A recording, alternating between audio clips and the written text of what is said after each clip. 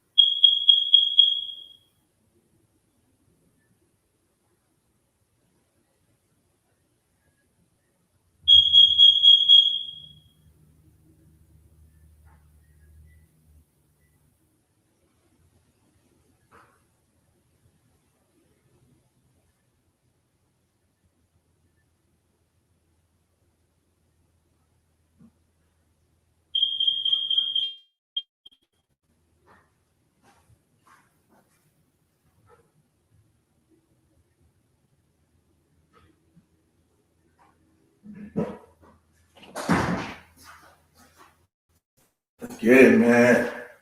Hey, niggas better be on alert. You hear me? Yeah, and niggas better be on alert. Hey, Jerry, click the link. Park, click the link. Niggas better be on alert. You heard me? We gonna bust the fuck out these niggas, bro. I told y'all my niggas was gonna get that bag. Y'all niggas didn't want to believe it. It's over for the NFC South. Click the link, man. Let's get some Saints fans up here. You heard me? Appreciate that, Jerry, man, breaking that news down. You heard me? Let's get it in, man. Let's talk about it. I had to change the topic, so it took me a minute. But yeah, man, who that, man? Let's get it in, man. I know we're feeling good today, man. Drop the super chat, hit the like button as you come in here. Appreciate that, TK. Shout out to Jerry G, man, for breaking the news. Shit, I'm about to go live. I said, fuck, I got to change the topic. So I had to change the topic, man. So appreciate that, Jerry G, for that information. I said, fuck it, let's talk about it. Chris Olave, hey, appreciate that, Jerry, with that information. That shit was on time, nigga. I had to change the topic. Well, look.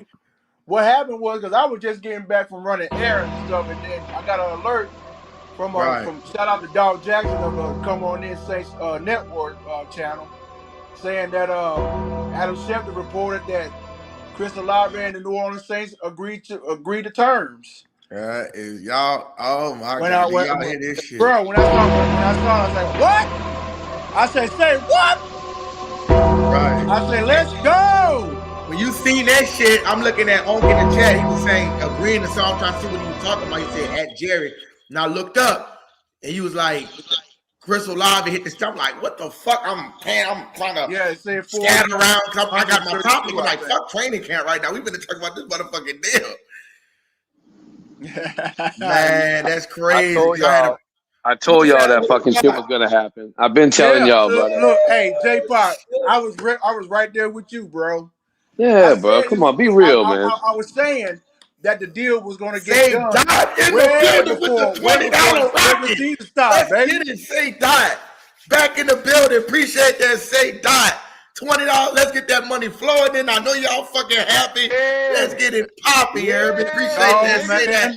Let's get $20 ball. Y'all not finna fuck with us, dog. I'm telling you, fuck. We finna fuck niggas up. I told you that was gonna sound a nigga, bro. Look, man. Let me say. What he say? Talking about Olave leaving, gang. Fuck these. I didn't say that, nigga. I ain't talking about you. I'm just saying another foe, nigga. Oh, okay. Yeah. Somebody else. That was Ray Son saying that shit. Yeah. I told y'all. I've been telling y'all we got this money. Hey, Tyson's going to be the number. I've been trying to tell y'all, bro. Oh, I'm lit as fuck right now. Hey, J-Pop. Hey, look. We were talking about that, dude. As soon as I got home about like 20 minutes ago, bringing stuff in. I'm like, and when I got the text, when I got the notification that Dolph went live, shout out to Dolph Jackson again, of the Come On In Sports Network. He was saying that Adam Schefter reported that Olave and the Saints agreed to a 4-year, $132 million contract. Crazy, man. Not like I said, say what? What? Are you kidding me, bro? I did write it in the chat. Make sure you read it close. It says up to 132 million. So that's them caveats for getting hungry. $90 million guarantee. That's what they say. Yeah, 90 million. You know get 90 million. Hey, let's go, man. Yeah, I don't want none of that shit. You know what that up to is that injury part. That's the part I kept telling y'all they were trying to figure out. Right. I got a little scared, bro, when they started camp and he wasn't participating. A little bit. I was like, I can't, because I kept saying, I know they're gonna get this done before camp. It just took them one. It took them one extra day. I called it too, bro. I said they're gonna get it done way before the regular season start, bro. And look what happened. Come on, bro. This ain't Tampa Bay, bro. This ain't Tampa Bay. Just like it's predicted. This ain't Tampa Bay with Vita Vea and Baker Mayfield, bro. We got money finally. I kept telling everybody we got money finally. Hey, J Pod. Now, appreciate that. Say with them 10 jewels, man. Y'all send them appreciate that. You heard me? I'm sorry, I didn't mean to cut you off. Well, you good. Appreciate that. Now, I just want to address this because everybody now I don't want to hear, Olave should be traded. Olave should go to another team. Olave this. Olave that. Not today. It's happening, bro. Not today. 4 years. I gotta 4 years. Tell them, bring me my money. I gotta give him that jersey, dog. I fuck with Olave heavy, man. Hey, you know what I just realized? Not to change the topic, but I just realized Kool-Aid McKinstry changes number every year. Not 1, not 2, not 3, but 4. Yeah, that's right there. Talk to him. 4. So, yeah, man. You was saying that shit, Pac. Like you heard me, like just. I told you, bro. Play around with it didn't make sense. Just like the AK shit. It only made sense to bring AK back. It only made sense to sign Olave. It just made sense, bro. But see, the thing about what our thing is, like I told all our receivers always. You see what happens when Kellen Moore say trust the process? Did you hear Kellen Moore say that? Did you hear Kellen Moore say trust the process? Look what happened. You got Cam back. You got AK back. And now you got Chris Olave back. Yeah. Trust the process, man. There's there's no denying in this, bro. Right. Yep. None whatsoever. You heard me? Yeah, you heard me. Uncle Deuce, man, became a new member, man. Shout out to Uncle Deuce. Shout out to Uncle Deuce. Shout out me. Became a new member, man. Shout out. What kind of plan is that, Uncle, you got? I just got the regular shit. Okay. Shout out to Uncle Deuce, man. Appreciate that. Hold on. One more time. Oh shit. He look like he going at it again. Oh, Deuce, stop playing with him. Let's fucking go. Hey, Uncle Deuce with the $5 super time. Let's go. Hey, let's go. With the $5 fucking super chat, man. Hey, appreciate that. So $10 all together from Uncle Deuce. Pay that. We at 30. We acting a fucking donkey today. Yes, sir. Y'all niggas talking about Chris Olave, nigga. All pro. Chris Olave, nigga. Man, I gotta get that nigga jersey, dog. Bruh, dude. Easy, that's crazy, nigga. I was just thinking the same shit. I gotta get that nigga jersey. I got to, bro. Bro, I ain't gonna one thing I like about Olave. That motherfucker Olave got some swag, dog. I ain't gonna cap, bro. Hey, Izzy. Why you think they call Olave smooth? Yeah. Smooth. He's gonna get an all gold game. I got to get that all gold, bro. Man, me too, bro. Hey, nigga, you read my motherfucking mind. I was just telling my wife the other day.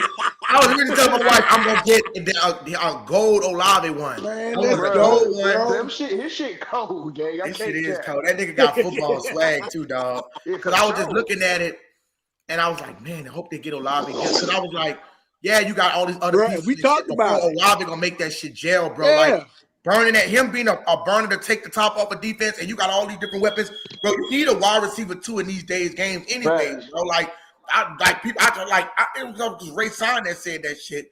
He was like, get rid of Olave because they trying to train him to be the one, even if he felt like he was gonna be the number one, right now. But no, but that's not what the Saints doing. Like the Saints and him and Olave cool. Like You don't just give up. It's kind of like some George Pickens shit. When the Steelers gave up George Pickens and signed DK, like, bro, you're not supposed to get rid of your fucking player and then sign up. You're supposed to have all that shit rolling in. Look, I love Tyson, bro, but you don't give away a proven commodity for an unproven commodity. Red Swarm, you better be ready, motherfucker. You better be ready. What's good, fellas? What's good? How y'all doing, man? Y'all got some boy locked up? Yeah, we got him locked up, Red Swarm. We got him. Let's go. That feels good. Hey, Red, this might be the latest live you done been in this motherfucker, man. Oh, yeah. It's all good, man. They needed to do it, man. I mean, they needed to do it. To me, bro. Hey, Ray, we talked about it, bro. We talked about it. Yes, you did, Derek. We're going to get to that too, Red, because I seen Tua had a back issue. I was looking at that earlier. Oh, yeah. Hey, Red, this is about Olave, baby. Shout out to the Ville kid with the membership. Young Freddie, appreciate that with the membership. We cutting up, man. 30%. We acting a damn fool. Talk to me, OG. Hey, we in this motherfucker. Let me say this to Red Swarm. Hey, sir. Red. Shouts out to your cousin that broke the news because I just told Izzy when I got home from running errands, I had an alert on my phone that said Dolph went live. That's right. He was talking about Chris Olave signed a new deal. I said, what? Yep. You know, shouts out to your cousin Dog Jackson, man. Shout out to your dog. Love you, man. One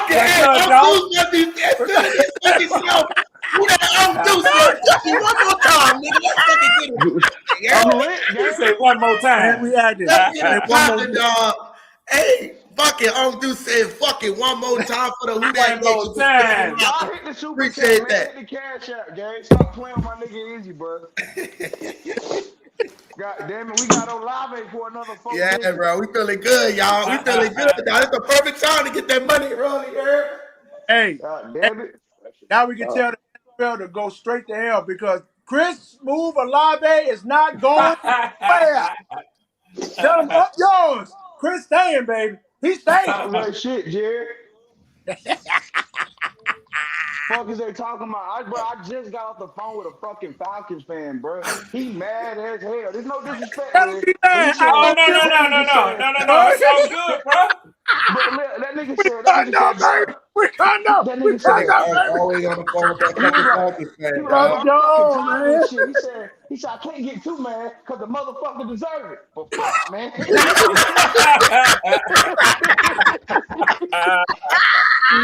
No, bro, I don't have no hate in my heart like that, man. These young boys put their lives on the line. That shit is like a car accident every time they have a collision out there, man. He earned that money. And then you know what I can't stand? When motherfuckers be talking about, oh, they paid him too much. They gave him too much money. Let me tell you something, man. You know how much money them owners make? They billionaires. I'm so glad you was in the eye of the beholder, baby. I'm so glad you did what you said, Red. Anytime a motherfucker start talking about the owner, but them people gonna be rich for life. They set for life. Get their motherfucking money. I don't give a fuck about no owner pocket. Hey, is it? They grandchildren gonna be rich for life. They could give him the whole 132 million right now, and they wouldn't even feel a dent. Not a dent. Exactly. He said, "Horn just fell on again." That's gonna mean nothing, Gail Benson. Hey. Yo, who said that, bro? Who said that?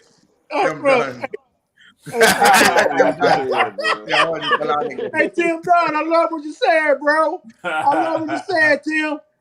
Hey, did the Panthers have another injury today, bro? They found out that Chris Brazzell is gonna have to have season-ending surgery. Wow. Yeah, he does. Hey, I knew that shit yesterday. Yeah. I knew it yesterday. I knew it You yesterday. could tell it. You could tell it. You could tell it. Crazy, bro. Hey, that's just like that dude. That's just like the dude from the Bengals too, though. Yeah, Well, his is okay. They say he stressed his leg. His hyperextended it. His ended up not being so bad. Right, and I heard about Tua in his back. I thought he said he broke some shit in his back. I don't know if I was reading the right shit, Red. You could correct me if I'm wrong. Nah, it's not that. He was actually throwing today. They expect him to be. They expect him to be participating fully next week, man. So Precautionary. Lewis is not serious, man. Hey, yeah, I ain't gonna lie to Red. I had back spasms during work, gang. Them shit, not no I fucking. knew Yeah. I knew They don't that go Brazel away. was gonna be out. Even Yeah, though me they too, were bro. saying 8 weeks, your I knew it. LCL is that little small band of Yeah, tissue it's that just connect the that's right. knee and the leg together. You tear that shit, nigga, you gone for 2 years. And when they said 8 weeks, I knew that shit. When you a Nigga, you rookie and you gone for miss 2 8 years. weeks, that's I a had to wrap. remember that's a LCL, nigga. Is that Freddie? Nah, that's Zay. Yeah, that's AMZ. Oh, okay. Oh, what's up, man? What's good, MZ? What's going on? What up, Cuzzo? What's good, bro? Man, that shit crazy. Who the But hell? Hey, who number this. one for the Cowboys on defense at safety? I don't know.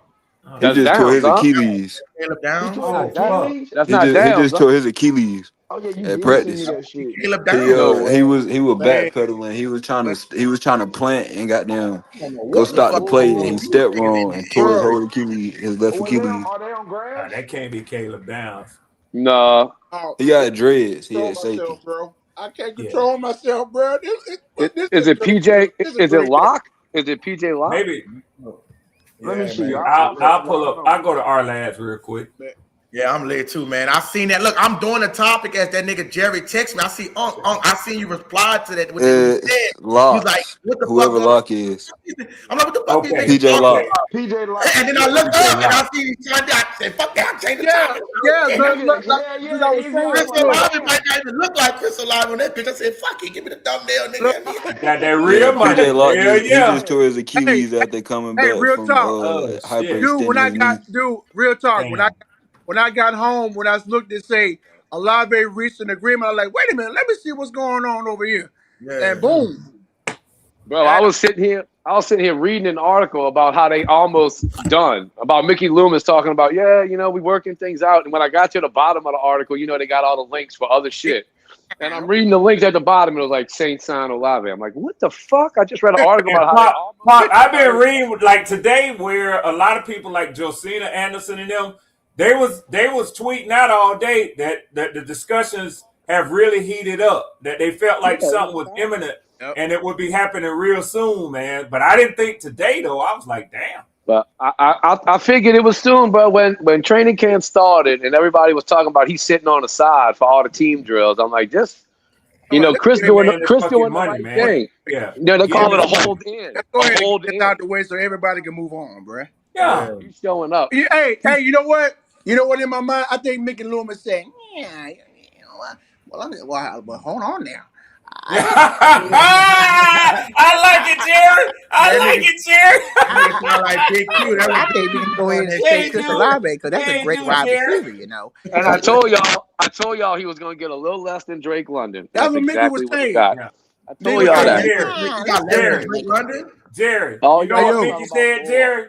He said, well, hold on now, Chris. Now I'm going to pay you, damn it. Hold on there. But don't forget, I got that thing on me now. Don't forget now, Chris. I'm the best general manager here with the New Orleans Saints. Don't quit on me like that.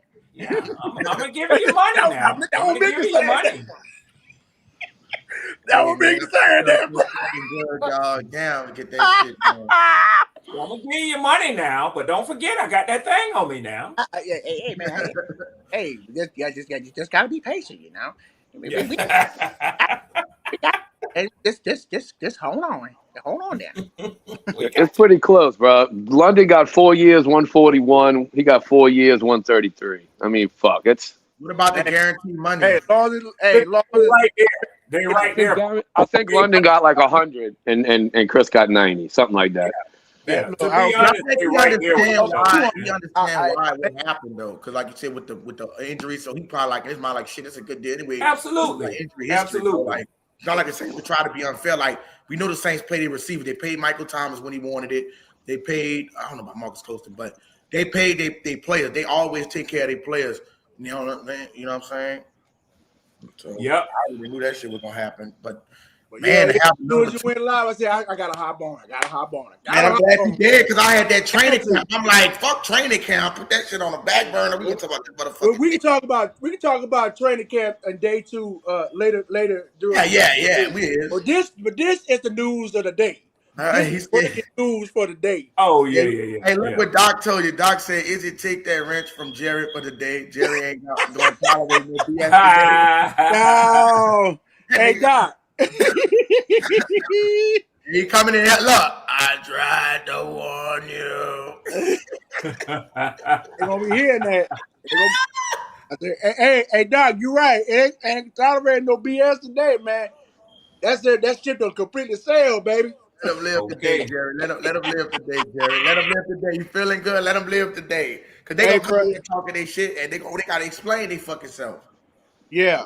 Just hey, look, whenever they come in they in their feelings, just tell them keep that same energy. Yeah. Hey, I really gotta say, Rashawn, you better show your face. Talking about Chris Olave gonna get traded. Talking about no motherfucking clock. That's what he was saying. What say? Hey, Rachel, what say you? What say you? What say you?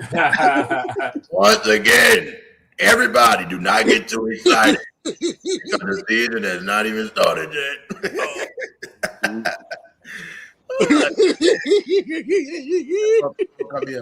Buzz killer. Wow, bro, this bro, look, George Kittle towards Achilles. Hey, look, he just shit again. Hey, fellas, look here.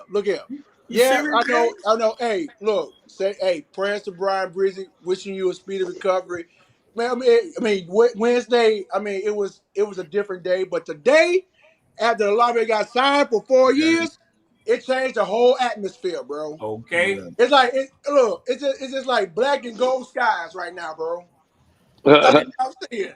And that's why, and let me say this real quick. That's why it's so important. That's why I feel like it's so important to when all that rebuild shit, and of course, I'm not gonna deny that somebody could be in a rebuild. I'm talking about teams be trying to get shit quick done as well because you don't know when the fucking last snap could be a nigga last snap type shit. So niggas is trying to win Super Bowls in within 2 fucking years, bro. Like getting their roster together because you don't know who could get injured, who could get hurt.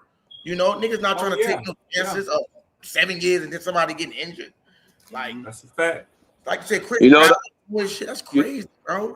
You know, the 49ers might be losing that other receiver, too. That young boy, Ricky Pearsall from Florida. He might be out for the year. Yeah. And Niners going through it already. Are you acting a fucking donkey? That nigga fucking... I don't know what's wrong with that dude. Hey, that nigga on something, man. I'm sorry, y'all. Today's a good day, bro. Yeah, it is. Yeah, today man. Is a good day. I have to say it. It's a good day, bro. It's a blessed day. Fuck, that was crazy, bro. Like, I'm glad I did go. That's crazy as fuck. When I seen them type, like, nigga, I'm panicking. It's like, got this fucking topic, like, fuck Olave. that was going to be the Olave bro on the thumbnail. Oh well, he might not look like Olave, but I'm trying to get that shit off. I'm trying to get that shit off, man. Oh my God, bro. That shit just this good. day could not get any better. This day could not get any better. I know they said Tyler Shuck and Jordan Tyson connected on their first touchdown this today in camp. I already had. I saw some clips of them today. Bro, am I tripping? Or did I see Jordan Tyson catching punt returns today? I don't know about that, bro. Look at the highlights, bro. It was a high ass kick. And Tyson was catching it. Dude, when I saw the highlights of that, bro, I was like, "Hey, that look." When I saw that punt formation, when Homeboy kicked that ball, I said that's what was missing these last couple of years. Because we've been having like 20-yard punts, 30-yard punts. This man almost kicked it almost 50. Hey, and that's what was missing. This new punter that we got, he's top 5. He's top 5 in the league, no doubt. Oh yeah. Yeah, he's gonna be. It's gonna be night and day from the last couple of years. Oh yeah, absolutely. Tua's participating in team drills. He's all right. He's gonna be all right. They just being cautious with Tua. They're being cautious. I heard, Penix, I don't know, man, because I'm not saying I'm gonna be all right, but I heard Penix was emerging. That's what I heard. I could be wrong, man. Lord. Praise the Lord. Red don't hear that shit. Well. I mean, I know y'all talking Saints and what's the name today, but he's looking good, but he won't be ready. So the discussion all along has been is that we would have a full-on quarterback competition. There won't be a competition because Penix himself said that his doctor told him that it could be another 4 weeks. It could be sooner, but for him to be prepared. So that takes away all of preseason training for him. So he's not going to be even. Yeah, he's not going to be able to even compete with Tua, man. And the way they worded it, he said it'd be another 4 weeks, possibly sooner, before going to the next stage. Not 4 weeks and I'm healthy, like 4 weeks ready before to go. To the next Yeah. So it sounds like he has a little time left. But I told y'all I'm done with it anyway because I'm not somebody who's gonna sit up here and tell fans of another team like the Brooks kid in Carolina. Oh man, running back is different in positions.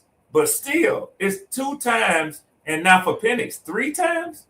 Torn ACLs? Man, I'm not willing to risk my franchise on the future of that, man. I'm not. Hey, do you think Baker Mayfield, using his word, he said he feels disrespected that they only offered him a 2-year deal? Yeah, I've seen Should that. Should he really feel disrespected though? 2-year deal. I mean, what did he want? He wanted like a 5-year deal, like long-term commitment from Tampa. He not that nigga. See, like, why would they give him that? Yeah, why would they give him that? But he also said, Pop, that they offered him like $50 million. So they gave him $100 million off of the last deal. That is kind of an insult. No, they said that they were pretty far away from the $50 million per year that he wanted. That's what he said. You're right. Yeah. He ain't. They didn't give him no fucking $100 million. They probably offered him like 30, 35, which. I don't know what world Baker's living in, but to me, that's a fair. I can understand much more of a longer commitment, but he ain't a $50 million. You know what they're doing? You know what they're doing? And it's clear as mud what they're doing. They are not trying to commit to any of those old veterans. When they let the cornerback go, Levante David, Mike Evans, they didn't really make a big fight. Yeah. They reset that whole team down there, man. I think they know the coach. I think they know the coach is probably on the way out too. He's gone. Todd Bowles is gone. So you talking about a hard reset? Yeah, and why would you keep Baker when a new coach is going to come in and may want his own guy? Why would you give Baker 3 or 4 years? Yeah, you'd be locked in with somebody from the old regime, right? Rather than he on the way out, man. He gonna be out of there next year. That'd have been like if we gave Derek Carr a 5-year extension right before we. Absolutely. You know what I mean? Knowing you was gonna move on to another coach. Why would you handcuff the next coach with a motherfucker like that, man? Now look, if he was cutting up, you know what I mean, it might be different, but he's very inconsistent, you know? Very. He looks good and then he looks real bad. So it's like, and Baker's had a lot of injury this last 2 years too now. Let's keep it real. And how old is Baker now? Is he 30 yet? I think Baker 31. I think he's 31. He right around now. So I understand why he wants that last big contract. I get it. But yeah. It didn't work that way for him. He's on his 4th team? You know what I mean? Like, fuck, sometimes it just don't work out that way. And look at Kirk Cousins. It don't have to be long term. Look at Kirk Cousins, bro. That's right. Motherfucker get paid big money every year, bro. Yeah. It's so you can still make. I don't know how that motherfucker be doing that shit. Bro, he made some of the most. He got a hell of an agent, man. That motherfucker got a genius for an agent. And I give it to him. Every time he was on, dude, that motherfucker got a genius for an agent. Yep. Hey, all I can say now the waiting game is officially over and we can move on to something else now. Now Olave is staying for 4 years. That's it. And I'm gonna tell y'all something, man. I respect that because Olave, Wilson, with the Jets, Drake London, all them boys came in right there together. All them boys have put up good numbers. Olave's numbers, honestly, have been better. I don't hesitate in saying that. He's made a all pro. Y'all know I don't fuck with Pro Bowl. Right. I'm an all pro dude. Yeah. He's made an all pro. But I think like Pop said, what they were trying to get hammered out was the injury stuff. But that man been deserved his money, Jerry. He been deserved his money. Oh, absolutely, bro. Absolutely. Yeah. I mean, you can't sugarcoat that, bro. Yeah, man. Hey, real quick, just to slide back real quick, we were talking about the only people that made more money than Kirk Cousins in the last 10 years is Aaron Rodgers and Matthew Stafford. That's crazy. That's ridiculous. They made about $400 million. Kirk Cousins made 331. So you can make it, bro. You don't have to have And that I long don't mind contract. telling you, Kirk ain't that type of quarterback. We had him here. Baker and Kurt probably but in different skills, you know. But as far as where they could get you, I feel like they're about the same. You know, they could get you to the playoffs. Yeah, they get you to the playoffs. I don't know if they're going to win a bowl or nothing. But yeah, right. I mean, look, he could still do well for himself without getting a 5-year deal. That's just how, you know. Yep. I think he's being kind of petty, or maybe he wants out. Maybe he just really wants to roll. You never know. He might be like, "Fuck it, y'all got rid of Mike Evans and shit. I'm trying to get the fuck out of here." Yeah. Yeah. Carolina might want him back.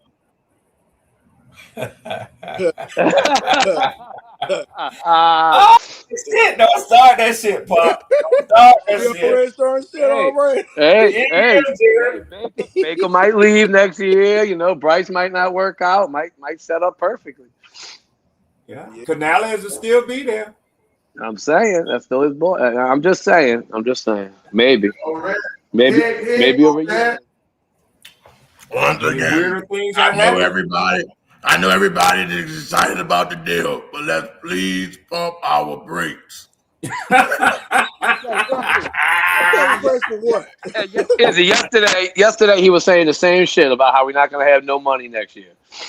Right. Wow. I didn't even get into it with him, bro. I'm not even just letting him have it. You know we got money. He'll find out. Yeah, we'll find out tomorrow. We'll let him find out next offseason, bro. It's all good. Like this Chris Olave deal don't even impact that. This Chris Olave deal don't even impact that. Congrats. That's a good point, Doc. They had to get this done, Doc. They had to. Case closed. Yeah, we're gonna have the man sitting on the sideline the whole time. Olave being in the building and showing up to the same position to like a bunch of assholes if they didn't get it done. Yeah, because it was a free thing AK did. The same thing Alvin Kamara did. He just fucking showed up. No warning, just showed up. They were like, "Uh-oh." Out of the clear blue. Yeah, you better do something with me. Like, don't get hurt. Yeah. But you know what that says to fans, though. You know what that says to fans. The problem ain't with me. Yes. Yeah, that's what it says to the fans. It ain't me. The problem ain't with me. Hell, I'm here. Yeah. Exactly. They holding up the process, not me. I'm ready to go. Yeah, that's what AK did the same thing. Showed up for them involuntaries. Like, hey, what y'all gonna do with me? I'm here now. Hey, you know, I like what they do. They try to play AK like the nigga asking these stupid ass questions, talking about, did you even? How does it feel to take a pay cut? Like he asking them stupid ass shit. AK looking at the nigga like, nigga, if I was hurting, I would have took it. Like he knew he was taking a pay cut, and if he didn't want to take the pay cut, he would have never said he didn't want to leave. If he wanted money, he'd have said, "I'm ready to roll." I'm asking for quarterback some stupid ass questions. Especially one in particular is that y'all know who that is. Who that? Jeff Duncan. Exactly. This man talking about this dude talking about Alvin Kamara and the Saints should part ways. For what? Yeah. I don't. Mm-hmm. Hey, I don't like Triplet either, Jerry. I don't like Triplet either. Yeah, he's the same one that did the same shit with fuck both of them. I like this. He ain't worse than Jeff Duncan. He did the same thing with Michael Thomas, bro. Oh my God. Put a negative ass report out about Michael Thomas. All the time. Negative. And and you can count Matt Moscona too. He negative too. I don't fuck with them Saints. I don't be fucking with some of them Saints niggas. They say dumb shit. He a Baton Rouge dude. Fuck Matt Moscona. At first he wasn't trying to fuck with that shit. Only thing he need to focus on. I know you say you don't fuck with Saints. Whatever. Forget about it. We got the same content online. You can worry about LSU up there if you want. I don't care. No doubt. Exactly, bro. Like they want to. No, I'm not even gonna go down that route. Sometimes they say certain shit to try to play a nigga. Like, you gonna ask the fucking man, how does it feel to take a pay cut? Like, you ask him, like, bitch, like, nigga, you took this pay cut. Like, Alvin Kamara do real estate, so the nigga got money. So the dude said he ain't tripping off no fucking money. You know, Kamara, he gonna give you that side eye, bro. He gonna give you that side eye when you ask him a dumbass question. Alvin Kamara like, bitch, shut your stupid ass. Bro, I'm so fucking pumped. Glad y'all niggas found this baby. We finna be lit in this motherfucker, dog. Look, look. Kamara will be like, on 2020, shut your ass up. Oh, shit, here it come. When Saints said, so everything easy peasy right now. He's going to get his targets, right? Here we go. Now, why wouldn't a man get his targets? Oh, he's going to get them. But y'all know how y'all was talking about the reporter that y'all don't like? Every fan base has them. Let me tell you about this. Last year, when the Panthers signed J.C. Horn, you know they had a motherfucker reporter who asked that man when he was having his press conference after he signed his contract, how does it feel to make more money than your father? Wow. That's fucked up. That's real fucked up. That's real fucked up. That shit. It really is. I would have told him. I would have told him what it's like. Come on, bro. I would let him know what it's like to make more money than his father. Oh, exactly. Yeah, right. Yeah, and everybody knows Joe Horn. Exactly. Everybody knows Joe Horn is. Exactly. And that's how everybody felt, man, when he said that shit. Like, what the fuck? But you just trying to bait him. You just trying to bait him. He didn't take the bait. He didn't take the bait, though, Pop. He didn't take it. Yeah, these dudes are all media trained these days too. You're not gonna bait them. And some of them be moles to get up in there to get a nigga to say the wrong thing to get him looking like, bro, you say some. That's it. He could have easily said, "Do you know how privileged my life was? My father played in the NFL." He could have easily said that, but he didn't. Get that ghetto. They trying to get that ghetto out of him right quick. Absolutely. All that was trying to get out of character for a minute. That's all. Yeah, he just trying to break character. That's it. That's all it is. Yeah, that's some fucked up shit to do, though. They trying to cut him loose. Yeah, I done went and talked to him after the press conference. Hey, Pop, I was thinking the same thing. and just stood in the hallway and stared his ass down. I'd have pulled one of them. I'd have pulled one of them whispers on him. I'd have tapped him on the shoulder and whispered in his ear. You ever do some fucking stupid shit like that again? Oh my God. You want to see? I'll show you how ghetto I get. Hey, it would look like deja vu. Like when your wife was staring your ass down, it looked like deja vu. Easy, I damn near forgot that shit. Standing in the door and looking at my ass. You damn right. Exactly. Then it get worse already when the dog go to barking and shit, ratting your ass out. Dudes get pats on the back for that. You know, like if they get them out of character. Oh, good question. You got him. Got him. Yeah. Hey, y'all want to answer this? Let me answer. Anybody want to answer this question? He said, so everything easy peasy, right? He's gonna get his targets, right? There's no reason to think he wouldn't. Why Jerry shit on mute? You know Jerry can't have it. Jerry don't want to go off. Hey, OG don't want to go off. That's what that is. OG?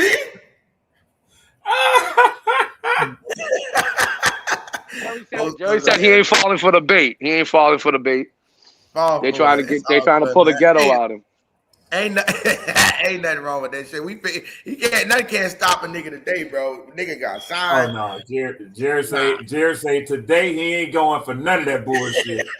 Man, I can imagine Jerry after a fucking Saints game tearing shit up. That motherfucker tearing shit up. Turn it up. Oh my God, man! I think it's gonna be a different NFC South though as a whole, man. I do think everybody in NFC South is gonna be better. Now the Panthers, I'm starting to like, bro. I ain't gonna lie, bro. I'm kind of putting them down. They're looking like almost they coming in late because of the injuries, bro. Like, yeah, they facing a lot of injuries. And Chris Brazzell was their only type of spark point. They're like, okay, what if he turns out to be this? This dude gone. Bro, Bryce, and I'm glad Ray brought that stat because I never knew that stat that he brought out. When he brought that shit out, shout out to you, Ray. You be on your shit with that. When that dude can't even for sure. Like What's that? He's so one nigga second and third receivers. NFL, bro. You can't. Being below league average. Yes. Yeah. That's too much, bro. To be that league friendly on that one person, bro, that's not good, bro. And especially when the league where they got so many different cover the scout and you trying to depend on one nigga. Damn sure what happened if he just be out missing 1-2 bro. That dude, I don't know, bro. I'm starting to think Carolina and Tampa gonna be suffer the same fate. It's too many. It's too many. Well, and I've been saying this, and I ain't got to try to shit on them because I'm gonna keep it a buck, man. I mean, that schedule they got. They like to say that there's not that many different teams that we have to play. Okay, but still, and that's why I told y'all very clearly, I got the Saints definitely winning more games this year. Now, I troll, but y'all have a lighter schedule. But of the teams that came in fourth place, y'all, listen, if you go around and you look at some of the NFL.com, ESPN, CBS, they all do teams that can go from worst to first. They have y'all as the number one team. That's in Detroit. Absolutely. Now, Red, I got a question for you though, because I personally don't put a lot of stock into that strength of schedule. I know you don't. And I get it, and I understand the reason behind it, but I don't. But explain to me why you think Carolina's schedule is so much harder than, say, the Falcons. So when you take into account, I think everything is on is to par. It's on par for all four teams when you look at our common schedules. When one team went 6-11, and the others went 8-9. There ain't a lot of room between those teams. Even if you say, okay, coming into the year, we're on the same plane. Now, this is why. When you take into account Oakland, the Cardinals, and the Giants, man, I don't see Oakland and the Cardinals giving y'all no motherfucking competition. And if the Giants do, I still put y'all ahead of them right now. I do. What you're basically saying is the 3 games aren't just 3 games. 3 games is a lot in our division. They play Denver, 3 games will decide this division, Pop. It'll decide Denver this division. And Philly. And I agree with, let me read this. I agree with Doc. Doc said, I don't know, Izzy, it may be Saints and Falcons. Tampa Bay is reset mode and Carolina's using replacement already. No, but I've been saying that from the get-go, that I think, like, when I was bringing in Carolina about the wild card, not really factoring the schedule as far as their defense is concerned. But, bro, by them losing those pieces, bro, they might not even be able to get to 13 fucking points. You see what I'm saying? So, if being realistically speaking, as much as I don't want to do it, being realistically speaking, the Saints in Atlanta got the most fucking talent, period, and the most weapons, the most pass catches. And that's a fact. Whether you want to say, we don't know what Zachariah Brandt's going to do in the return game because he was one of the best specialists to return. So that's a flipping field thing right there. But just all pure pass catch, you go to Drake London and Kyle Pitts. Those are still 2,000-yard pass catches.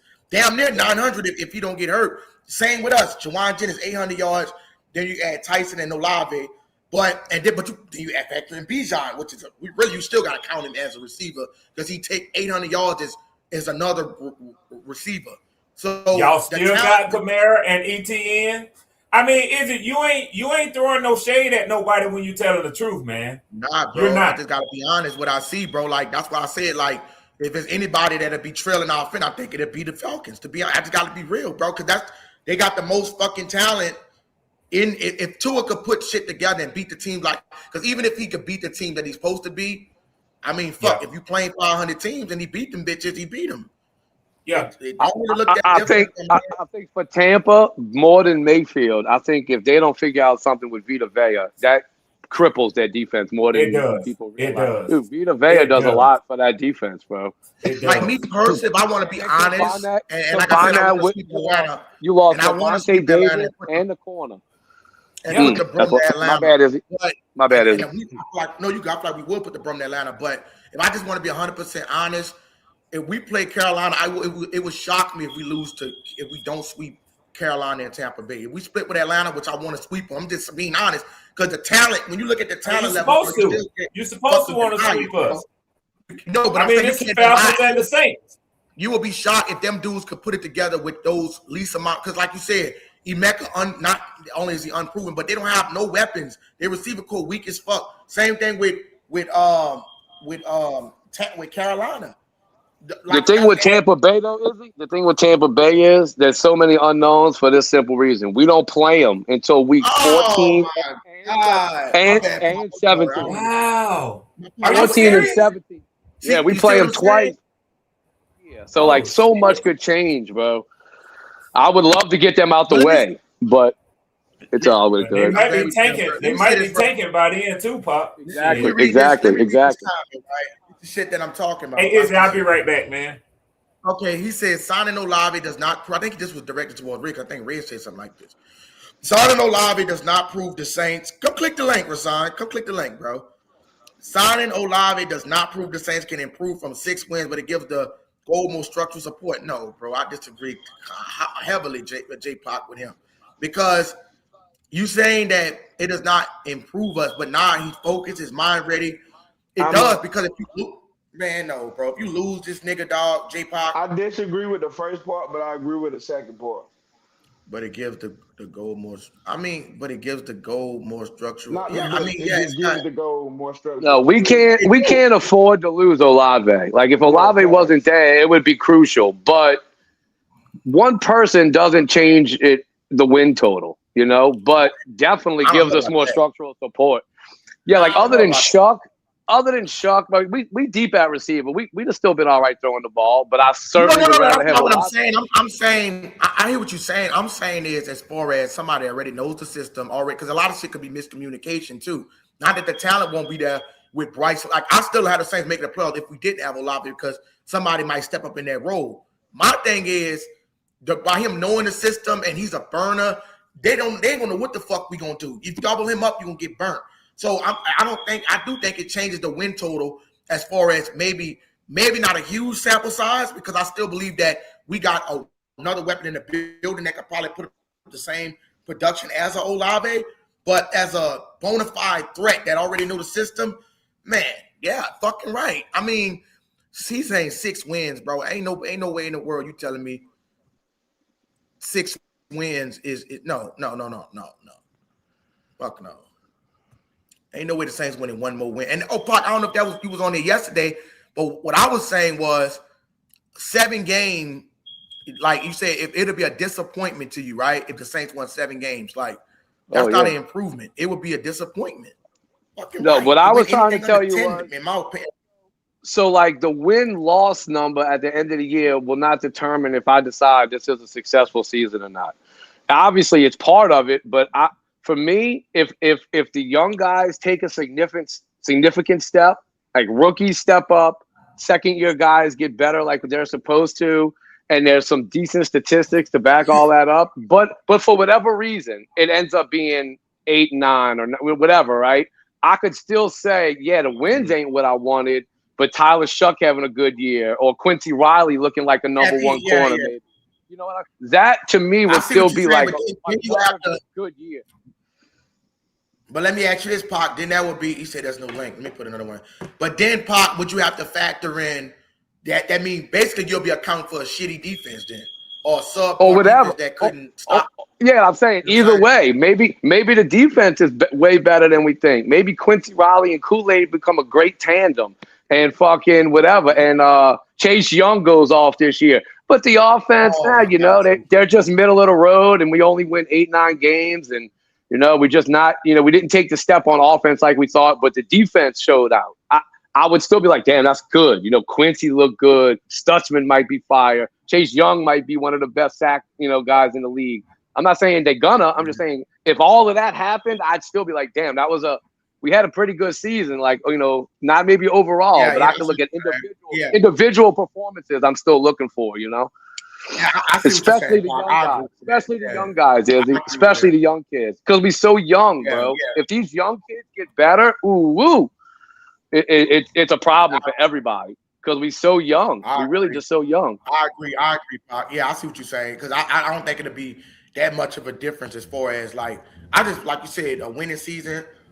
I know what you meant. I know what you meant, though. Like, yeah, we won 10 wins. After all this hype and all these moves, we won 10 wins. For sure. Fan base. That's big.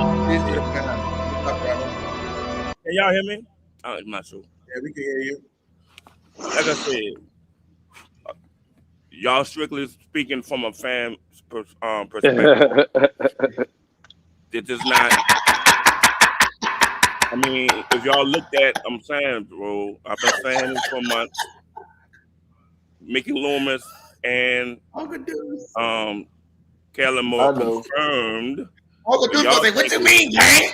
Y'all think it's organizational speak, when in fact it truly aligns with the alignment of the roster.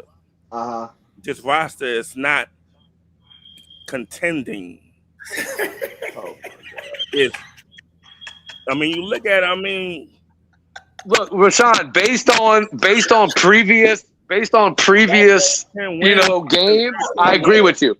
They haven't proven it yet, but they got a lot of potential, right? You got to admit that. No, it's not about me not admitting that. When I am saying emphatically, this is not a contending roster. Based on what? Based on previous performances? However, this is a scrappy young roster in an easy division. With a lot to prove. Yeah, no doubt. So, but they are in an easy division. You gotta say that part. Y'all speaking of fans, they're live in the building. They're live in the fucking building. Some of the people y'all ain't called out like. Look at him. Some of the people y'all ain't called out as far as Jim Duncan, Jim Derrick. J-Live, what you walked into, J-Live? I don't know. Hold up, Rashawn. Hold up. What's that with y'all? I need to say this is not a contending roster. Oh my God. Everyone is contending, idiot. Miss Babby said everyone is contending, idiot. No, they're not. He's talking about based on previous performances. Not being competitive, not being to get to the playoffs. This is not college. This is the NFL. So what he's saying is they got to prove, but he don't think they are. Yeah, he got to see it before he believes it. That's all. That's what he's saying. But he said he's not contending. He didn't say that. He said not contending. I really appreciate y'all trying to attach my words, but that's not what I'm saying. Tell me that. Do y'all think this is a Super Bowl team? Yes. No, I don't. No. So based off that question, no. I think they before you say no, you can't say it's not. I think about if they firing on all cylinders. I think he up there. I don't care what nobody. No, he didn't say is it not possible. It's possible, but it's not likely. It's not likely. No, that's not true. That's not true because let me say that right quick. Just like you said, you know what it gotta be like. It gotta be like one of those. Look, it gotta be like one of those movie stores, like Home of the Titans and shit. It gotta be like that. Listen, hold on. This is what you can't do. This is what you can't do. You can't say if a team is good enough to make the playoffs, you can't say that they're not contending. Like if we plan on winning the division. They had plenty of teams go to the wild card like the Giants, the Packers, and winning. I'm fine if you don't agree that we can win Super Bowl. But as a fan, and as far as your team being good, you should be able to, if we could put up. Just say if everybody playing on, watch this here. I'm guaranteed everybody got us averaging at least maybe 24 points a game. Am I lying? That's a fucking contender. That's what people said yesterday, but we haven't yet. But I'm saying 24 points a game. 24 points a game is contending points above league average with a good defense. Like you can't say, bro. That's the mentality in my whoa. Bro, you can't say that, bro. You had the Miami Dolphins. Hold up, man. Let me get out. Like J-Live just said, if this team firing on all cylinders, bro. Listen, I'm not going into no season. Listen, bro. I'm not going into the season expecting to make the playoffs. Whether you say we win the Super Bowl or not, you can't say for 100% we can't make the fucking Super Bowl. So wait. Look, prime example. Tua, Tyreek, Wilder with the Dolphins with Mike McDaniel. Them niggas up. You cannot tell me and Moser, they were lighting niggas up. But what happened when Contending they and got to the contender are two playoffs? different words. What you mean by that, Miss Pam? I don't know what you mean by that. What I'm saying is, you can't say we get to the playoffs and we firing on all fucking cylinders. It's not a shot that we got. I'm going to this. No, it's just like the Giants when they were 8-8. They were 8-8, snuck in the playoffs, and then they got hot and they fucking won the whole thing. Yeah, it's absolutely possible. It's absolutely a nigga named possible. Tom Coughlin, and they had a running back named Jacob. They had a good defense. Brandon Jacobs. You know what I'm saying? So 10 wins. If y'all all got us winning 10 wins, right? I'm pretty sure everybody on this stage, but him got us winning 10 wins. Like this. They lost. Hold up, man. They lost niggas to sleep with that offense, dog. And the defense was just catching right. Let me ask you on Deuce a question. On Deuce, let me just go around and ask. What do you think our offense gonna rank this year? Just give me a hypothetical. I'm saying. I just want to hear. You're talking about yards or points? Yards or points? Total offense. I think we're gonna have a top 10 offense, man. So it's a top 10 offense with a defense that's already top 10. Is that a contender? Well, how they do total offense? What measurable is that? Points, yards, all that factor in. So just yards. So we're going by yards. So we're going by yards. It's a contender. Run and pass total. Everybody up here thinking the Saints might have a top 10 or top 15 offense. That's a contender, bro. Now, you might not be the number one contender like you maybe like a team, but it's a contender. It's still a contender. If you make it to the playoffs with a top 10 offense, you're a fucking contender. No. Anybody give you an example. The Miami Dolphins of not that long ago with Tua and Tyreek. I don't give a fuck about the Miami Dolphins. Lighting niggas up. Just like you said.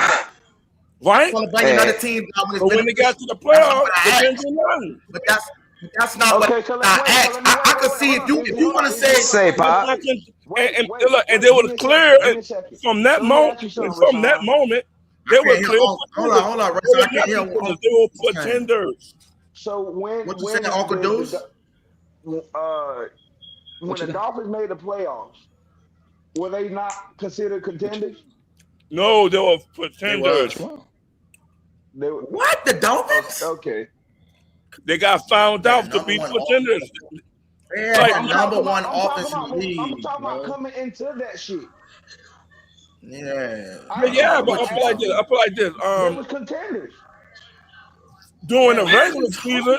But bro, when they was going into that playoff game, they were considered a contender. But guess what? It was right high in the stretch. They started losing games. Bro, but that's not the point, though, bro. Now they have to play on the road.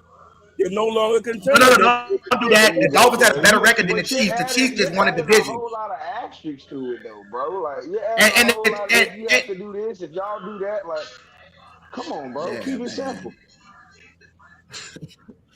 And the Dolphins was better than the Chiefs that year. The Chiefs just had home field advantage because their division was shitty. That's they came in second place to Buffalo. That's the point.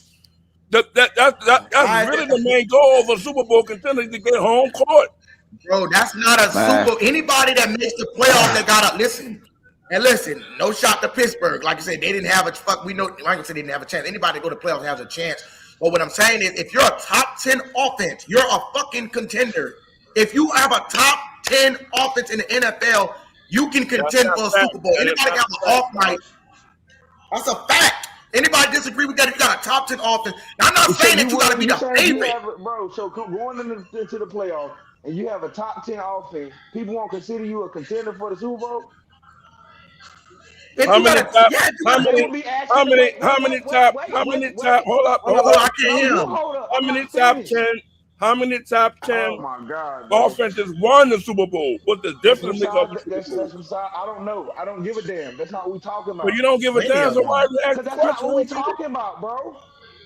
If you don't give a damn, why you asking questions? That's not what we're talking about, Rashawn. No, he did. He said if you make it, he said if you scoring over 24 points, but you said how many won. That doesn't matter. He said, can it be done?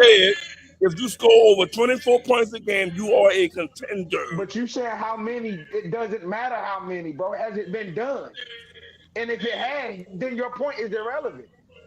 Thank you. That's all I was trying to say. It's irrelevant. I'm gonna let you have it. I'm not trying to go back and I say what I said, yo. Hey, well, look, why y'all ponder on that one? I'm just speaking to you.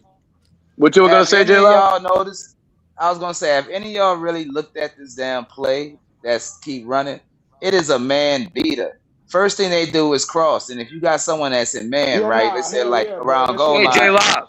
J bro. Lob, they ran it all day with different combinations too. All different players. They ran the same play. Shoot, shoot, all day long. They buku. There's buku a video of it with all different receivers doing it. I can't But they stand got that to shit. work. Pitcher playing cornerback, and you think you But got they him. You're like, all not. right, bam, we got the switch. But as soon as they switch, you go They from going back. Chris Olave's right shoulder, and now he's cutting to the left, where he's wide Look, open. And that's that rub route, J Lob. Wait yeah, a minute. that can also be an offensive pass interference if not executed right. No. Real talk. Rashawn's right. If they don't execute it right, it can be pass interference. But they got to. That's why they practice. Like he just said, they was running it all day. Yeah, no doubt. He said all was a pass interference. Hey, but the way they running it is gonna make it hard because it looks like no doubt. The one that cuts to the inside, he goes out a little longer. I put it. That rub route is fire. I'm gonna say this, J Live. If you ain't got good hips, that shit gonna fuck you up. Bro, think about the cornerbacks, bro. You at goal line, you already sweating. Now, bam, they switch. So you like, all right, we switching. As soon as you get that in your head, they cutting to the opposite side. Yeah. You think they haven't run that play before? You think they haven't run that play before? No, man. Yeah, but you did a play. They actually ran plenty of plays like that. But I just like looking at it because I see the potential. What's going to happen is that nickel back is going to end Red, the question. Red, if you're a top 10 offense in the league, do you have a shot at contending? We're not talking about could be the highest contender. We're talking about just a contender. If you have a top 10 offense in the league, so here you like points per game. Here were the top 10 offenses last year in points per game: the Rams, the Patriots, the Seahawks, the Bills, the Lions, the Jaguars, the Cowboys, and the Colts, and the Bears and the 49ers. They were all contenders.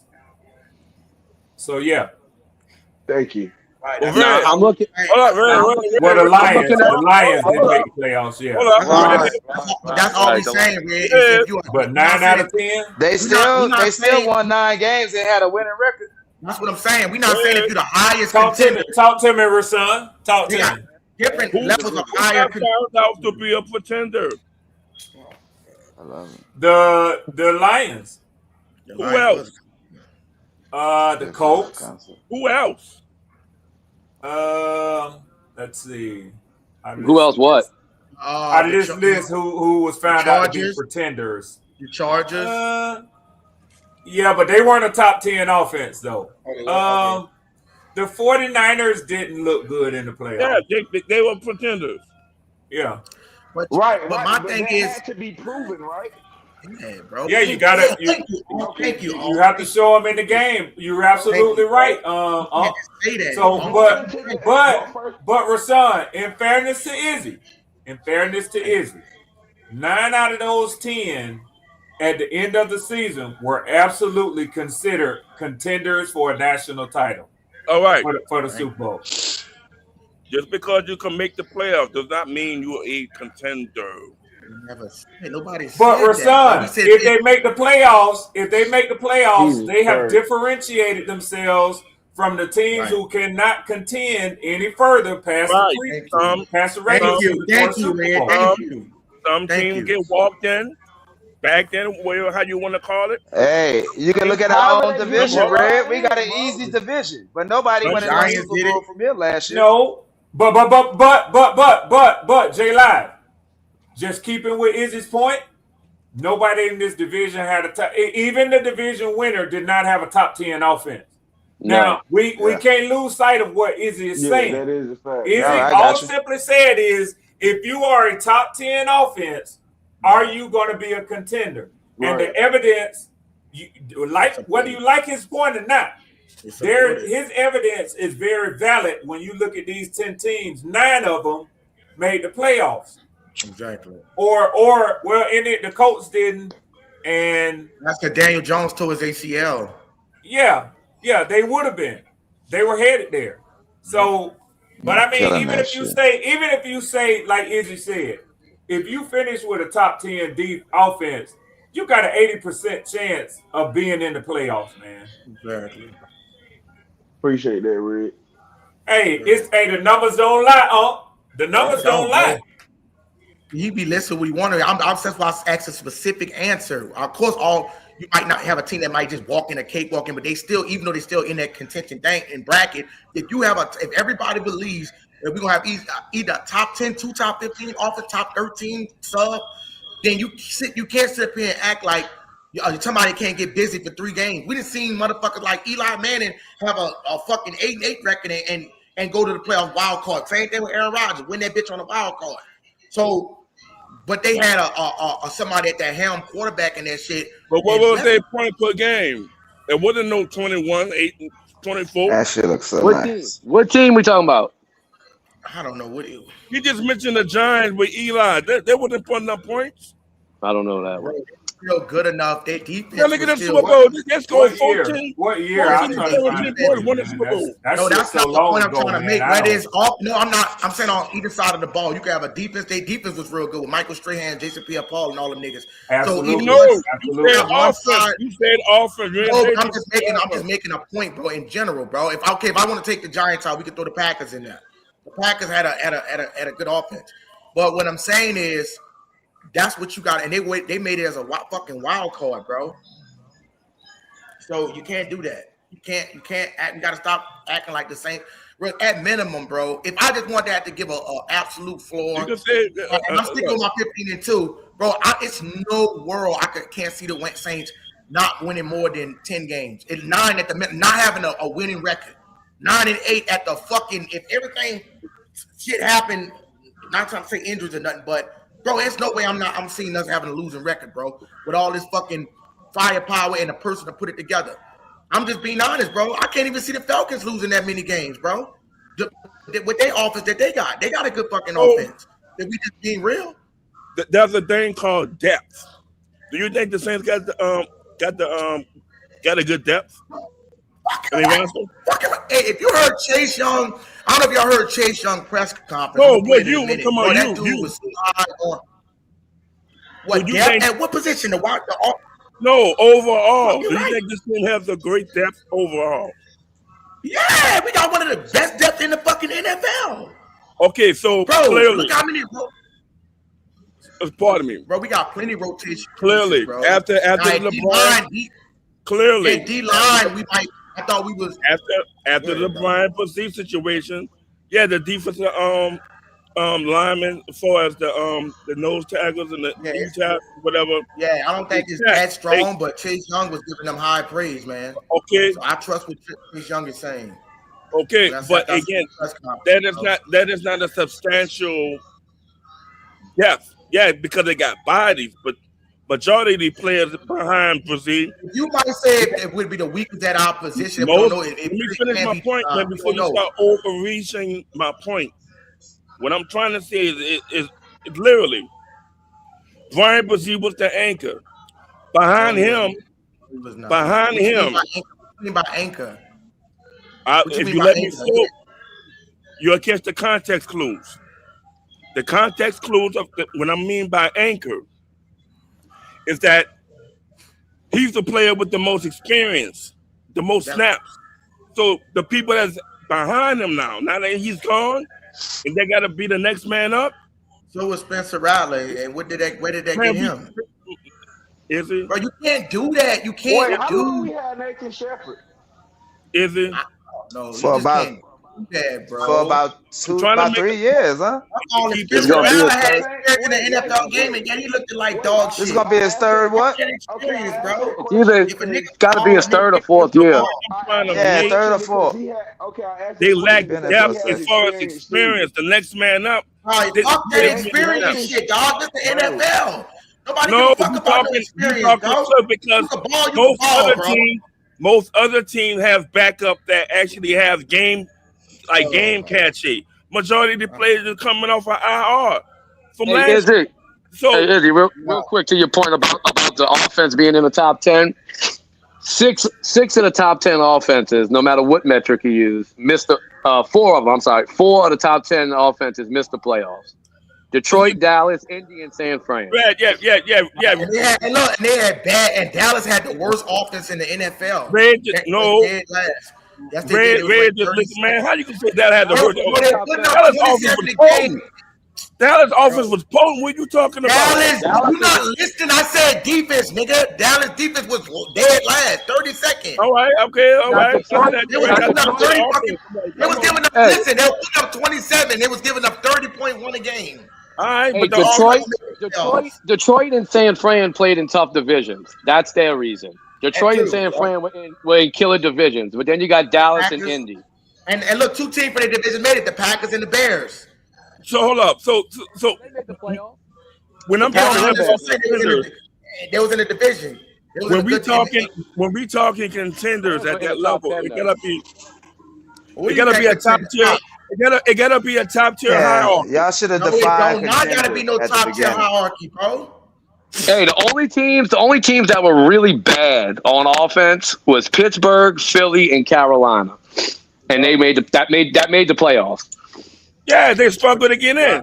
But I'm saying right? He made an example about Eli winning, and I'm saying like Eli and them back then. I don't know how many times. We saying high in the playoffs. Okay, let me rephrase my question, Rayson. If the Saints have a top 10 offense, right, in the NFL, right?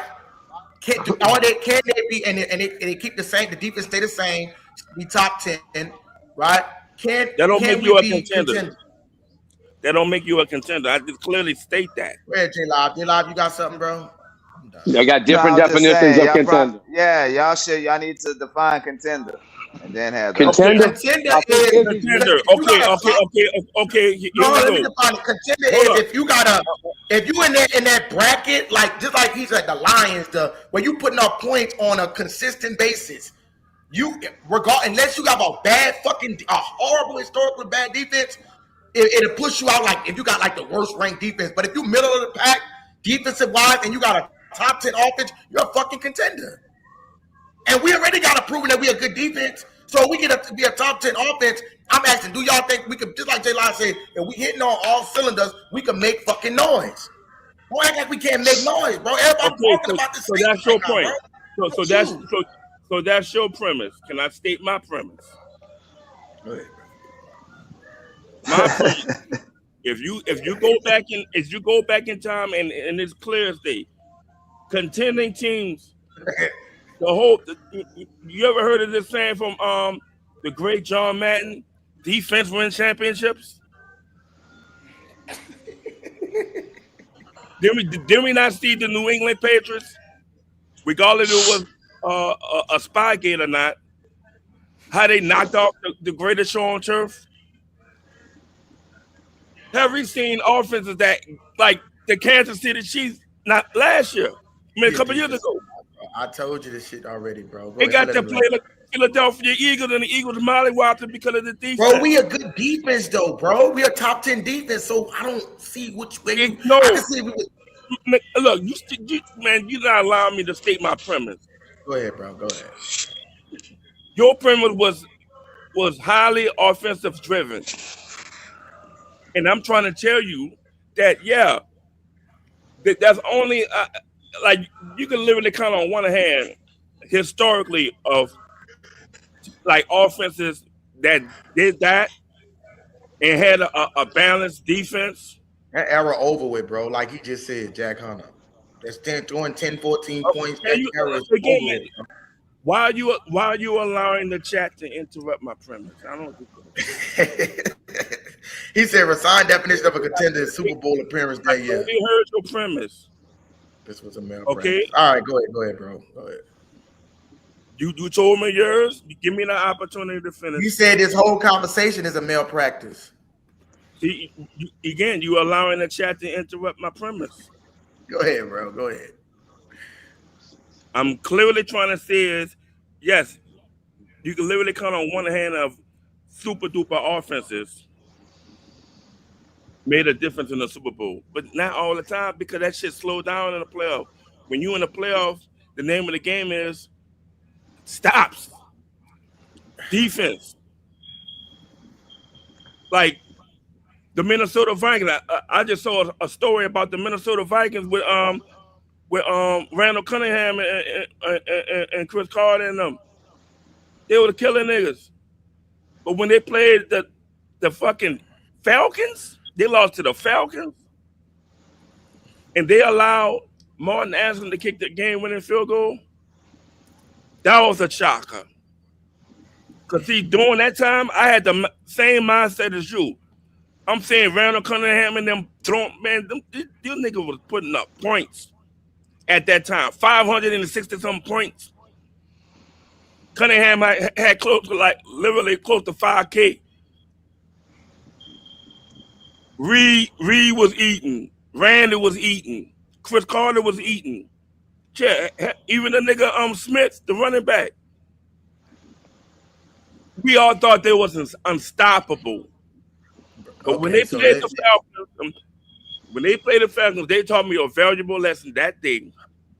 He's a defensive guy. It's hard to have a conversation with a defensive guy. Nobody never denied that you can't get stopped. Because you have a fire offense.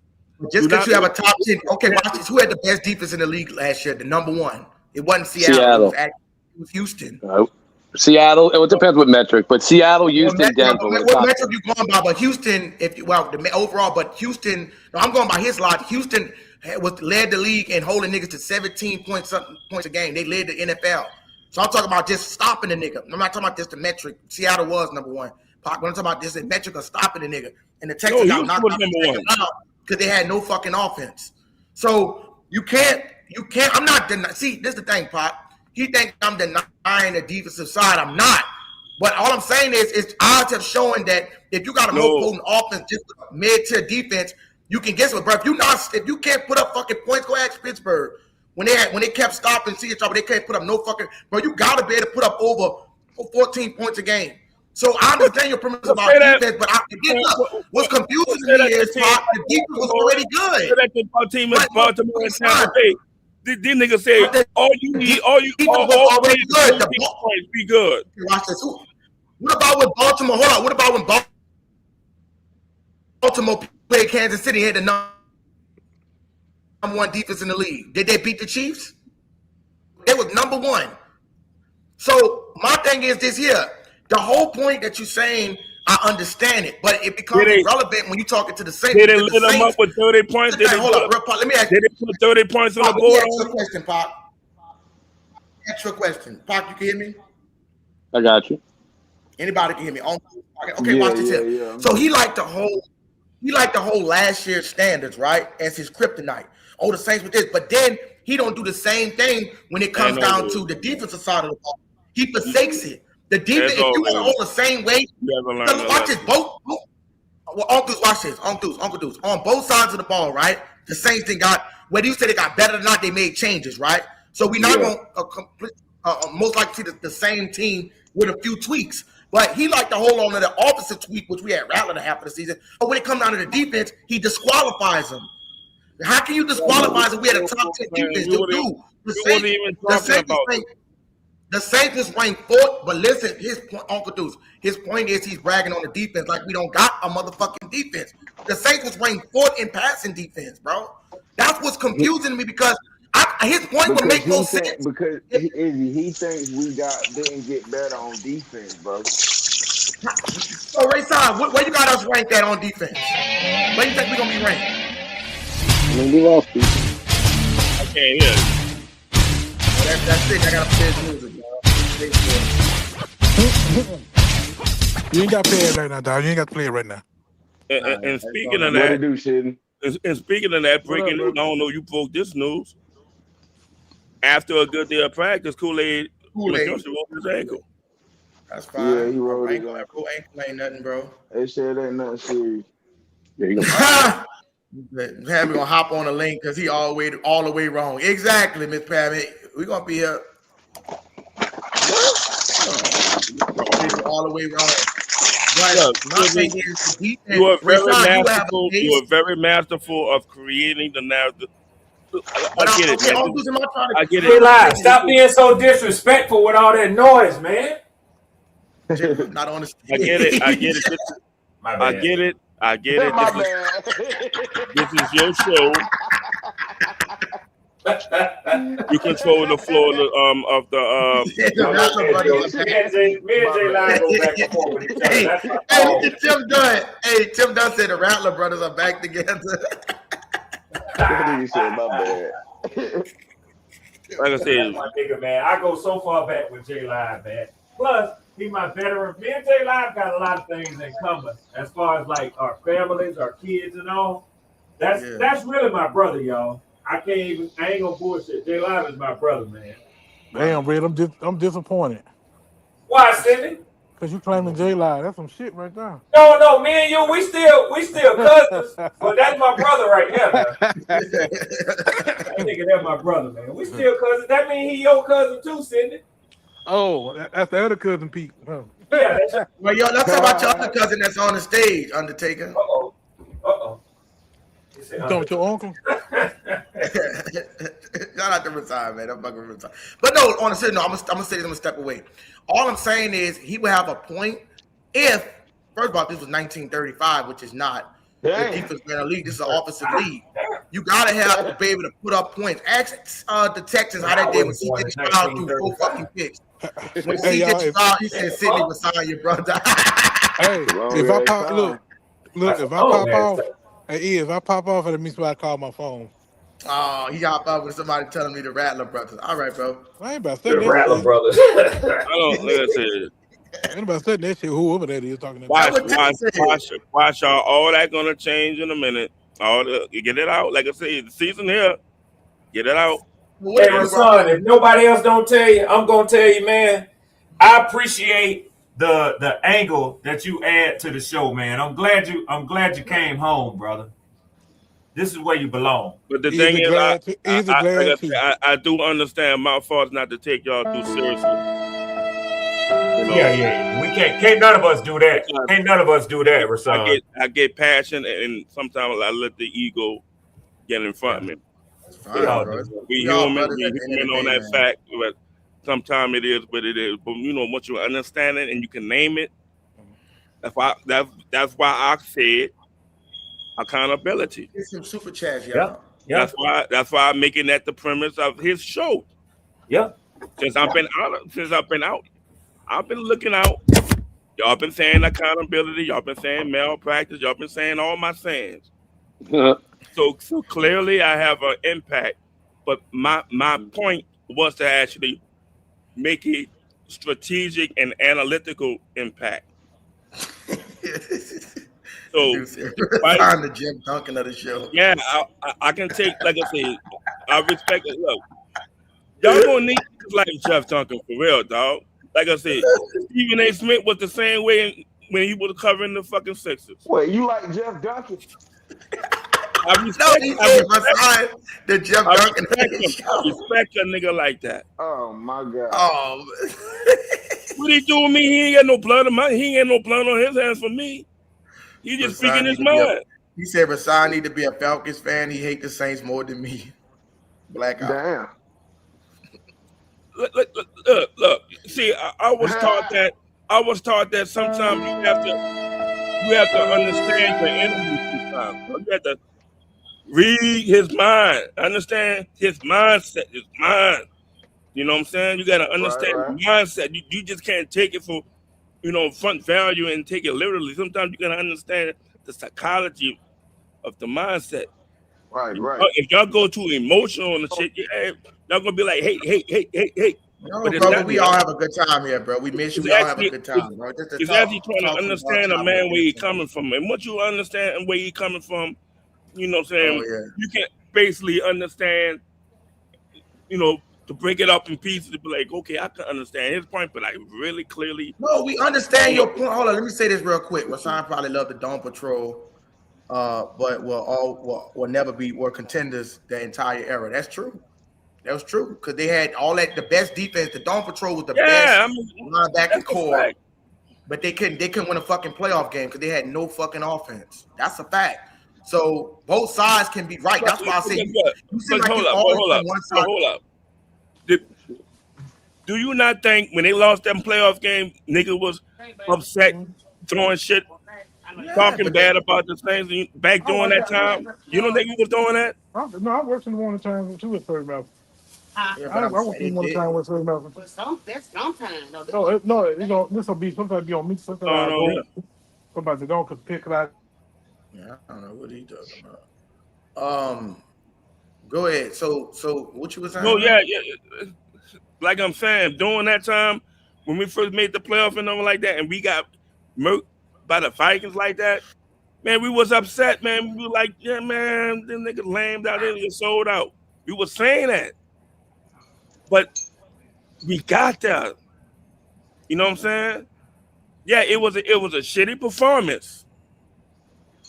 That was true.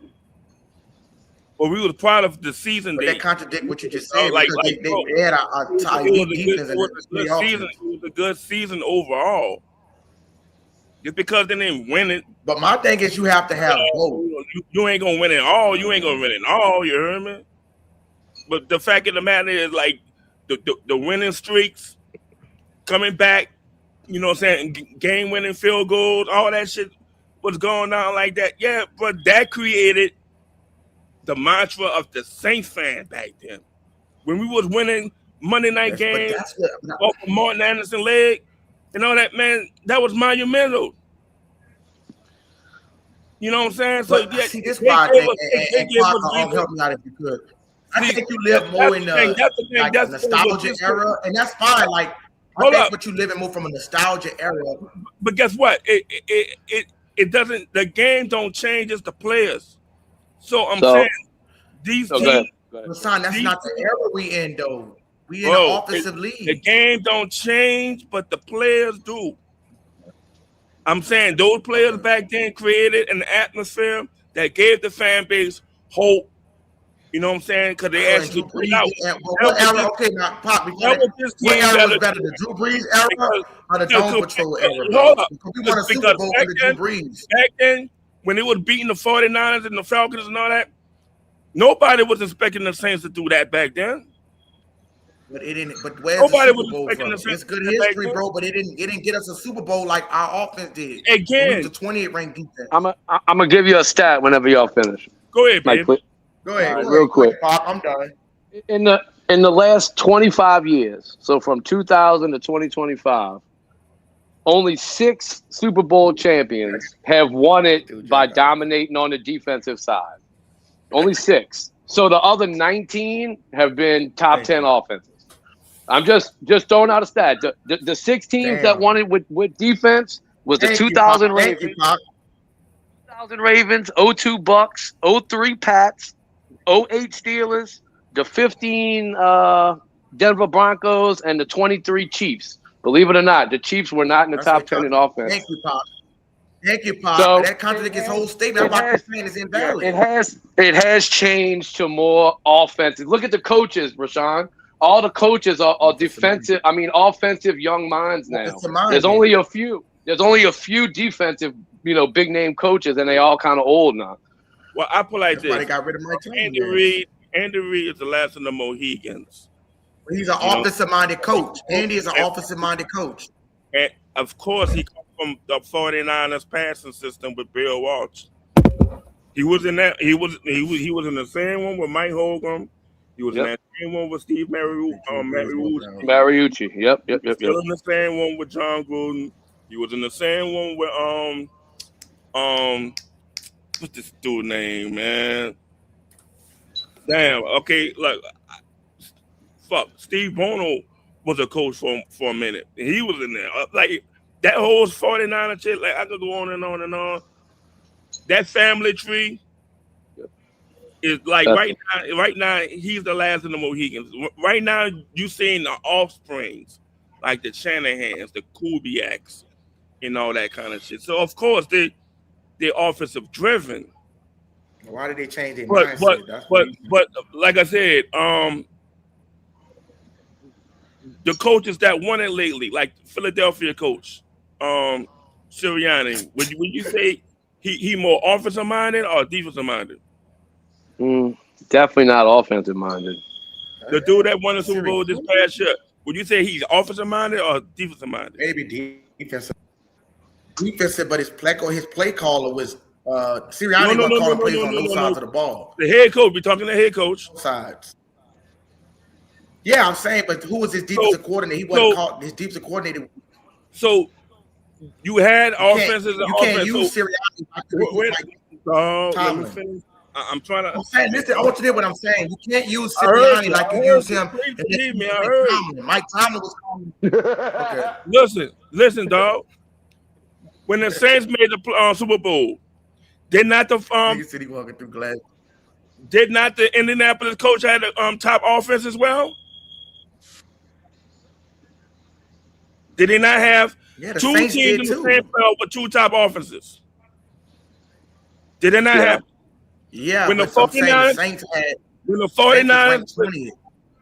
I know, but I can think of times where the defense didn't win. Like, what about when Peyton Manning went against the Bears in 2006? That was the best offense versus the best defense. Manning against the Bears. Yeah. They didn't play no Bears. That's true.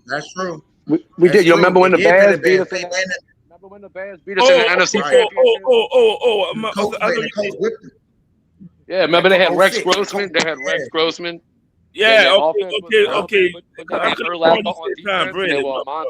I thought you said Tom Brady. No. Remember Urlacher ran that defense, bro, and that's the reason they beat the Saints. Yeah, you talking? They had Peanut Tillman and all Peyton Manning. You saying Peyton Manning, right? Yeah. But I'm saying is, the Bears beat our offense. Yeah, but yeah. Look. It ain't always defense. Look. I do. Defense is important. Some of these Super Bowl matchups have been offense for offense. The Kansas City and 49ers, they offense were putting up points. I would say the best coaches, as far as defensive coaches, that's won the chip. I mean, the three that pop off in my head immediately is Bill Belichick, Mike Tomlin, and Pete Carroll. Those three for sure. But then you got the Andy Reeds, the Bruce Arians, the Sean McVays, and then all their little trees, bro. So it's kind of back. I'm just going off of my head, off of memory. Like if I put like this,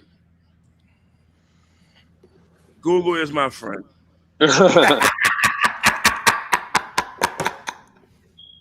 Matter of fact, fuck it. Let me do it like this. I would say if you take out Seattle last year, the last 10 Super Bowl champions have been offensive head coaches. And Seattle was putting up 28 points a game. Now Belichick is the exception. You sprinkle him in there, Belichick, and then y'all hit the super chat, Cash App. Y'all become a member if y'all can. I don't remember who was the coach. Who was the coach for Denver when they won the Bowl against Mike Shanahan? It was still Shanahan when they won when they beat Carolina. Oh no, that was Mike Fox. Okay. Oh yeah. I don't really know if he's offensive. And that's a defensive minded coach. He wasn't offensive minded, but that year Manning had it. Whoever the OC was, they had fucking Manning put up 55 touchdowns. Was it that year? Was it? Yeah, but one year Manning was.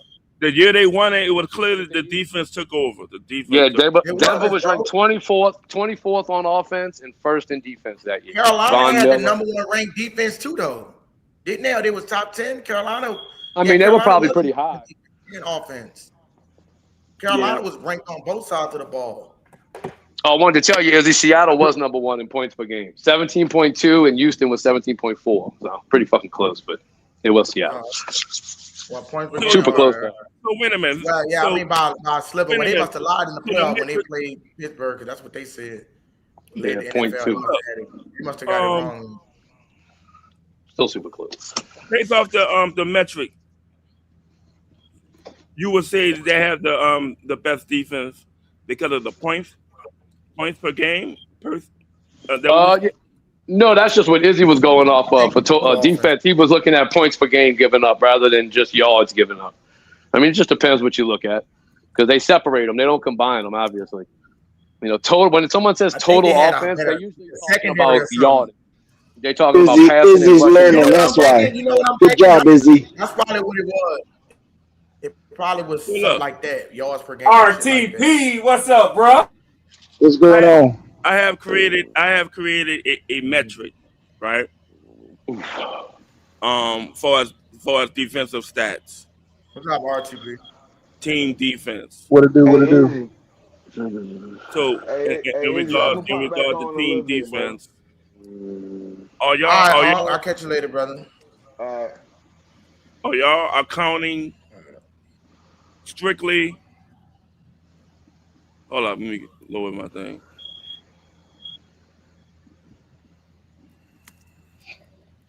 Yeah, I don't know. RTP factor in points.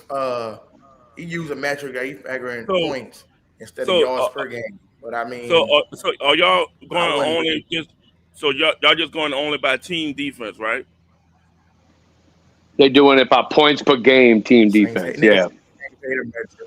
Okay, so I go by total. I go by total defense, but RTP don't. But total offense is yards. Like, total offense is yards. Points per game given up is a separate metric. I mean, they're both important. They're both important. Okay, so team defense overall points allowed. Right. They give up like 3 points less than the Texans. Who's that? Who we talking about? Seattle and Texans. Yeah.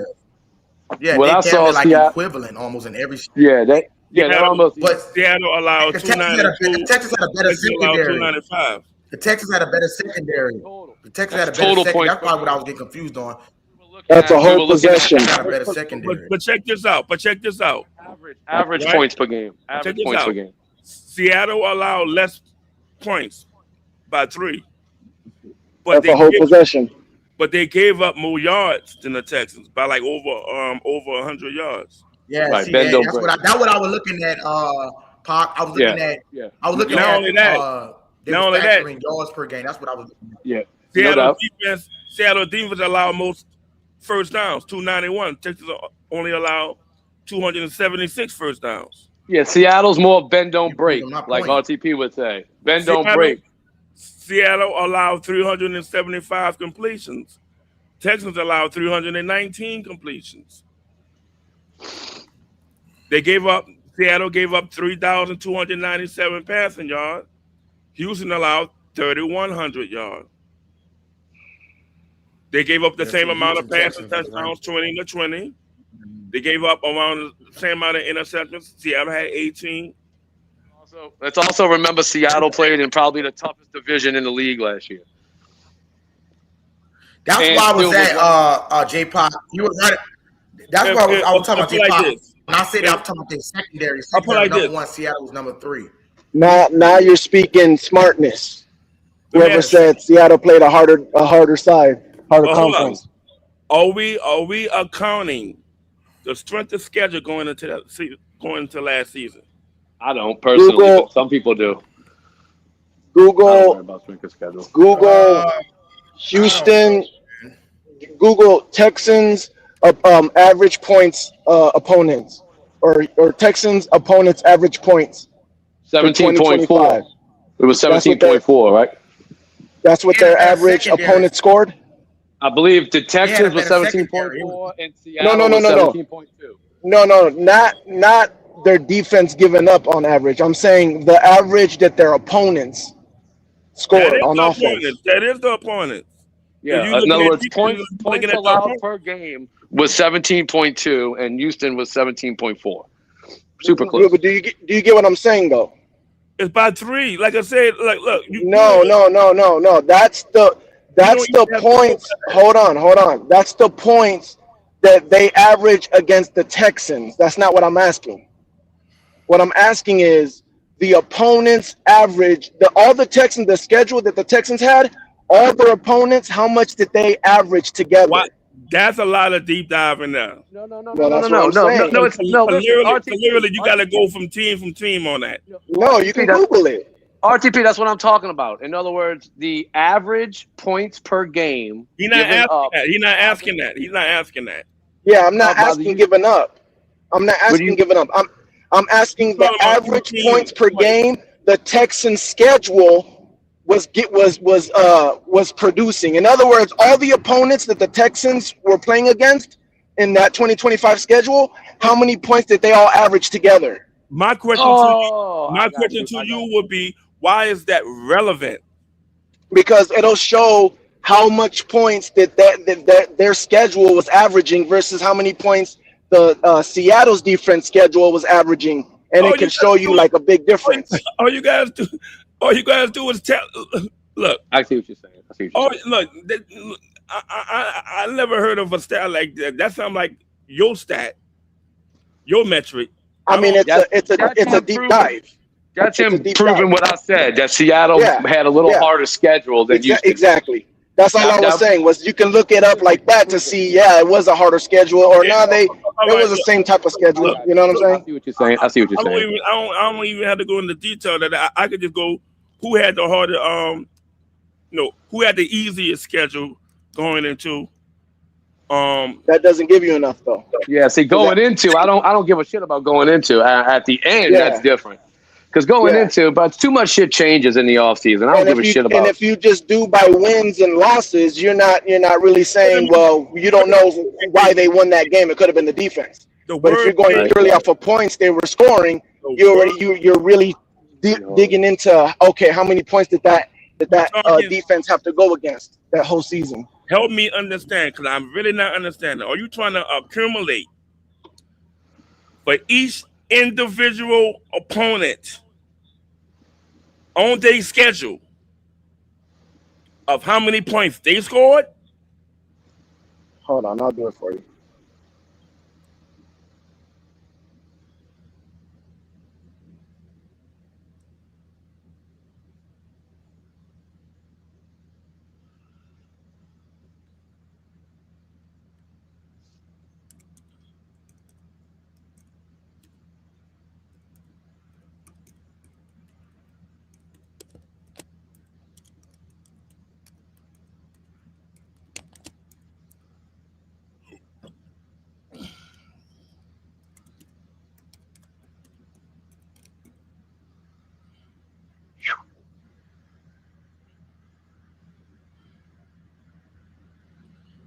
So check this out.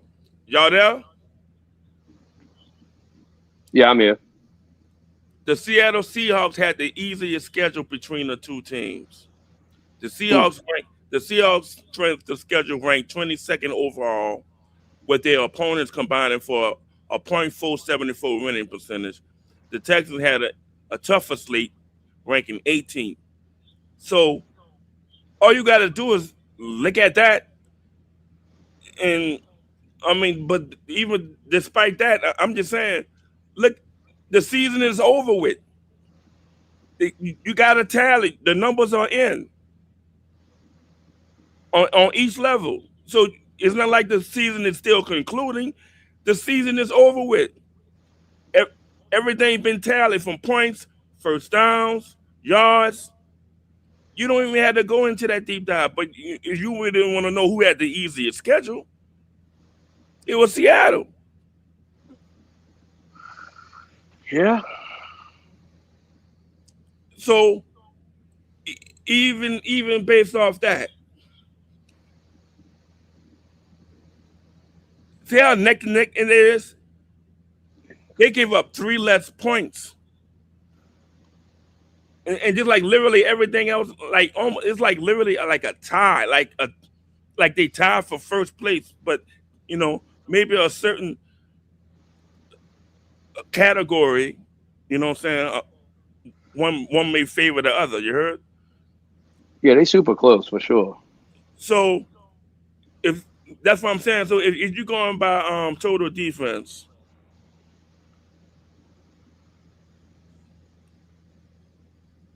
are you? Hold on, let me get out this. Are you okay? If you going by total team defense, but then that's the yard. But that's the rushing yards and passing yards combined. Right, but then you got the per game stats. Do y'all value per game stats? Yeah, I do for sure. Absolutely. The per game points allowed and the per game yards allowed. I mean, those are the two. Very key. That is very key. Yeah, that's the two I look at. A lot of people just look at the total. They don't look at the per game. No. But even that, the advanced defense.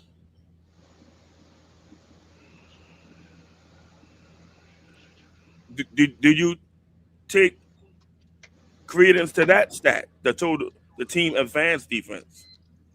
I mean, yeah, that's that now you're diving into those advanced stats can get very specific. You're looking at specific things. But yeah, I mean, I like looking at all of that. But in general, like RTP made the case, he only really likes to look at points per game. Allowed points allowed per game for defense. I like to look at the yards also. But I understood his point. But I like to look at multiple things. Oh, what's happening? Somebody stealing something? Who got that Mercedes? Who Mercedes that is? It's a Mercedes. So yeah, I recognize that alarm. Who Mercedes that is? So clearly, a lot of them. Look, if you go by per game. Let me stop talking crazy. If you go by per game total defense from last year, whether you think they have the same stat? What defense? Per game. Are you talking about the points or the yards? Everything. Well, it's two separate stats. The points per game, they're probably pretty bad. No, it's total. It's total. Like if you total it to everything. It was ranked 9th. It was ranked 9th. Total? Yeah, total 9th. Now on here they rank 16th. No, that's scoring defense you're looking at, bro. No, I'm not. I'm looking at per game. Bro, I could look it up right now. The Saints was ranked 9th. I could pull it up. It was ranked 9th. He's right. He's right because we were what we were in pass, fourth. Yeah. And fourth in pass, and then like in the teens for rushing. So then when you average it together, it brought us to 9th. But that was for yards. That was for yards given up. Points per game is a little different. Yes, Saints was ranked 9th in total defense. 9th in total defense, allowing an average of 299 total yards per game under the coordinator. So you look at the categories, it's breaking up yards allowed 9th, passing 179 fourth, and rushing defense 19th. So 16th in the NFL in points per game. So and third in the NFL on third down percentage, yards per play, 4.8, fourth in the NFL. So we clean up that rushing. I got us at 14th. I got us at 14th for points per game. 22.5. Now hold up. This is my metric. Oh, okay. Okay. Because y'all just going by total defense. That is not the true. Hold up. You're trying to make the Saints even look worse than what it is. It's really not. But they're not total top 10 yards and 14th in points per game allowed. They are more realistically around 11 and 14. But that's still a good defense, even if that is the case. Realistically, if you take account of now not just the team defense, you go by the advanced defense. I ain't gonna lie though, bro. Passing. Hold up. Yeah. I'm trying to give you some game here. I'm trying to give you some game. When it comes down to those kind of stats, you got to take account to games played, pass attempts, pass completed, yards gained by the opposition, passing for team sack yards is deducted from this total, passing touchdowns by the oppositions, the average depth of target when targeted as a defender, whether completed or not. See, total air yards. I heard somebody say that before. Air yards on completions, yak yards after catch on completions, blitz times brought on a blitz off the quarterback, the percentage of the blitz per drop back, hurry, quarterback hurries, hurry percentage. I'll give you an advanced one though. Yards per play average on the whole entire year for the defense. The Saints ranked 6th at 4.8. That's pretty good. Only giving up four yards of play. But again, I'm taking a look at all categories, not just that. Fumbles, first downs, net yards, rushing, all that. First downs by rushing, first down by passing. Every glossary metric in regards to the defensive stats have taken account, and when I tallied everything up, realistically, the Saints hover around 11 and 14. Okay, let me ask him this, right? Because you still got to, I see what he's saying, and I'm not disagreeing with you that you got to factor in all that extra shit. That's fine. I don't have no issue with it. The only issue I have with it is certain of those stats is not ranked on a high category. Like, for example, third down, got to have it down, the money down. The efficiency for that skyrockets some of the other shit that you talk about because I got to have the third down, and you efficient, meaning you can get a team to punt and turnover on downs.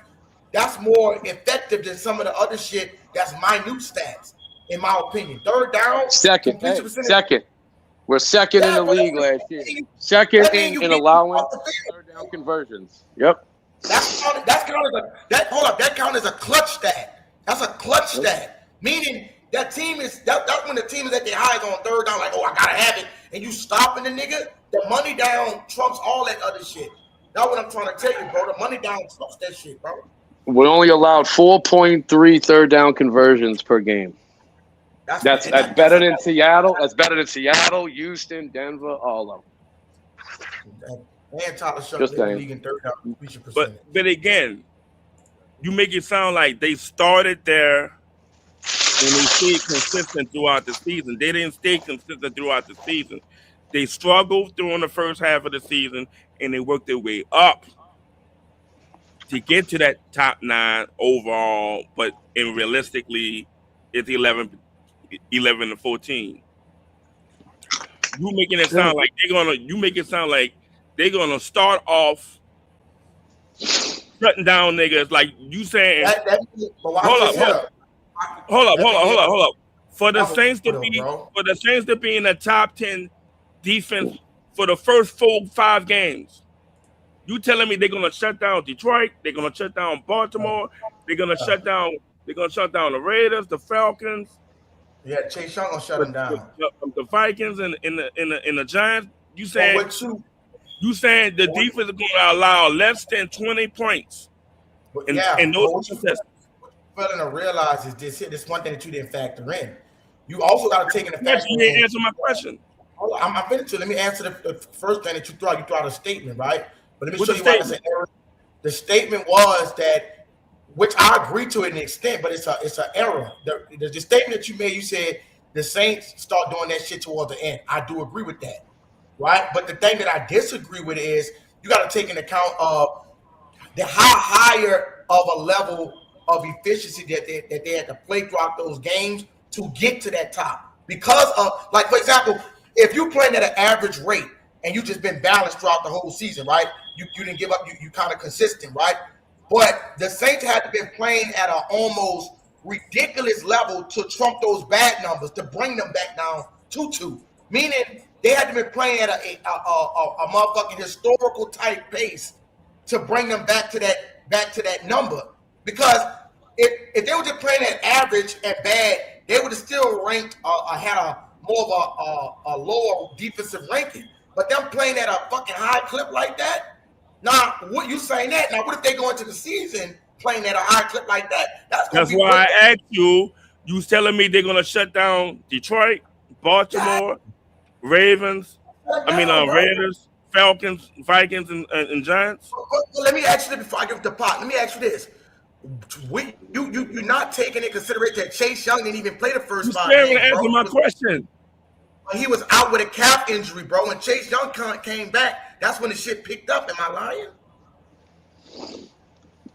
I mean, yeah, there was games, bro. The 3 games where we really gave up bad numbers was Seattle, the Rams, and the Buffalo. Those 3 games, we gave up a ton of yards and points. Sure. Oh, a lot of points in those 3 games. Yeah, the majority of the contest was close. I get it. Yeah. And if they weren't close, the Saints were scoring more points. Yeah, no doubt. But those 3 games, we got walloped, definitely with points. But yeah, I mean, look, it all averages out at the end. Like, yeah, we might do bad against Detroit and Baltimore. Like, I see what you're saying. Like, there's some games where we might give up a lot of points. So I'm saying to start off the season, during the first quarter of the season, as a top 10 defense,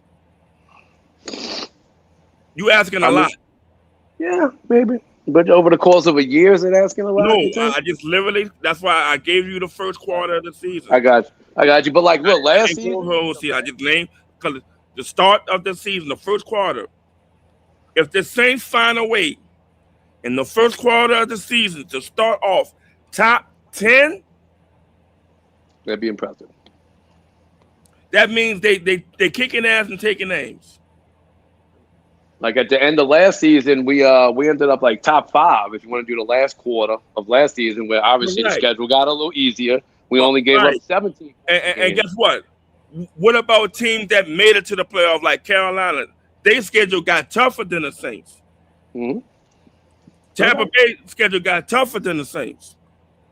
Other teams that made it to the playoff, like they were literally playing for playoff positioning. The Saints didn't have nothing to play for. And the teams they were playing against didn't have nothing to really play for, except for Carolina and Tampa Bay. Within that small sample size, the schedule, they took advantage of a soft schedule. Granted, before the season even started, the Saints had one of the easiest schedules anyway, right? Last season? Yeah. I don't remember. I'll be real. Yes, I don't remember. They did. They did. A lot of people say the Saints had one of the easiest schedules in the league. And in fact, they probably was top 10 in that. So they again come across the same thing, an easy schedule. Yep. They're accounting for the fact that because team didn't make it. See, that's why I don't like that shit. I don't really get that. Just because a team don't make the playoff, meaning it's going to be an easy schedule. Like these players, like these teams had to deal with injuries for the most part. You know? Injuries and then too much changes in the offseason. Free agency, the draft, coach. It's a lot of overhaul stuff what's going on. Yeah, that's why I don't put too much stock in that strength of schedule neither. That's why. Yeah. But so be it if you want to go by that. Okay. That's why some people may think that, just because we ended at a certain rank is where we should start. No, everybody starts 0. There's no rank. Like right now, everybody's projecting. But the true stats is when you play. That's why I start off with a small sample, which is the first quarter of the season, from the Detroit all the way up to the Giants. That's the true test. If the defense is kicking ass and taking names, that means that team should be winning at least five games, at least 4 games. I'm gonna say at least 4 games. They should be at least 4-2. Don't you agree? 4-2 or 5-1. If they're doing that top 10 defense shit in that first quarter of the season, they should be one of them games. They should beat either Detroit or beat Baltimore. One of the games gonna have to be an upset. You agree? 5-2 is possible. Like I don't have a problem with 5-2. No. But I'm saying for the defense to hit the mark of a top 10 defense, that means one of them games they got to beat. One of them games. You mean only in the first quarter? You're talking about, like in the beginning or the whole year? Beginning. I'm strictly sticking. Oh yeah. Well, yeah. No doubt. If they're going to be a top 10 defense in the first quarter of the season, yeah, they're going to have to do very well. Have to be at that. Yeah, they're going to have to upset some teams and shut them down. One of them games are going to have to take a game on the road. They're going to have to take a game on the road. Oh, yeah. Ain't no doubt about it. I mean, yeah, to do that just in the beginning of the season, no doubt. I mean, when we haven't played any of the easier teams, the only easy team we'd be playing is the Raiders, if you want to call them easy. But, look, the Raiders could surprise. Cleveland could surprise, I don't know. I don't have too much faith in Arizona, but you never know. That's why I'm like I say, up like this. Remember in school when you was in school, you had first quarter report card, second quarter report card, third quarter report card, fourth quarter report card. Right. When you in school, you are only worried about when you start school in September, you worried about the first quarter report card. You don't because you can only hope. You can only hope how it's going to end in the full quarter, but you got to only take one step at a time. But you can still win the first quarter and still fill all 3 quarters and get back. No doubt. Yep, it's easier. You know, it's obviously easier to end the year on a good note if you start the year on a good note. You know, rather than climbing from. It's how you start. It's how you start. Remember how most teachers look. I saw this in a movie, and I remember one of my teachers said this: first day of class, bell rang, ding, ding, ding, ding, everybody. The teacher said, "Everybody take a seat." You know what I'm saying? The teacher said, "In this classroom, everybody in this classroom, you start with an A." Yep. Start with 100. Remember you had a teacher that was talking like that? Yes, sir.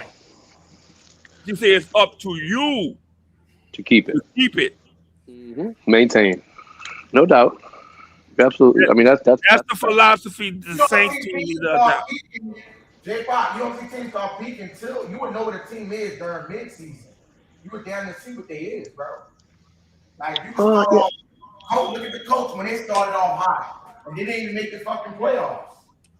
No doubt. Tampa Bay, same thing. Tampa Bay started off good and fell off. You know, it happens whether it's injuries or whatever, but it definitely happens. But look, honestly, I'd rather be a team that starts a little slow, not slow, but a little slow and picks up at the end. Because there ain't nothing scarier than a team that's on fire to end the year and going into the playoffs. Oh, what? Yeah, once you catch fire, it's over, bro. But that if the Saints would have made the playoffs last season, I really believe we could have maybe. I'm not saying win a Super Bowl. We could have upset somebody in that playoffs last year. We were playing good ball at the end. Yeah, could have. So you think they would have beat the Rams in the playoffs? Rams? No, probably not. I get what you're saying. You're right, because it would have laid out. Do you think they would have beaten the Seahawks again? Bro, it don't. If they had to play them again? You're missing a point. That's the team that made the playoffs. You say if we made the playoffs, we can make the noise. The Panthers almost beat the Rams. The Rams almost beat the fucking Seahawks. Oh, so now you want to give the Panthers some praise, but at first you don't want to do all that. That's not about me giving them praise. No, I said Bryce Young gets no praise. I'm talking about the team as a whole played decent against the Rams. They went toe-to-toe with them bitches, bro. So again, we're not talking about Carolina. We're talking about the Saints. You telling me you trying to tell me if the Saints would have snuck in the playoffs, they would have got at least one game. What's the better team towards the end of Carolina? The way it actually played out last year, I agree with you, Rashawn, because we would have ended up having to play the Rams or somebody crazy first round. That would have been tough.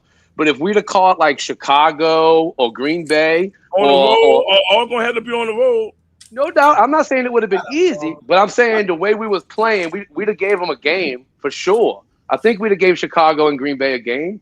Now, no. Do I think we would have upset Seattle and LA? Probably not. No, we were playing decent ball at the end, though, bro. Again, but you know what Tyler Shuck passer rate was? When it comes to playing against those teams, it would show that we didn't belong now. Tyler Shuck was experience, but so was Chicago. Since week 8. And we almost beat Chicago with Spencer Rattler. If Spencer Rattler didn't throw them interceptions, we probably stole that game. We could have beat Chicago in the playoffs. You know, they playing with a young quarterback, you know. I'm not saying we would have, Rashawn. I'm just saying I think it would have been possible. A hopeful element. I get it. Yeah. We was playing inspired football at the end. It looked like things were starting to come together. You know what I mean? I felt like, you know, we might have had a shot. It wouldn't have been a wipeout. At least I don't think. I wouldn't have wanted to play the Rams first round. No, absolutely not. Or Seattle. Which is why your front office have the philosophy going into this season the way it is. See, that's why, look, they're not going to tell you how many wins they're going to have. They're not going to do that. They're not in the business of doing it. They're in the business of executing and producing and putting out a good product on the field for the fan base to be proud of. Can you actually accept that? I can. So the fact of the matter is they're not speaking fandom, like we do on here. They are speaking on a business transactional. Let me stop that. Let me They stop him right there. speaking on a business transactional, organizational. Let me stop. Hold on. Let me stop you right there, Rasan. Let me stop you right there, bro. No team goes. You cut me off. Hold on. Let me say this, bro. No team. No, because you saying bullshit right now. Ain't no team. Because let me let you talk. Ain't no team ain't gonna let me going get out. I'm trying to land my plane. You ain't gonna let me do it. Hold on, let me say this real quick. Let me hold your shit right quick. Ain't no team going into the year that's picking up all these weapons talking about they not trying to fucking contend unless you a team like the motherfucking Jets and somebody like the Dolphins talking about y'all gonna tank. The Saints is not going in with the mentality. I ain't hear nobody talking about tanking, dog. That's the competitive of a football team. You don't think Tyler Shuck don't want to compete and they just say, we will just make the playoffs, be satisfied, bro? That's a loser mentality mindset. Ain't nobody coming in that Chris Olave thinking we could just get better. Did I even say tank? Did I say tank this season? Did I say that? The Saints trying to win a Super Bowl, bro. They're trying to they built a Super Bowl roster. You gotta crawl before you walk, man. Man, I don't give a fuck. Say that to the New England Patriots. We are babies. We are too young to be talking with that mindset. Like the Seahawks. No, it's not no mindset. Your mindset is fucked up because the Seahawks. It's not about who's being fucked up or not. It's the reality of the fact that the organization is showing you and telling you we are playing rookies. We are playing the majority of the rosters of draft picks from 24, 25, and 26. And the Lakers were playing rookies, bro. Stop. Them people coming in here, they the Super Bowl, bro. You just don't want it to be done because you want Shador Sanders. Not this year, man. They gotta make. But I don't give a fuck what you this is not the year, man. Look, this is not the year. I'm sorry to burst your bubble on that. This is not the year. They're gonna compete for a Super Bowl this year, bro. This is not the year for no Super Bowl talk. Hey, it's not. You don't have to like it. I'm telling you, they're gonna compete. It's not about what I'm liking. It's the reality. I'm saying the front office spoke. That's like when the president have his national when the president have his national what they call that shit, J-Pop? Somebody help me out. When the president come on the radio station on TV, what they call that? You talking about the address when they address the nation shit? Yeah. Bro, public address. So whatever he said on them, he's telling you his intentions. He's telling you. Hold on, let me mute him up. J Park, let me ask you a question. Let me get this question off, bro. He saying because Kellen Moore came in the press conference. Hold up, he said Kellen Moore came in the press conference saying that he's not gonna win the Super Bowl. That means he don't got a Super Bowl. I didn't say you did say that shit earlier, bro. Everybody heard you. You said he's not serious about competing for championships. He didn't say line for line, this is not a Super Bowl team. He's not going to say that. Right. He's not going to say that. Thank you, J-Pop. Thank you. I already said that. What you talking about? He want the man to come out and say, we're going to compete for a championship. We're going to compete for that man not going to do all that shit. He confident in himself. He just take people off guard. No, what I'm trying to tell you, it was measured. It was measured and it was controlled. Man. To the point where he know he has a lot of growing pains. It's a development when you speak like that.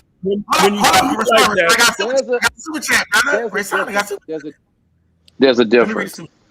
Do anybody feel what I'm saying? Let me read. Let him read this real quick. Money, man, damn, come on, brother. Shout out to Stephen A. Smith. He back on his fucking heater. He said the Saints' end of the year strength of schedule was ranked 13th in the NFL, which is more important than the beginning of the year strength of schedule. My point exactly. You want to make that point? Stephen A. Smith. That's hard to believe. He said even that was ranked 13th in the NFL, which is more important than the beginning of the strength of the schedule. That's what he said, bro. Can we both agree to the fact that they had an easiest path during the last stretch of the season? I thought they did, but according to Stephen A. Smith, he's saying that it was the 13th hardest schedule. That means we're seeing the same movie, but coming up with a different outcome. I think there's a difference real quick. There's a difference between what a team will admit publicly and what they believe in their hearts. So like I don't think they're gonna come out and say we're on the same level as Buffalo, LA, Seattle, Denver. They're not gonna come out and say like, yeah, we're coming for them. We're coming for Seattle this year. But I do think in their heart of hearts, you know what they will say? They can compete with those teams. I think they can compete. Thank you, J-Pop. They gotta believe. They gotta believe. They gotta believe themselves. This is what they will say. And I've seen this in some press conferences with other teams that's actually projected to be in that number. You hear him say, "Yeah, I'm very confident in the quarterback room. I'm confident in my the installs. The outlets are improving. The burst is there. You really start to hear them tout their accolades and their attributes. When you hear coaches pointing that out more than structurally what they have to implement offensively as far as getting the install correct, making sure the details are correct. This Kellen Moore is more speaking about detail, making sure we keep up with the detail. Coaches like McVay is talking about purely executing to the max. He missing over talking. He's doing that. It's like Vegas odds. You know what I mean? It's like Vegas odds. You know what I mean? They're gonna be realistic with the odds. Like they gotta be real, but in there internally they gotta believe in themselves. That's what I'm saying, bro. What kind of coach would that be to say that we can't win shit? He ain't saying that. You keep New England saying that, bro. I don't know why you keep saying that. Nobody coach his first year in New England. That was his first year coaching the Patriots, and they were coming off a bad year. I don't think nobody publicly said like, "Hey, we fitting to come for that trophy this year." Right. But they had to believe it as a team because they ended up, it ended up working out their way. So yeah, I mean, there's a difference between what you say publicly and what you say privately to each other. That's all. I think that's where y'all separated. Like I agree with Rashawn. They're not going to come out and talk about, we Super Bowl contenders and we about to run shit. They're not going to say that with a 9-game starting quarterback and a bunch of young kids projected to start. But I literally put it in the chat yesterday. I put it in the chat yesterday. What he said. He said the goal is to be in contention of winning the division. But we are not going to pretend that this is a contending team. That's not what he said. That's exactly what he said. It's almost like the argument me and Izzy was having yesterday. Izzy believes that they're going to be Super Bowl contenders, right? And that would be a successful season. But I don't think that equals necessarily what'll make a successful season. He knows what I mean now. But I think it's the same thing with Kellen. To the public, he wants to temper expectations a little bit. Like, hey, this team might not be Super Bowl ready, so don't judge us by that. Judge us on the goals we're shooting for, which is make the playoffs, win the division, and get better. Not just that, because they laid it out structurally. In order to get to that point, we have to improve offensively, metrically. We have to improve defensively, metrically. So behind the scenes, everything has to be worked out before we even get to the point. Listen, you know what ESPN got our running backs ranked? Number 3, bro. Elvin Kamara, ETN, number 3. They got again. I think that's why. Hey, real quick, Rashawn. I think that's why Kellen Moore said what he said, Rashawn, because a lot of these big media outlets are starting to jump on the fucking Saints train, and they starting to say, "Oh, we going from 4th to 1st. We're gonna make the playoffs. We're gonna win." I think he came out and was like, "Hey, hold on, everybody. Like, yeah, we might do all of that. We're capable of all of that without saying it. You know what I mean? But hey, let's temper our expectations. We are only on a young. Guess what?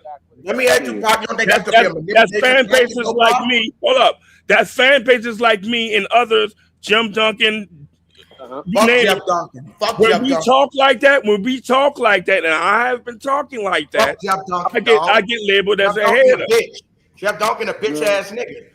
You see what he I did with Michael? I don't know why you personalizing like that. I'm gonna tell you why. I'm gonna tell you why he said. First of all, Jeff Duncan.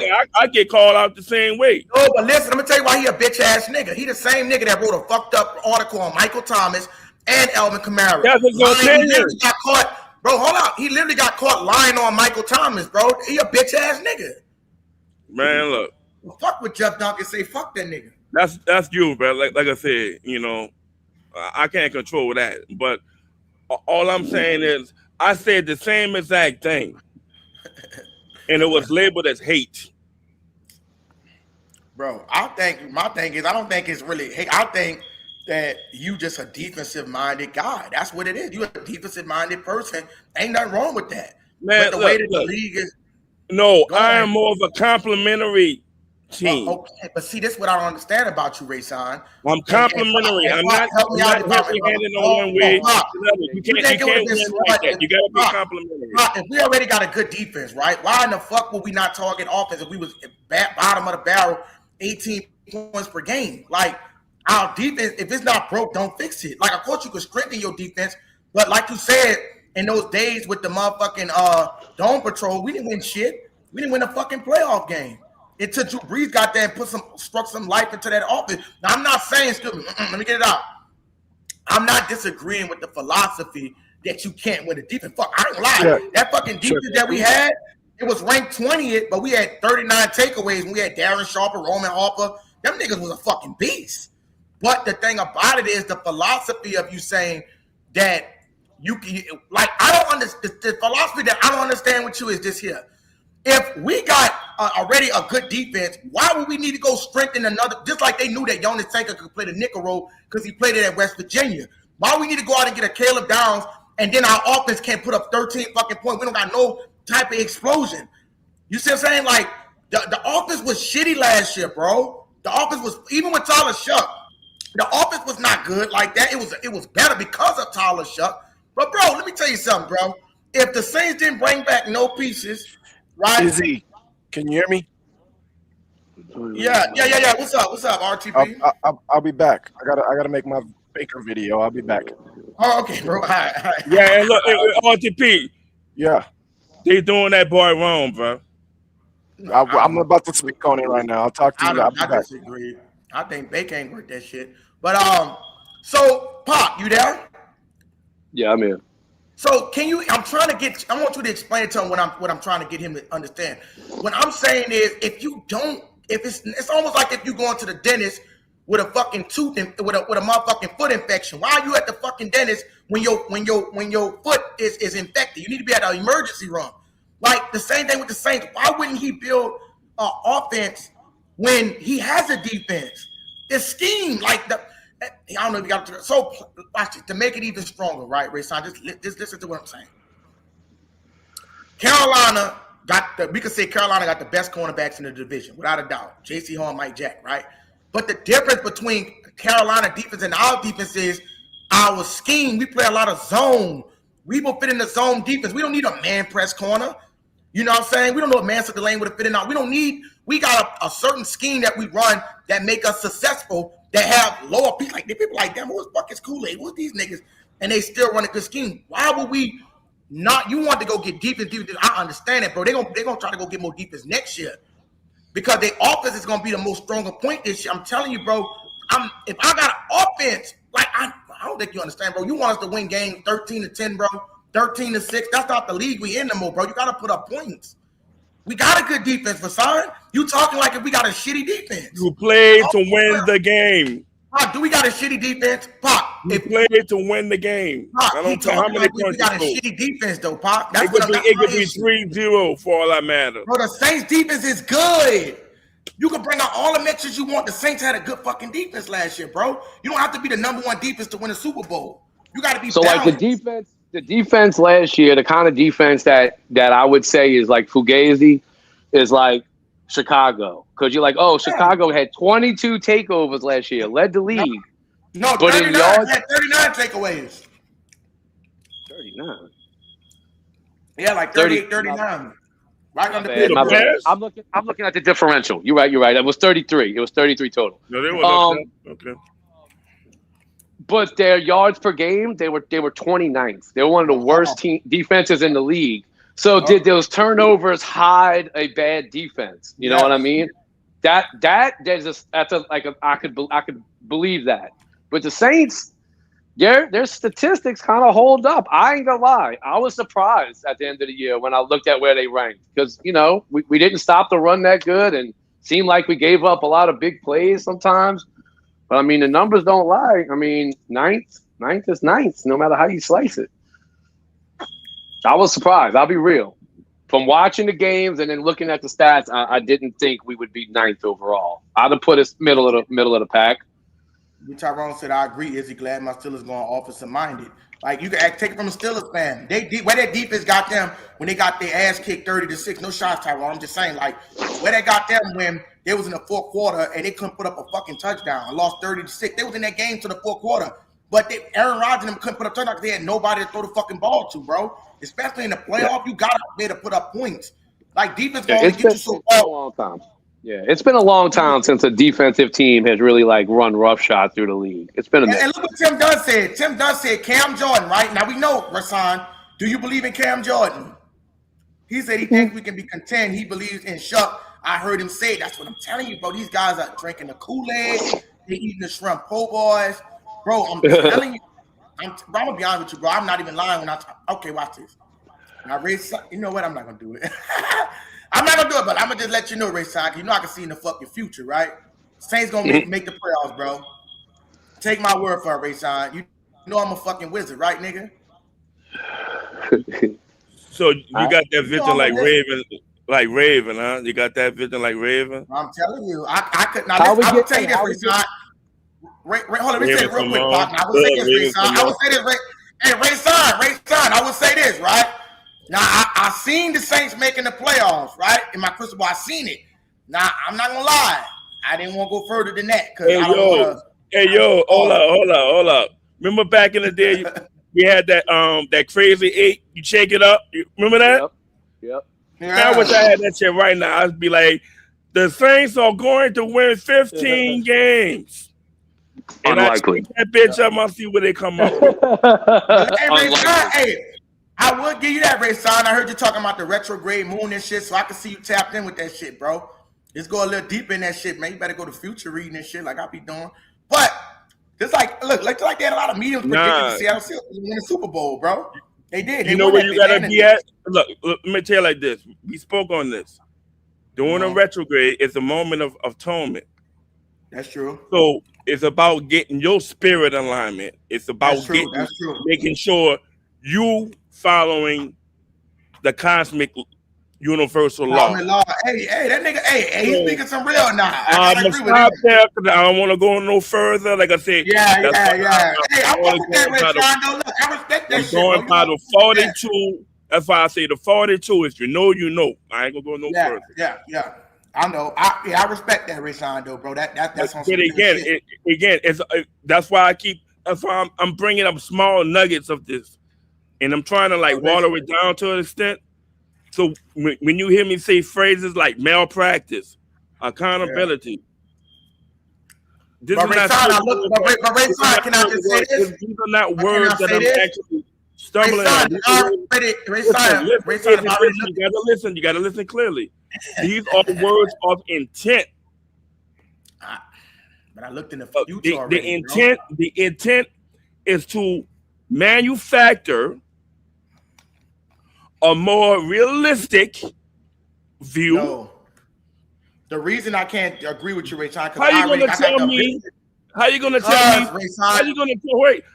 tell me my philosophy thrust onto your program or any other?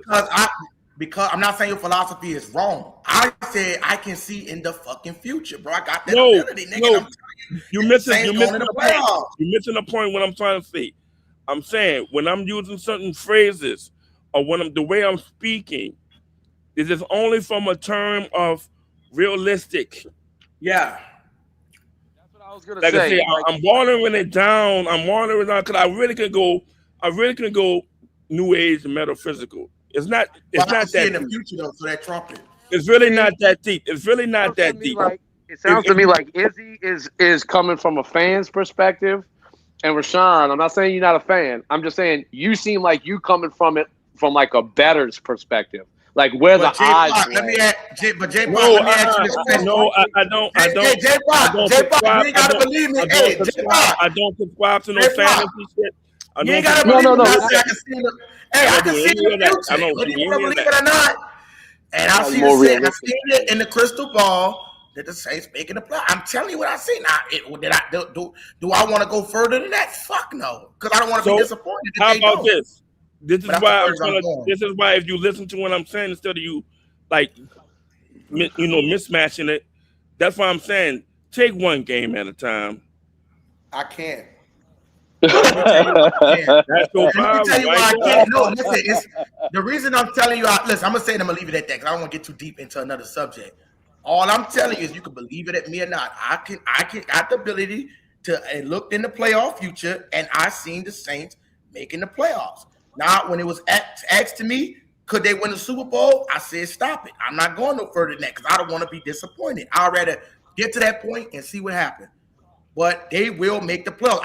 Listen, I'm gonna show you how confident I am. I'm willing to bet any nigga that come on this bitch $1,000 fucking dollars.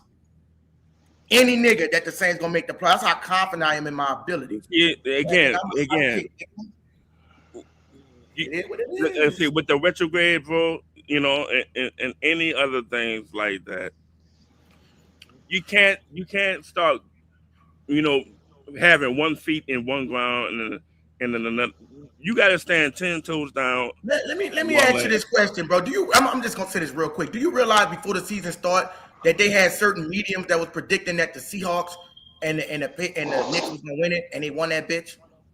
I don't care about. I'm just saying, bro. I really don't. You gotta care about it, bro. It's reality, bro. I really don't care about that because at the end of the day, you play to win the game. Bro, no, you don't, bro. You could say they play to win the game, but why you think Tom Brady's wife was working witchcraft? So you heard about that story? So let me ask you this. Right, and she told him what chances it was to be better. If you don't believe in that, do you believe in any given Sunday? You believe in that? Yes, but to a certain extent. You gotta hesitate. No. Let me say it like this. I do believe in any given Sunday, but if you tapped in, just like you said, Tom Brady has certain abilities. There should be no but. There should be no conjunction. Bro, it's a difference when you know what's going on, bro. Like you're gonna know the right decision to make. You're gonna know the right training to make. You're gonna know the right. That's what, like you said. Why you think Tom Brady was doing what he was doing? It's not a rumor. His wife put that shit, doing shit on him. He was successful, and then he broke his arm the year that they got divorced. It's a fact. It's a fact, bro. Bro, like I said, when it comes to that, we'll see. Y'all ain't gotta believe shit I'm saying. All I'm telling you is, I heard of that. I heard, through the grapevine, allegedly that the wife partaking the ex-wife partaking certain things, of the unarmed. I'm gonna keep it like that. I'm not gonna really spell it out. You know that she actually has some certain type of influences to make certain things happen. You do know certain women are capable of that, right? Exactly. So that's why I know you don't like talking about women, but believe it or not, no, not like that. Not in that aspect. I don't like talking about women in the aspect of being women taking over in a sports field. I don't like talking about women in the aspect of somebody being inappropriate. You are seeing women. That's not what I'm saying. You are seeing women taking over. That's not what I'm saying, Ray. I'm sorry. I don't like talking about women. They are learning to create their space into a male-dominant position. That's not what I'm saying. But even that's a powerful attribute of a woman who overcome the subordinate role to a more equality. I agree, but I'm saying the fact of this, like I said, normally when you hear the man supposed to be the provider, this, that, and the third. But some cases that's not always the case. Sometimes the woman, through a controlled environment, she doesn't overstep her powerfulness. She know when to be a lady, and she know when to actually assert her, assert her intuition. You see, she may say, "Look, I know you like this, but you may want to consider this. You might want to look at that. You know what I'm saying?" So again, no, I'm not disagreeing. I agree with you, bro. You have ladies that got the gift of gab of learning how to make power moves amongst with men. And like I say, that shit is intently. So I'm gonna leave it at that. But at the end of the day, you can't really say you can't really say you're in and off the fence with any given Sunday.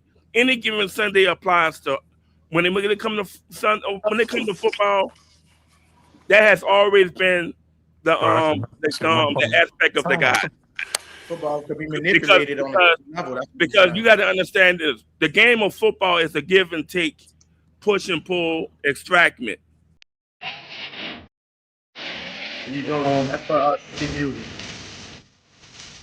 In the game itself, watch this. In the game of football in itself, there are many violations being offended in the game of that sport. Do anybody disagree with that? Definitely. Hold on, real quick. Let me address this question, Rich. Like, I'm not disagreeing. To your point, I wasn't saying. I was just saying anything to grading and saying something.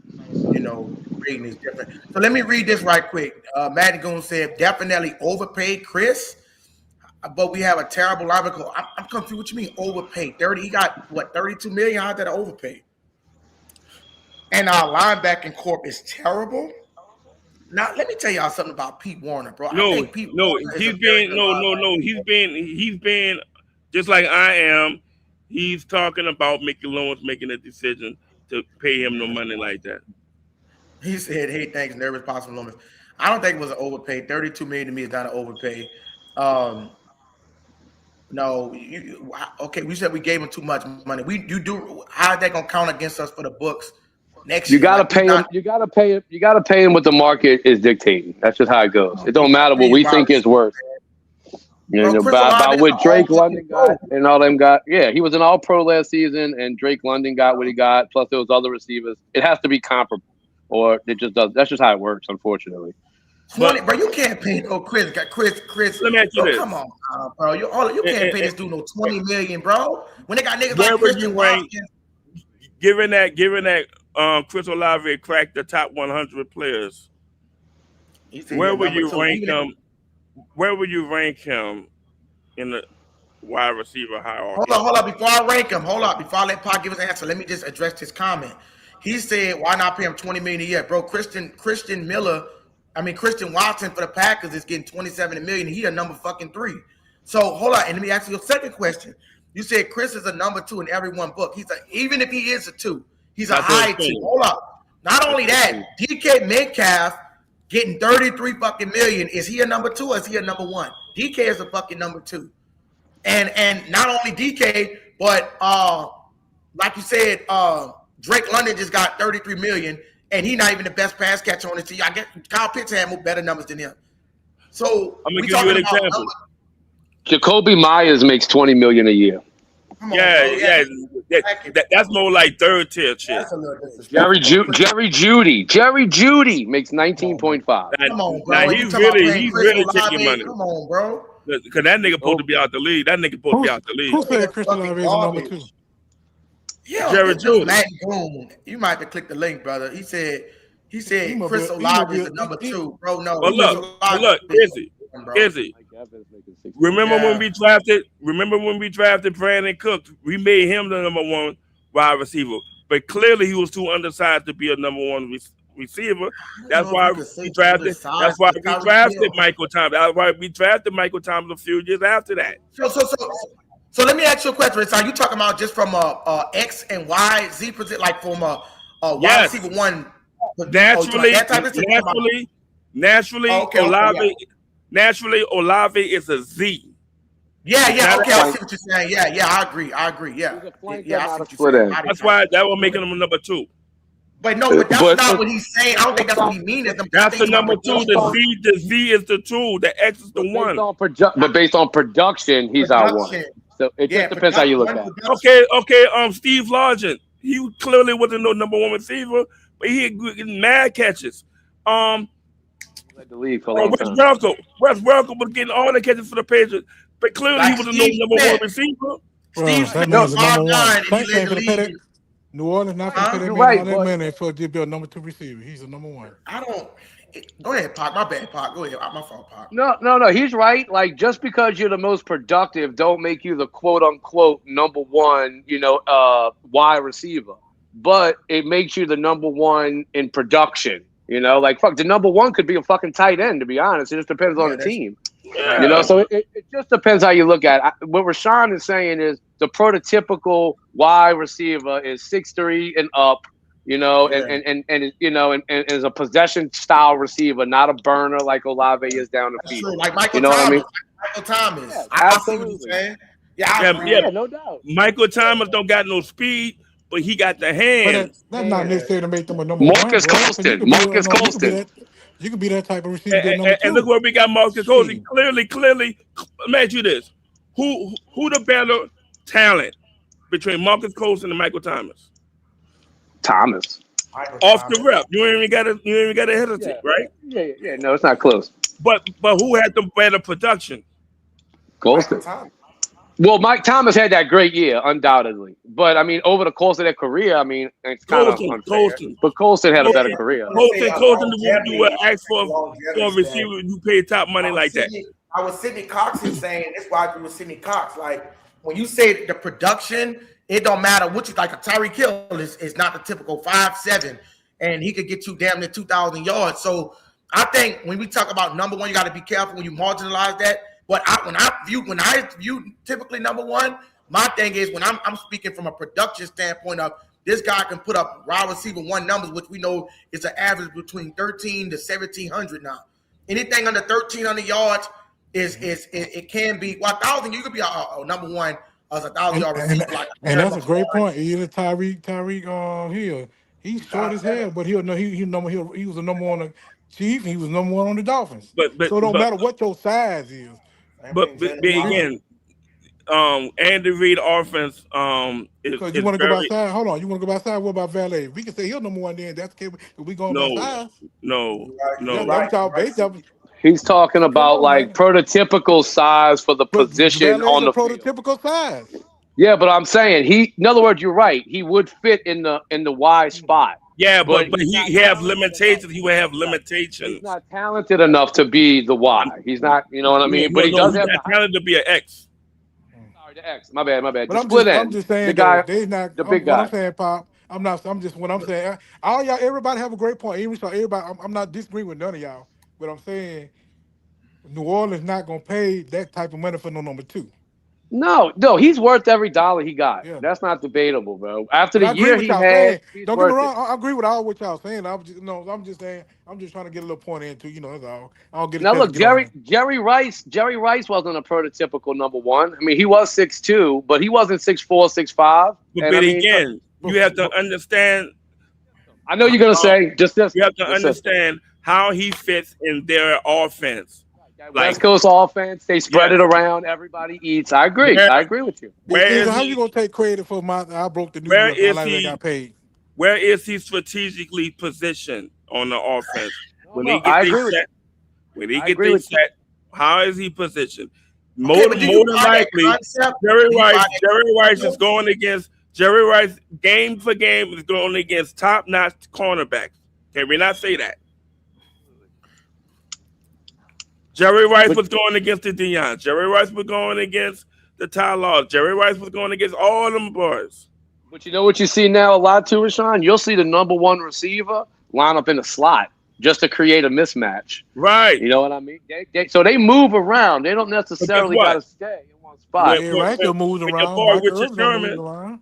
Richard Sherman was mad about that. He's like, all this motioning and traveling around. Come on, meet me at the line. Meet me at the line. Let's go head up. Yeah, he's a man. He wanted to play you man coverage, no doubt. Oh, that I gotta trail you. I gotta follow you. I gotta do all that, man. Come right here. Come get some of this work. Yep. Well, the offense does all that motion to try to figure out. Guess what? Wide receivers like that, they're like, no. I want him every snap. That's what we had in Marshawn Lattimore, though. That's what we had in Marshawn, boy, Lord, Hamburg. But see, you're not going to see that in the Saints system, no matter how good they are, because your boy's system they don't move. It doesn't dictate matchups like that. You're right. It don't. His system is his own system. Right, but that's why you can exploit the Saints if you believe as an opponent Quincy Riley is weaker than Kool-Aid. You can make a play or move motion to get your best receiver on Quincy or even the nickel. If you know what I'm saying, if you design it correctly. Yeah, if you want to design it that way, right. You can exploit a defense that doesn't move. Matchups. Yeah. Yes, sir. It's just a preference of how you like to run your defense. I mean, look, Staley's had some good years and he's had some bad years. One thing we can all agree on, they're going to have to be goddamn balanced if they want to win some games. Tell you what, I like the way Kool-Aid looks before he rolled his ankle. I like the way he looks. I like the way he sounds. Damn, I like the way somebody hurt again? He's not bad. You heard what your boy had said about him? What's that nigga name? Justin Reed. He was speaking high of Kool-Aid, like Kool-Aid pumped, motivated this year. But yeah, who's Justin Reed? Man, Kool-Aid gonna have to have a talk with them damn. Justin Reed is the safety.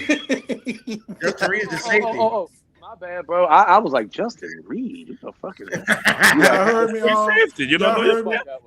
I go like have a talk with them. Hey, yo, I'm about to pop off for a minute. I'm about to clear my cache. I'll be right back, y'all.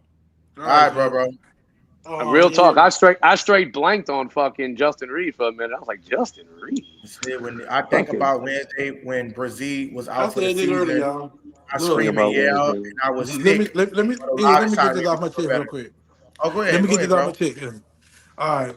I was on Freddie's show today, and we were talking about Tyler Shook. I said, that's my quarterback, right? But and Reed, I don't told you, I told you when I first came on your show.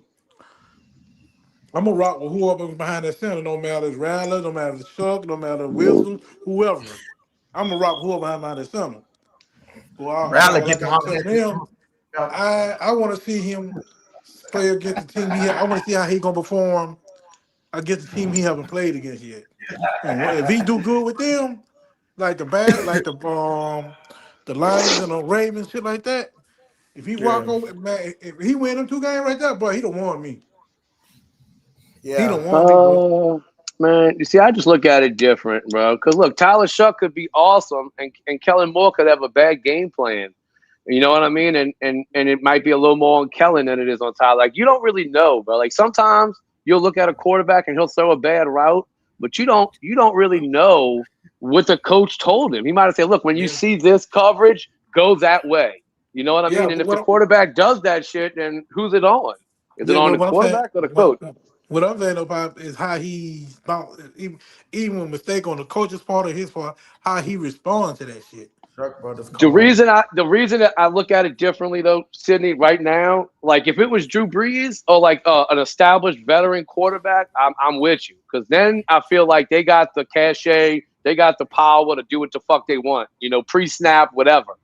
I feel like players like Tyler Shuck, even though we like him and love him so much, and I'm in that group, I don't know how much power he has to overrule someone like Kellen Moore. If Kellen Moore says, yo, this is the play and it's going to this guy, if he's, you know what I'm saying? If you see this, you go this way with the ball. I don't know if Tyler can be like audible and out and shit. And be like, nah. Nick tries to tell you, better not say something negative about fucking Chuck. With your pop. I think he trusts him, though. I think he trusts him to change if he sees something. He might, Sidney. Hey, Izzy. What's down, bro? Right now it's the season of optimism. I ain't gonna knock you if you're showing Chuck highlights, bro. You feel me? If he do good in the first 2 games, bro, he win or lose. If I see like, oh damn, we eat the truth. Yeah, hey, Nick, how you feel about Chris? I just want to see who the team he haven't played against. See how he operates against the team he haven't played against yet. Yeah. Because he gonna feel a different look what he saw last year. I think we're gonna show teams different looks too. Yeah. So that's why I want to see how he responds. Because the first 2 games is a test. The first 2 games gonna be a test, but on the road too. But if you can handle them tight, oh my God, I know we gonna be good. We can get them 2 wins. There ain't nobody giving us a chance to win them games. I think the first 2 games are going to show more about our defense than anything. That Detroit offense and Baltimore's offense can be scary if you don't do the right thing. And I hate Brian got hurt, but this might be a blessing in disguise to get them 2 other guys in there. Yeah, I know. I was saying the same thing. Brown, Miller, and Harris. But we can get them, and then you I was with saying the Carson same next thing, year. bro. Like, Who's Harris? Xavier Harris from Ole Miss. He's on the pup list. Yeah, he's on the pup list right now. Yeah, he's not get out playing. that bad boy now because since No, he's on the pup list. He's not. I don't remember. He's hurt. But when they put him on the pup list, they don't have the chance of losing him when they move him to the practice squad. He's like protected. I think that's why they did that, because I think he was going to be one of those guys that's right on the bubble. Rather than lose him, you just put him on the pup list. I'm not saying he's not hurt. I'm just saying when you put him on the pup, other teams don't have. It's like he's part of your roster when you do that. You just don't count. You just don't count against your 53. I think since Brian got hurt, I thought he might get on the roster. I think that it's going to be Broughton and Miller filling in those spots, and then don't forget about Shepard. Shepard will come in too. They got more than. Do you think Godchild? I heard you saying something about Godchild. I don't like. Yeah. Yeah, you don't think that there's a possibility they can rotate the nigga and put Christian Miller at their position, Pop, or what? I would love for Christian Miller to take his spot. I would love it. But I think they're going to go into at least preseason with Godchild at the nose. Yeah, Christian Miller would be a great nose tackle, bro. That's who you want. He's a little small, but he's big and strong and good at stopping the run. That's what he does, and that's the reason we brought Godchild in, was to stop the run, and he wasn't nothing special. He wasn't doing that. He wasn't nothing I thought he was going to be. I don't know if he was a nose, Izzy, but I know he was a defensive tackle. I don't know what system they ran, whether it was a 3-4 or 4-3. You know what though? That dude from the Raiders paying out. Oh my God, we gonna be bad. Godchild played a lot of 3-tech on the Dolphins and Patriots. No, he's talking about Miller. Christian Miller. I'm talking the guy from the Raiders. No, I know you're talking about Tyree Wilson. Yeah, if he pins out, boy, we gonna. Oh my God. Me too, he's gonna be rotated, bro. As a 4th, 5th piece. Yeah. What they gonna do about what's the name though? Diggs, whatever his name is. Dale Diggs is pretty good to stay injured. But I'm not knocking Diggs, but if we start seeing Diggs and Wilson a lot, something went wrong. Trust me, they ain't supposed to see the field that much. I'm not saying they won't rotate in. I'm just saying the plan is not to start Diggs and Tyree Wilson and Anthony Jennings. You know what I mean? It's got to be the great Granderson, Jordan, Chase Young show. I forgot about Jennings. Yeah, it's a Patriot kid. Yeah, there's a bunch, bro. We deep. And don't forget about Stutzman. Stutzman's going to see the field. Fucking like that. We got a bunch of linebackers and D linemen. We're pretty deep right there. You can argue the quality, but we got plenty quantity. I can tell you that. The only thing about it, Pop, is that back end got the hold up. I don't know why the dude talking about we got a weak linebacker core. Like you said, Danny Stutzman, I'm real high on that motherfucker, bro. I like Caden and Stutzman. That's my two favorites. Pete Warner is a good fucking tackler. He's just solid. You know, Pete don't have crazy numbers, but he's solid. Nick on him? You don't need that. You know what I found out today? Every fucking position. Yeah, I found out we don't have no strong safeties on the whole roster other than Justin Reed. Everybody else is a natural free safety or corner. Your boy Reed's a strong. Blackman's a free. Justin's the strong. Nobody on the whole roster other than Reed.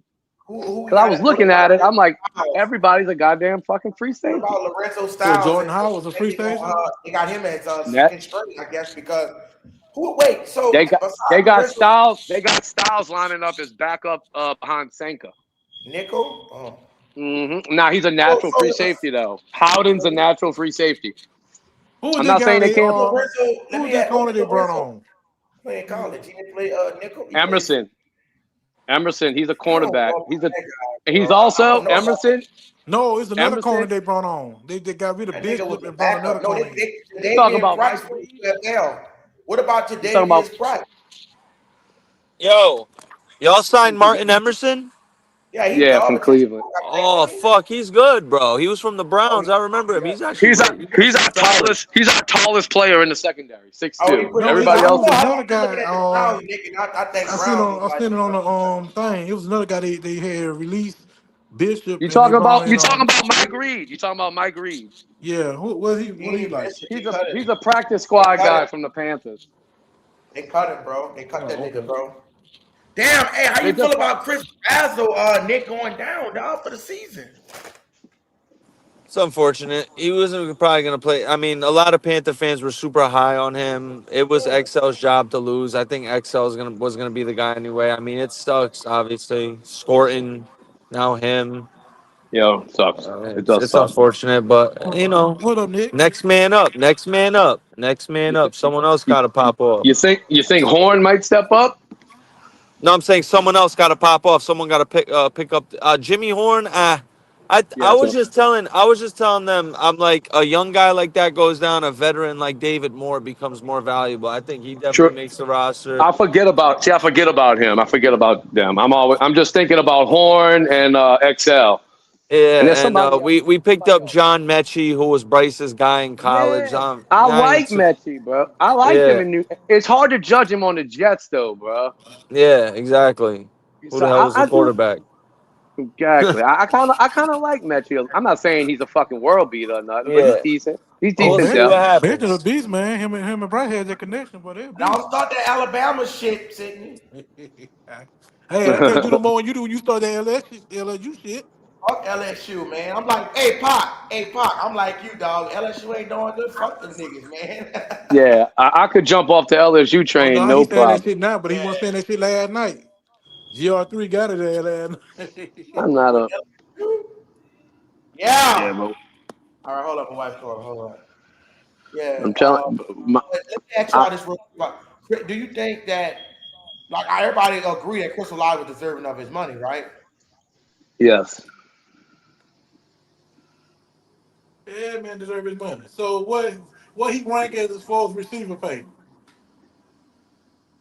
Where's he? Oh, you mean all the receivers in the league? Yeah. I gotta look it up for you. Olave's, in my opinion, Olave's a great receiver. I'm not gonna sit here and act like Is he's he up not there with nice. Drake London or he behind Drake London? They're like the He's same behind. tier. They're like the same tier. It's preference. No, It's no, he's talking honestly about money. He's preference. talking about money. He's talking about money. Money wise, I mean, Olave's more proven. Drake got a little, Olave's had a few better years than London, if I'm not mistaken. but Drake got a little bigger contract. That's all. Not much more, just a Drake's a little. little younger, if I'm not mistaken. I think that One played a year. little One part in year. it too. It's only 1 year. I thought the same thing. Oh, It's only one. I mean, oh, it's it's only only one one year. year. Yeah, I thought it was more too, bro. I looked it up, and because I was trying to Oh figure yeah, out why Olave's one. what 24. Olave Like is going to be 26. 26, and Drake's 25. Oh wow, So Drake London's 25. who making the most money out of them and Gary Wilson, Lobby, and Drake London? Who making the most money? Out of who? Gary Wilson and Lobby and London. Who making the most? Who's the first name you saying? Wilson? Yeah. Garrett Wolf. Oh, Garrett Wilson for the Jets. Fuck, I don't know.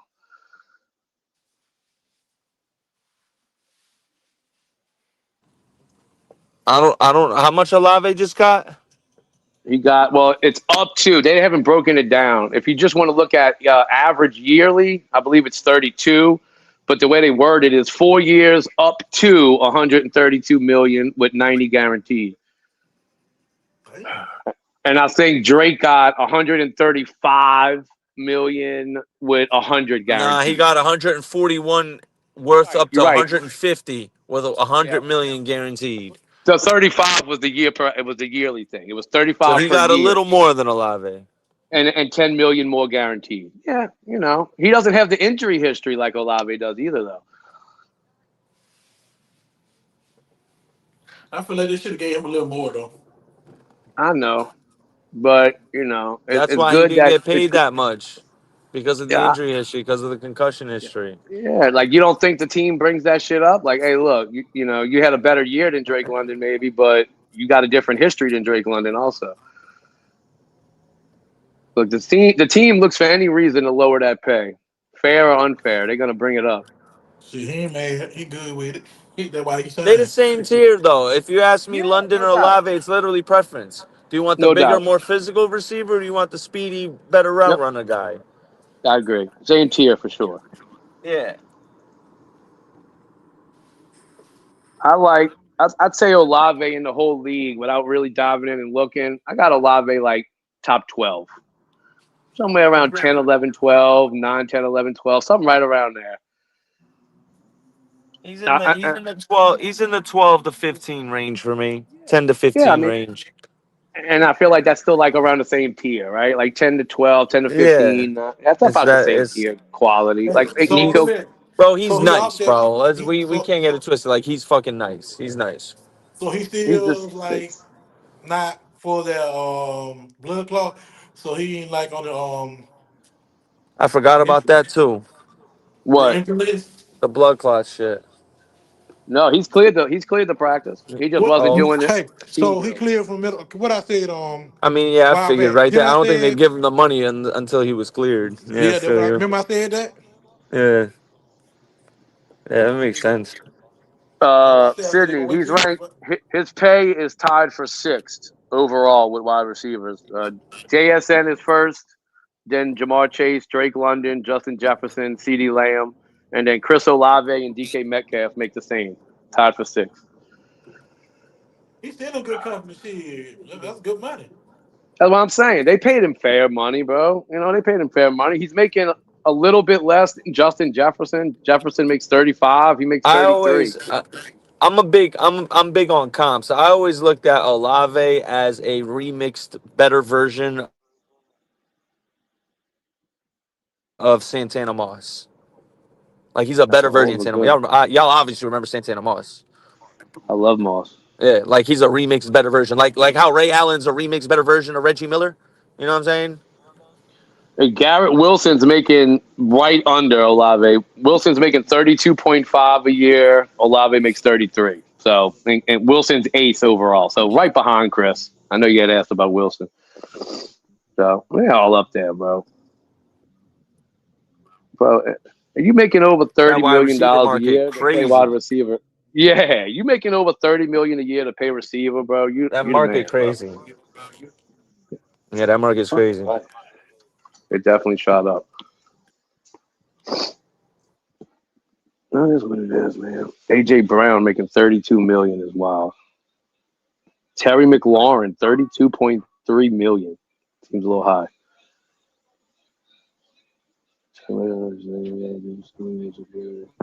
Yeah, that's what's going up a lot is the guaranteed money is skyrocketing. That's what's moving.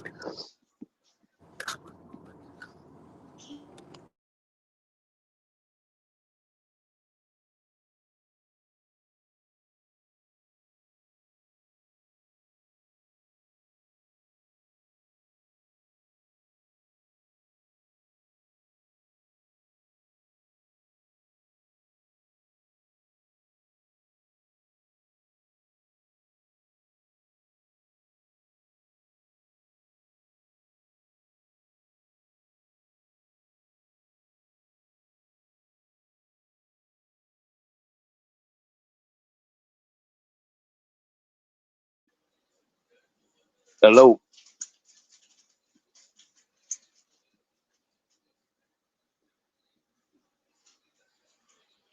Yeah, I'm telling him. Huh?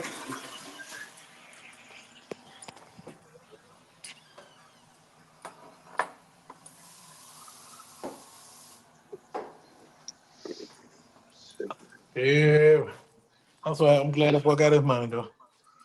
Yeah, I knew he was getting that money though, bro. I know, like I said earlier, I said they gonna wait till they try to see how it is with that clock before they pay him. They don't want to pay nobody, then he can't really good play no more.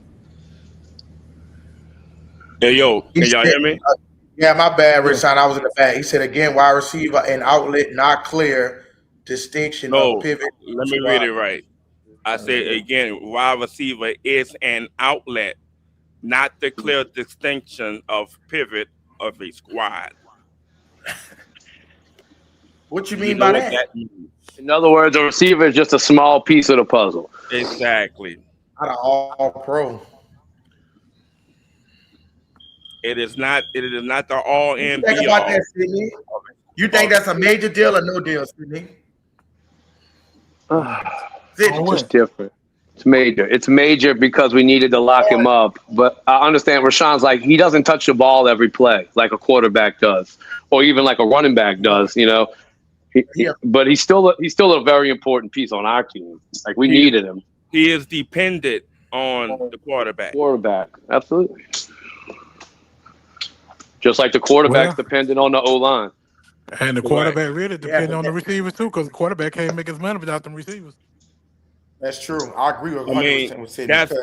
I'll put like this: if Tyler Chuck quarterbacks too, if Tyler Chuck has a clear pocket, right, and he's throwing darts, but they dropping it on the ground, then yes, he will he will fall independent of the wide receivers to like, yo, get your hands clean, get your hands correct, get it tight. We can't afford these drops. So you already know you already know the type of discussion going to be on the sideline. They look, my pocket is clean. I'm hitting y'all the numbers. Y'all dropping it. We can't afford to do this. What about the contested catch? A contested catch. They need each other. That's a 50-50 and dependent on the element of the ball.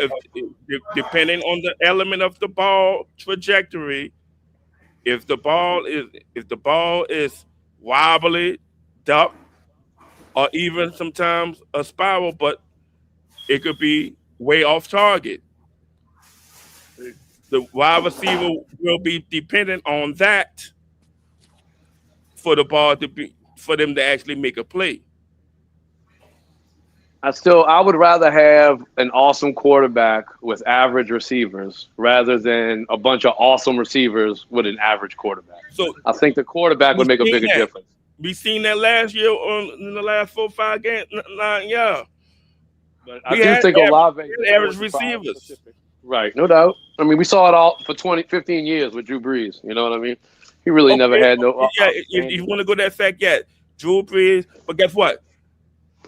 Drew Brees also benefited from, like we just said, you depending on the offensive line. When you have like Bush Rod and Carl Nicks and and all them, like the Saints led the league at least in that category alone for a long time.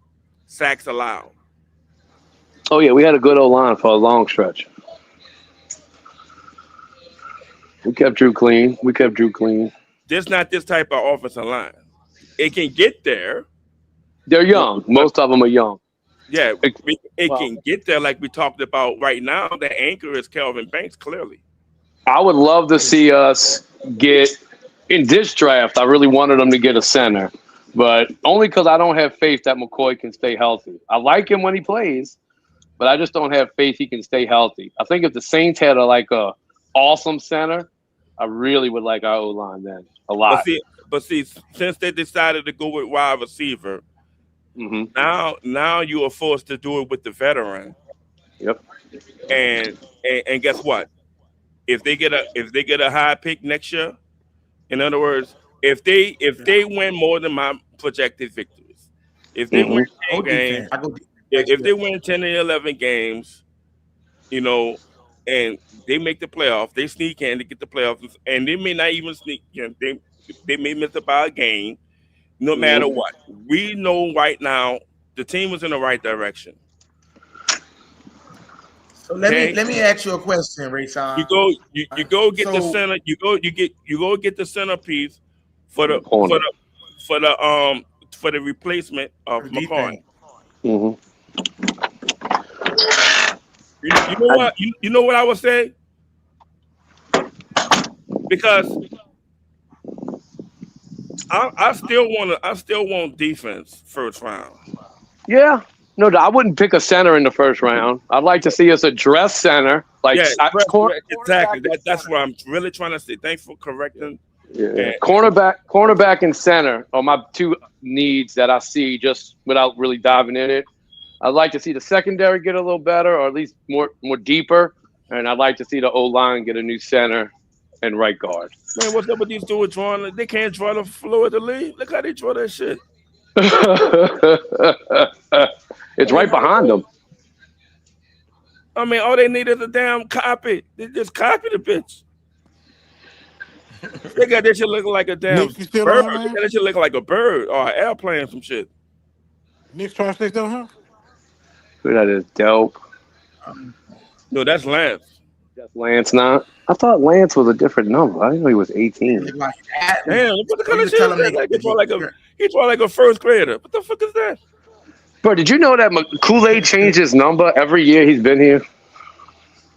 Where you at now? You number 4 now? What is? No, he was 4 last year. So the first year he was 14. Then Derek Carr left, so he took 4. And now Alante left, so he's back to 1, his college number. Oh, he's taking a 1. Yeah. Every year. But I'd be pissed off if I bought a Kool-Aid jersey. That's what I'm saying. They are commodities. Yeah. So let me ask you a question, bro, because I do feel like I see next year. I already feel like we good on all. I literally feel like we set on all pieces. The way how deep we went into and the development. Hold on. Let me say that. Let me finish. The offense is set, in my opinion, and except for maybe Cesar Ruiz, that's questionable. But in my opinion, I'm going defense heavy next draft. To instill, like, just to get those players like another edge rusher, another dominant edge rusher, or another maybe hybrid safety, a regular ball hawking safety, some shit like that. But offense, I ain't got no question, bro. I ain't got no question. Tell you this. I think that you do that, you better hit. You better not draft. You better not draft for Davenport or Peyton again. Do that. But see, that's the difference between Sean Payton and Kellen Moore, bro. I think Kellen Moore is a better drafter than him because of this here. Sean Payton, bro, and believe it or not, bro, he used to make like a few picks. I remember like he got Elvin Kamara in the 3rd round. Bro, certain picks they used to make like Davenport, like he used to make some badass guessing, head scratching ass fucking moves, always taking guards in the 1st round. When it was better, when all our guards damn near off super roster, like Jari Evans and shit like that, was 4th round picks and development. More the offensive line is more of a technique type driven formula than you getting a 1st round receiver talent. Like I want my talent to be 1st round receiver because it's only so much you could coach when it comes down to receiving. Either you a beast or you fucking not. Either you got that dog in you or you don't. But offensive line. No, you can find a good offensive line in the fucking 4th or 5th round, bro. Because it's about technique, bro. It's more about technique than it is pure raw strength. Again, you got to go by the draft board. You got to know what positions is ranked the best. I already know this year they're going to be a lot of quarterbacks taken this year. I mean next year. But early in the draft, I see a lot of good defenders too, though, Rashawn. A lot of good edge rushers. I do. Yeah, it's going to be sprinkled, but clearly your top 3 might be quarterback. Very possible. Very possible. There's a lot of them. There's a lot of them coming out too. A lot of quarterbacks coming out. Now, whether how good they're going to be, I don't know, but there's a lot of them. Like I said, it depends on who's looking for a quarterback. It depends on their projection in college. How they do this year is going to change everything. But see, this is what I had a problem with, right? So I'm going to translate it to an NBA perspective.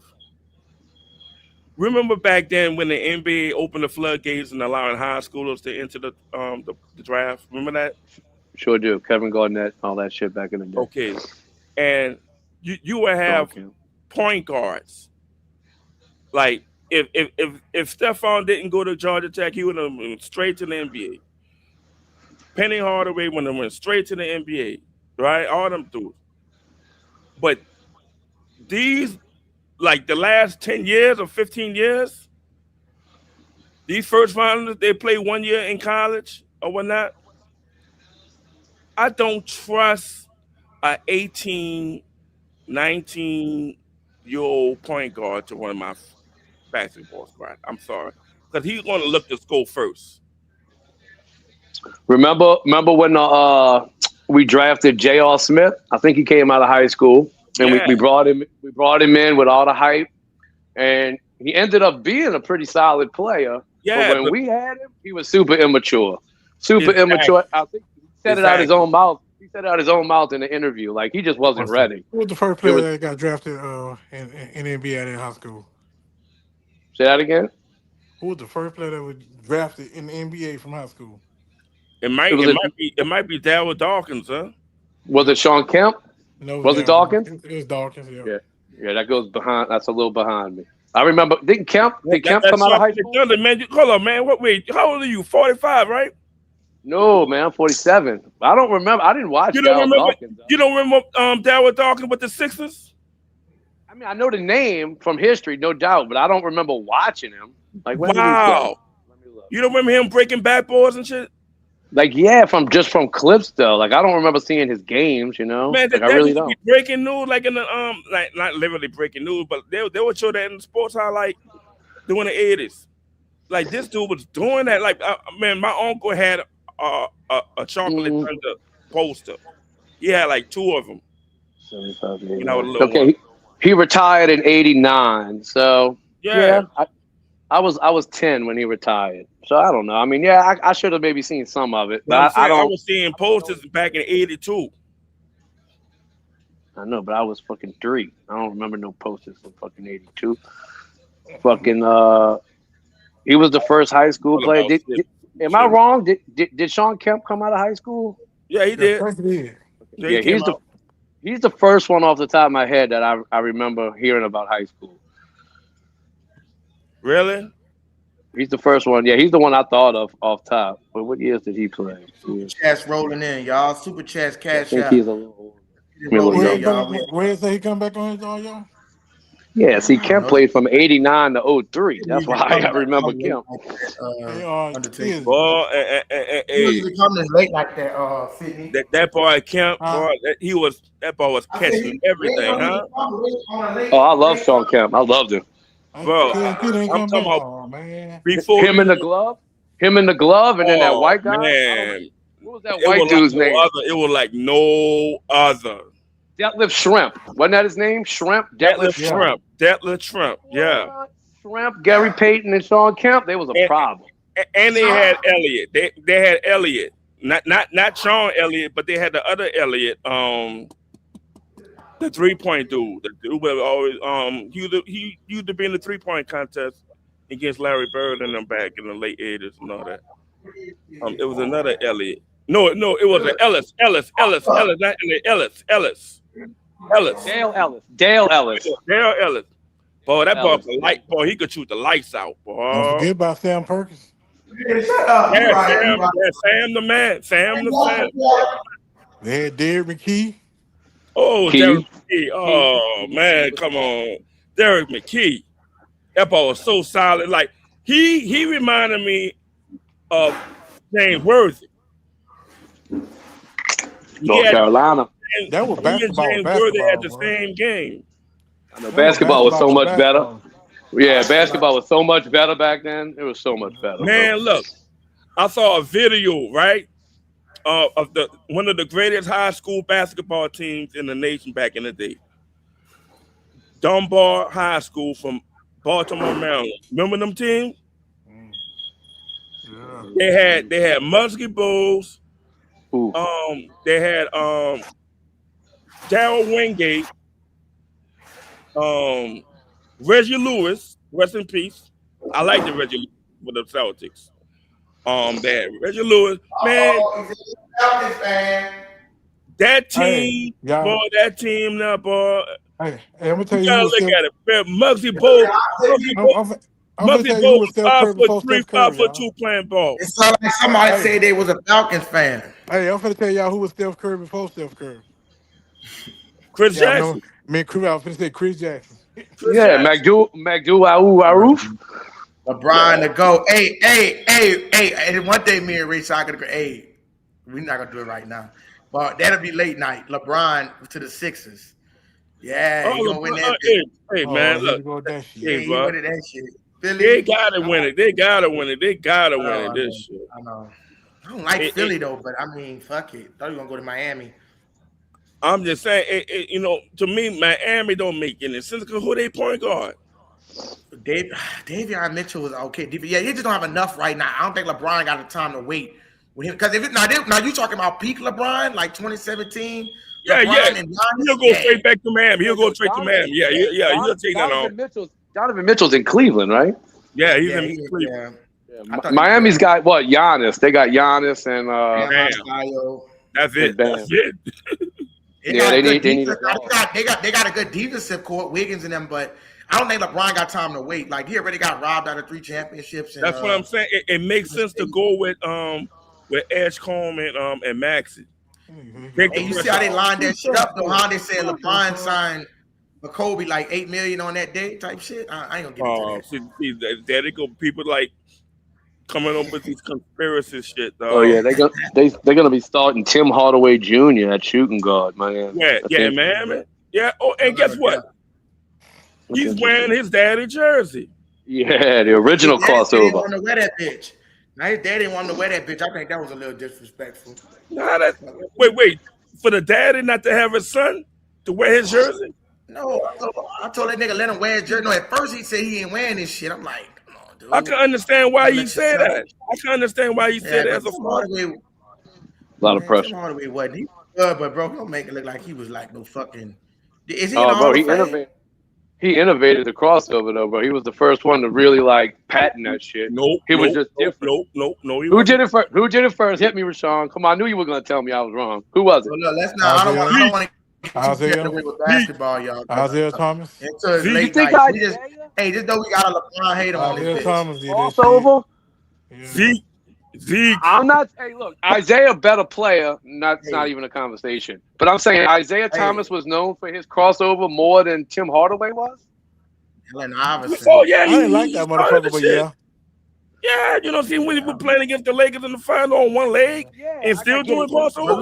Like he's done the crossover, but I didn't think he was known for that. But who made the crossover nasty was Allen Iverson though. Well, Allen Iverson is totally different. Allen Iverson, they were calling carry. They used to hate on Allen Iverson. They were calling carry every time he had that ball out. Hey, that's when they started allowing carry. The basketball right now because I don't want You started that bullshit. No, I did. I did. No, that was me, bro. No, you good. Let's get back on. I don't want. Late night, we'll talk some hoops. Look, I was trying to premise it on this of having a young player coming out of college. If you do 2 years, 3 years, or whatever, and like if somebody like a Travis Hunter, the projection of a player like that, take away the fact that he playing both offense and play, offense and defense. Take that away.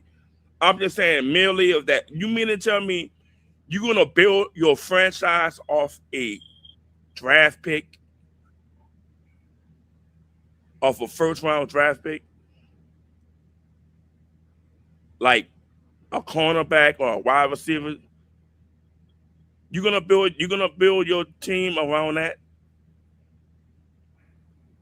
or you're gonna build your team around a promising quarterback or a upstarting defense, like we just said.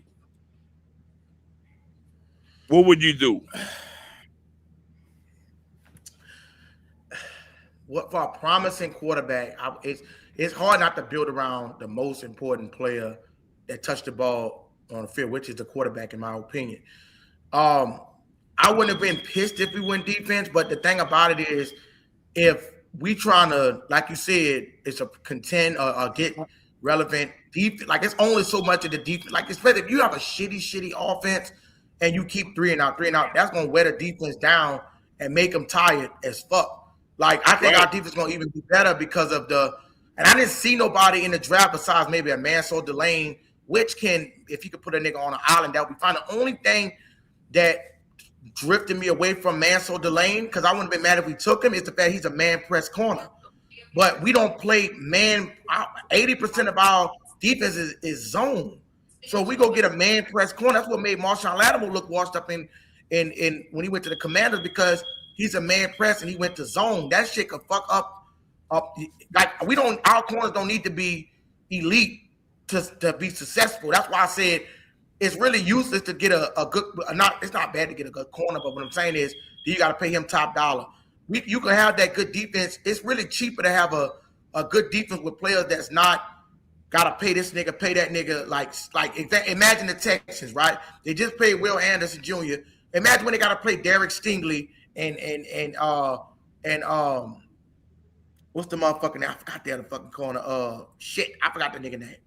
Start with an S, I think. But imagine when they gotta start paying these other guys, and how much that shit ain't gonna be able to last for long. Then they're gonna have to start taking pieces off the offense. So the cheapest way to build a good defense is to run a zone scheme, because you can disguise. It's like man help. Just like in basketball, you got man help.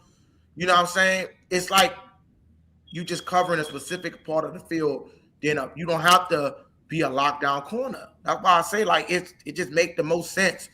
And to me, it seems like the most successful defense, unless you're gonna be paying a lot of motherfuckers. If you got to imagine with JC and Mike Jack and their contract come up again, you think they're gonna be able to keep both of them cornerbacks? Jalen Phillips didn't pay him a ton of money. Somebody gonna have to go. That's what I'm saying. That's why I say it's cheaper. I'll be right back. I'll be right back. I apologize. You good, bro? So like, if Kool-Aid McKinstry contract come up and Quincy Riley, they're not gonna be. They just say usually top cornerbacks get about 20-25 million. What if they get about 15 million? 50 million a piece, that equals 30 million, instead of going probably pay a top cornerback almost 30 fucking million. That's why I say the zone defense is the most smartest defense, because it's the cheapest defense. Because they getting paid off, you get paid off production. But as a unit, if you're better, that's the overall metric and the overall goal, to be better as a defensive unit. I don't give a fuck about a cornerback. If this guy could play good in this scheme, right? We say the same shit with Brady all the time. He needed a New England playbook. Who gives a fuck? If he needed it or not, they still got the job done. And that's what I want overall success of the team. Fuck all the other bullshit. Y'all can hear me? Pop, Sydney, y'all there? Oh, shit, I had my mute on mute. My bad. Yeah, I hear you. Good. Yeah, overall. I had the same thing. My shit was on mute, bro. I didn't even know. I was listening to you. But yeah, like think of Dennis Allen's defense. It was totally different. He needed a man corners. That was his whole defense. One-on-one, man. Like that's what he was trying to do. He needed a Lattimore. He needed those guys. His defense wouldn't have succeeded. I think Kool-Aid's going to get more than 15 now. I think Kool-Aid's going to get some money. But the good thing about this, bro, they young and they got a long way for they talking about doing a contract. They still on their rookie deal, so that's a good thing. They get his team no time to get that money for them. But you see, Kool-Aid, we drafted Kool-Aid in the second round, which means we don't have an opportunity to do the fifth-year option. It means after his fourth year, he's done, which means we got to extend him a year earlier than a first-round pick, where you can just, like we did with Olave, give him that 50-year extension this year. Just going to make us address it a little sooner. That's all.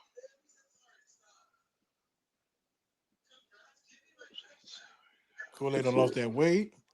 That nigga was, he looks good. He looks good. He kind of heavy the first 2 years. The first year, the second, he was kind of heavy. Like I said, damn, this don't like the same player at Alabama. That nigga was, he lost that weight now, so he moving a little quicker. He looked good. I was upset you rolled that ankle. I want to hear when the Kool-Aid started damn dominating. I don't want nobody. Oh, cool. Y'all was talking about the man.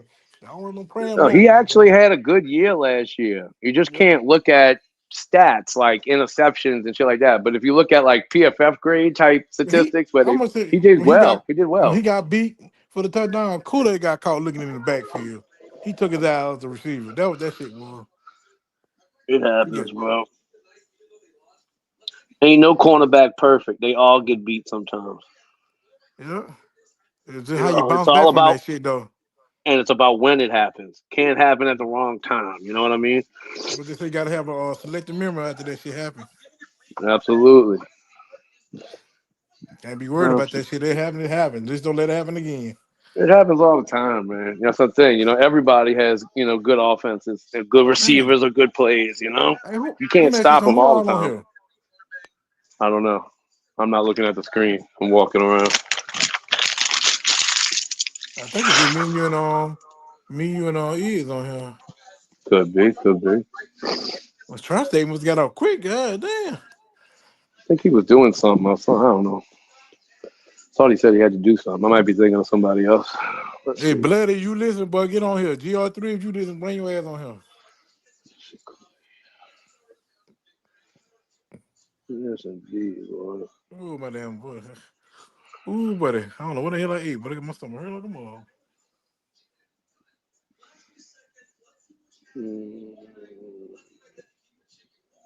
Yeah, Kool-Aid's only on the books for this year and next year. So I would think next off season, if he has a decent year this year, they're gonna re-up him. He might be one of the guys we spent some money on. So what is the deal with the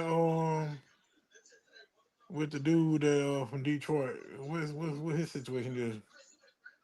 Who you talking about? That corner from Detroit that came from Alabama. Arnold, whatever his name is. Teron Arnold or whatever his name is. I don't know, man. I mean, the last I heard, it wasn't good news. I know that. You talking about the trouble he got in off the field, right? Yeah, that was the field show, yes. Yeah, well, it didn't look good. I know that. Teron Arnold. He came from Alabama, right? Yeah, him and Kool-Aid They came out the came out same together. year. Yeah. Yeah. Arnold was a first round pick. Kool-Aid was a second. Oh, let's see. He's he's a free agent. Detroit released him.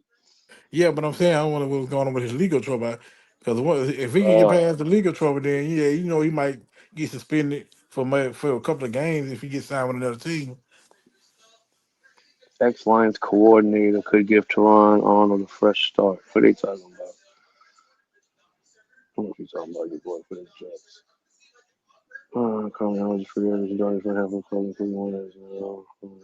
Says that he's drawn interest from a handful of clubs. That the Jets are reportedly the most interested. Because Aaron Glenn used to coach him in Detroit. Yeah, I know you probably wind up going too. I can see that happening. Since they ain't got Soft Gordon over there no more, I can see that happening. Yeah, but I'll be real. I just realized that Sauce Gardner is in Indy. I must have missed that one. I didn't know he Yeah, left. I just they read that shit traded. the other day. No, they traded for him. The coach traded for him. Good for them.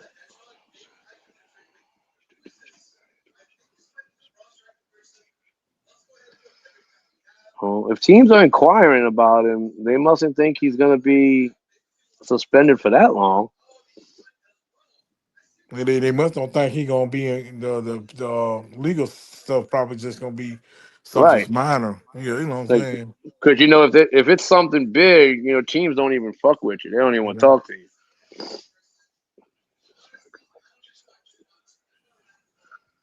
His agent said that after he was released from the Detroit Lions, they had 4 different inquiries within 24 hours. Man, Detroit, y'all gave up on that young man just that quick. Man, God damn. he's a good corner. I mean, yeah, the shit off the field is terrible, but he is a good cornerback. So if he doesn't get in any legal trouble, somebody's gonna fuck with him. That's for sure. No. That's just like that kid that's in jail that used to play for the Raiders, the wide receiver, which is Come on, Ruggs. Henry Ruggs, yeah. Yeah, that's another Alabama boy, right? Yeah. Yeah, if that kid got out of jail, I know they just denied his bail or whatever, parole, or whatever. If he gets out and he ain't an old man, somebody gonna pick him up too. He was too good, bro. He was too good. And that's just what I think. I'm pretty sure teams were looking at him. I hated that for him, and I fought his girlfriend for that because you should have took his goddamn keys. You know that boy was drunk. You should have took them damn keys from him. You talking about Ruggs? Yeah, she knew he was Yeah. drunk. I fought her for that one, bro. She knew that boy was drunk. She should have took them damn keys. Yeah, it sucks, bro.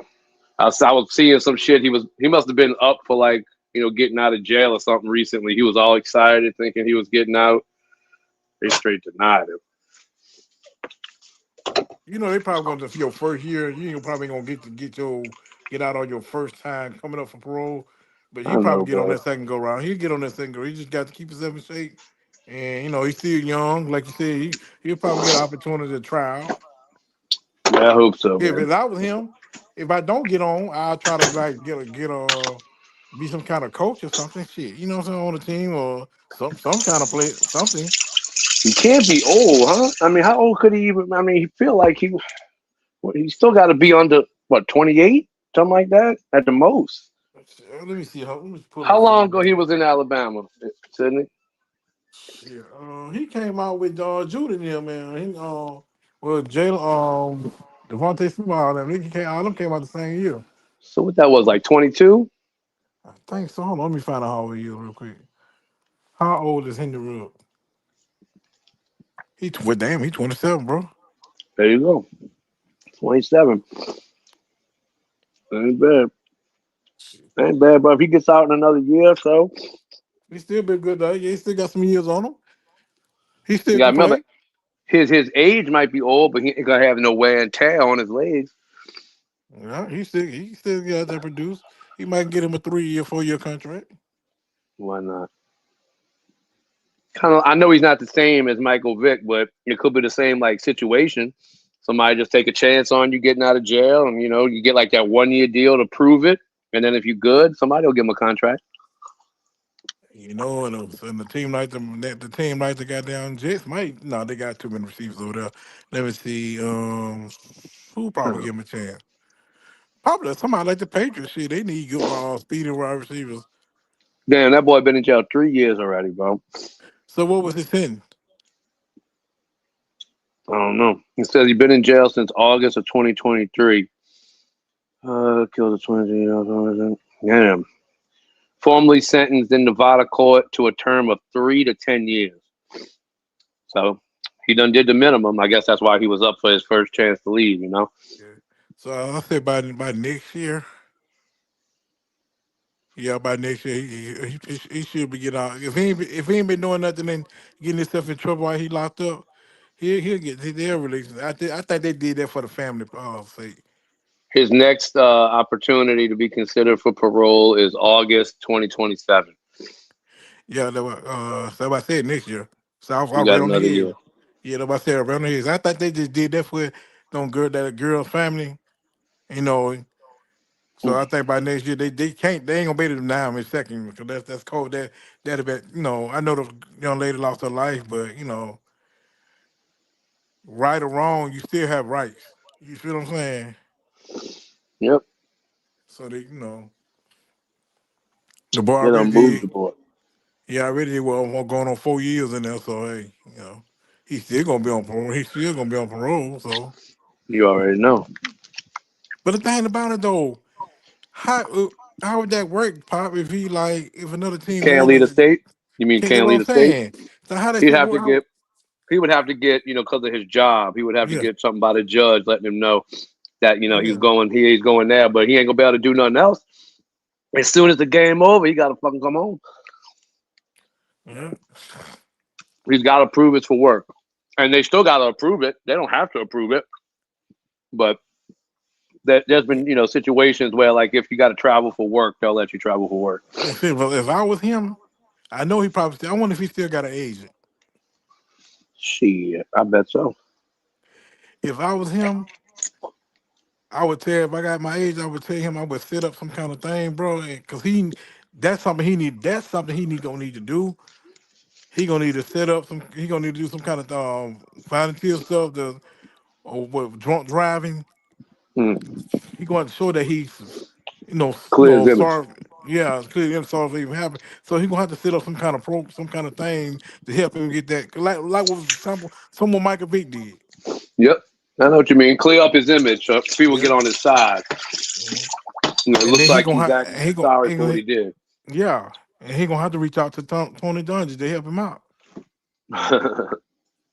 Somebody will help him out, bro. Yeah, If he still looks like he's in shape and still under 30 years old, I got a feeling he's going to at least get a chance. Now, what he does with it, that's on him. Because he was a pretty talented receiver, man. You know, he was pretty good. He was the one. He was the. Be honest, he was the. I think he was faster than Jalen Waddle. He's pretty fast for sure. I wasn't ready to say he definitely got speed. Him and Waddle, the two burners on the Alabama team. Crazy. You had Devontae Smith and Judy was the route runners in the group. Fucking Jerry Judy done fucking fell the fuck off, boy. I don't know what happened. What's going on with that dude, man? Yeah, I mean, it sucks he's in Cleveland, number one, but he's in Cleveland because the shit didn't work out nowhere else. Hey, what's Kyle still playing? Hey, Amari Cooper.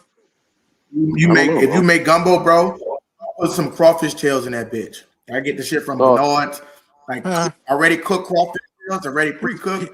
That nigga so rude. He just come in with our conversation. That shit is good as fuck. Oh, I'm sorry, boss. So Amari Cooper still playing, or he retired? He retired a week ago. Motherfucker. Man, he decided to retire from the NFL a little over 1 week ago after signing a 1-year deal to reunite him with the Las Vegas Raiders. So he wanted to retire a Raider. Yeah. Good for him. That boy right there was bad in college too. Mm-hmm. Now that's what you call a true. That was him and Jerry Rice and Tim Brown, true route runners, bro. Fucking who you rather, Amari Cooper or Julio? Ooh, that's a tough one. In their prime now, in their prime. I have to go with Julio, man, because Julio was too physical. He was, bro. But Amari was good too. I feel you. Yeah, he was. Because that was right after Julio left. That was Amari Cooper stepped in. Somebody said, hey, watch out for number 9. That boy gonna be a beast. And when AJ McCarron started throwing the ball down, ooh, this motherfucker is the truth. Yep. But I always think of those two together for some reason. I guess because they were back to back. But I always think of Coop. I think of Julio. Yeah, but they never played with each other. Though. That's the damn. I hate it. They were right behind each other. Yeah, they were right behind. Yeah. Man, look. Y'all had enough good fucking wide receivers, bro. Yeah. That's enough. Yeah, we always put out good wide receivers, running backs. Yep. I didn't know there was the Alabama show. Derrick Henry, Mark Ingram. Yeah, I know there was the Alabama show. Yeah, this done turned into the fucking Bama show. That's what he's trying to do. He's trying to turn it. We tired of them LSU Tigers, goddamn it. Fuck LSU too. Like I said, I'm with Park. Them bitches either good or they not. Fuck them. I'm Saints. Bro, I said this before, bro. New Orleans and Baton Rouge is two different fucking places. Hold on now. How we gonna just do that? You had Mark Ingram. He was a Saint. Derrick Henry was the big one I always think of. Roman Harper was a Saint. Yeah. Roman Harper, boy. I never did like him, but he was a damn good player, bro. Hey, you be making gumbo? Look, speaking of that, hey man, we need to get some other people here. Call them motherfuckers. Roman Harper. Gone for the night. Roman Harper did that cheap shot on Steve Smith. Red don't never be on here late night. I was like, man, why he did that for late, though, bro? I was like, why he do that for the nigga already in the end zone? Why he doing on that? Hey, then he ran away, Rashawn. Then he ran away. Yeah. Let your boy take the heat. He let your boy take the heat. I was watching Malcolm Jenkins. Yeah. Malcolm Jenkins was catching it, huh? I'm like, ain't no way. We're at the New Orleans Saints show now. We can back on. But see, that's the philosophy of that defensive coordinator. Forgot his name. Well, we're gonna have. Greg got some different deep though. Greg Williams was our best defensive coordinator. That nigga was. Greg Williams was. I felt like Greg Williams was a headhunter. He was a headhunter. That nigga was a headhunter. Yep. And some motherfucking money. I ain't gonna cap, dog, bro. When that defense was hitting, man, what am I saying? That motherfucker like what 11 interceptions. Look what I'm saying. Look what I'm saying, is it? I feel like the league owes some draft pick. Because when that bounty gate shit happened, and we found out that the shit was, and we was innocent and all that shit, they had took draft picks from us, and he took money. You know they ain't gonna do that. You know they ain't gonna do that. The league is made to. Let me tell y'all something about the league, but the league want New England damn it to win that bitch almost every year. Yeah, they owe some fucking draft pick, bro. I feel like they need to give us some extra draft pick. They do, and that's why I said they bitches though for that. Watch this, y'all. Tom Brady cheap now. Then they suspend Sean Payton for a whole fucking year. During the Greg Bush. Williams for a whole year. Watch this, y'all. They owe us some draft picks. Watch this. And we found out we were innocent of that shit. Oh shit. They gonna give it back. Watch this, y'all. During the Bush administration, who was the main act? They had it against them, but they just don't like New Orleans, though. Who was the main what? What was the name of the act he signed? Who? The most important act he signed. You talking about daddy or the son? What Bush? The son. The son, George W. What are y'all talking about? What was the name of the act he signed that made this nation change forever? I know somebody signed a 3 strikes law. I think that was Bill Clinton. No, George Jr. You talking about the Patriot Act? The Patriot Act? The Patriot Act. Yeah. You see how that correlates? Oh, I didn't know about that. I'm on. I was on that back. I was way on that back. Hey, what you mean with what's the Patriot Act? I don't know look up the Patriot Act. I can't hear nobody but y'all. Bro, I'm eating gumbo right now. You in the gumbo? Look up the Patriot Act. It was very significant. No, it don't have anything to do with the football shit, but it has everything to do with how we live in our daily lives. Why you keep trying to replay that same shit on the screen? Because during that time, we were like in our late 20s, right? Mid to late 20s, right? We was in our mid to late 20s during that time, right, Pot? Yeah, I was 22. I was 22 when they signed it. Okay, and I was about 25 or something. Right. So that time, in our lifetime, that changed a lot. Yeah, it let that motherfucker spy on us. That's what it let us do. You probably was just born then? 2001. I was in 98. Okay. I can't hear nothing y'all talking about, bro. You probably just born like 3 years old. Yeah. What is y'all talking about, bro? I don't know. Look, the significance of it, the Patriot Act, how we live in our daily lives now, the impact of the lives. Not only that, we all went through the 9/11 shit. We all went through the wars. We all went through the Katrina. We all went through all these, all these life-changing events, right? But it started when we was in our early to mid-20s. Pac could relate because he remember that. Oh man, the biggest thing that happened from that Patriot Act is it gave the federal government like the ability to spy on us, wiretaps, all of that. Big brother was in effect. Big brother was in effect. Yeah, and it was all hidden behind terrorists. Terrorists because 9/11 had just happened and all of that. So it gave them the right to spy on everybody whenever they wanted. That's when they started slowly for surely pushing the damn, I cannot hear that y'all saying, bro. The street cameras. A lot of people was opposing the street cameras. See, at that time, like I said, the Matrix was the #1 movie at that time. The Matrix. That was look, and it's crazy. You were like 3-4 years old. My wife had told me to watch it, and I watched it like maybe a couple months ago. And like when they was exposing like how this world is a simulation. But I'm saying people was on that shit back then. Yeah. Like back then, like we had artists like Rage of the Machine. We had artists like Public Enemy that was speaking truth to power. We had people like Dead Presidents and all these other underground conscious groups that was breaking it down. We had a nigga named Ross Cos and KRS-One. Like I can go on and on with that. Like let's see, during that time, that was our, that was like our war report. The nigga that actually took the time to put pen to paper, they read. They was really historians. They knew about how everything lined up from the past and how it correlates to the present. Let me ask you this, Rashawn, real quick. I'm starting with the Patriot Act. As soon as that shit got implemented, I'm telling you, New England was taking over everything. They would allow it to cheat. They would allow it to cheat. They had the weakest division for 10 plus years. Well, every year, that team was like, oh, I see the Patriots winning 12 games. Oh, I see the Patriots winning 14 games. Oh, I see. It was never no 10 game, 9 game. Quick, it was never like that. Just a quick side note. Just a quick side note. You ain't got to elaborate. Did you study Egyptology?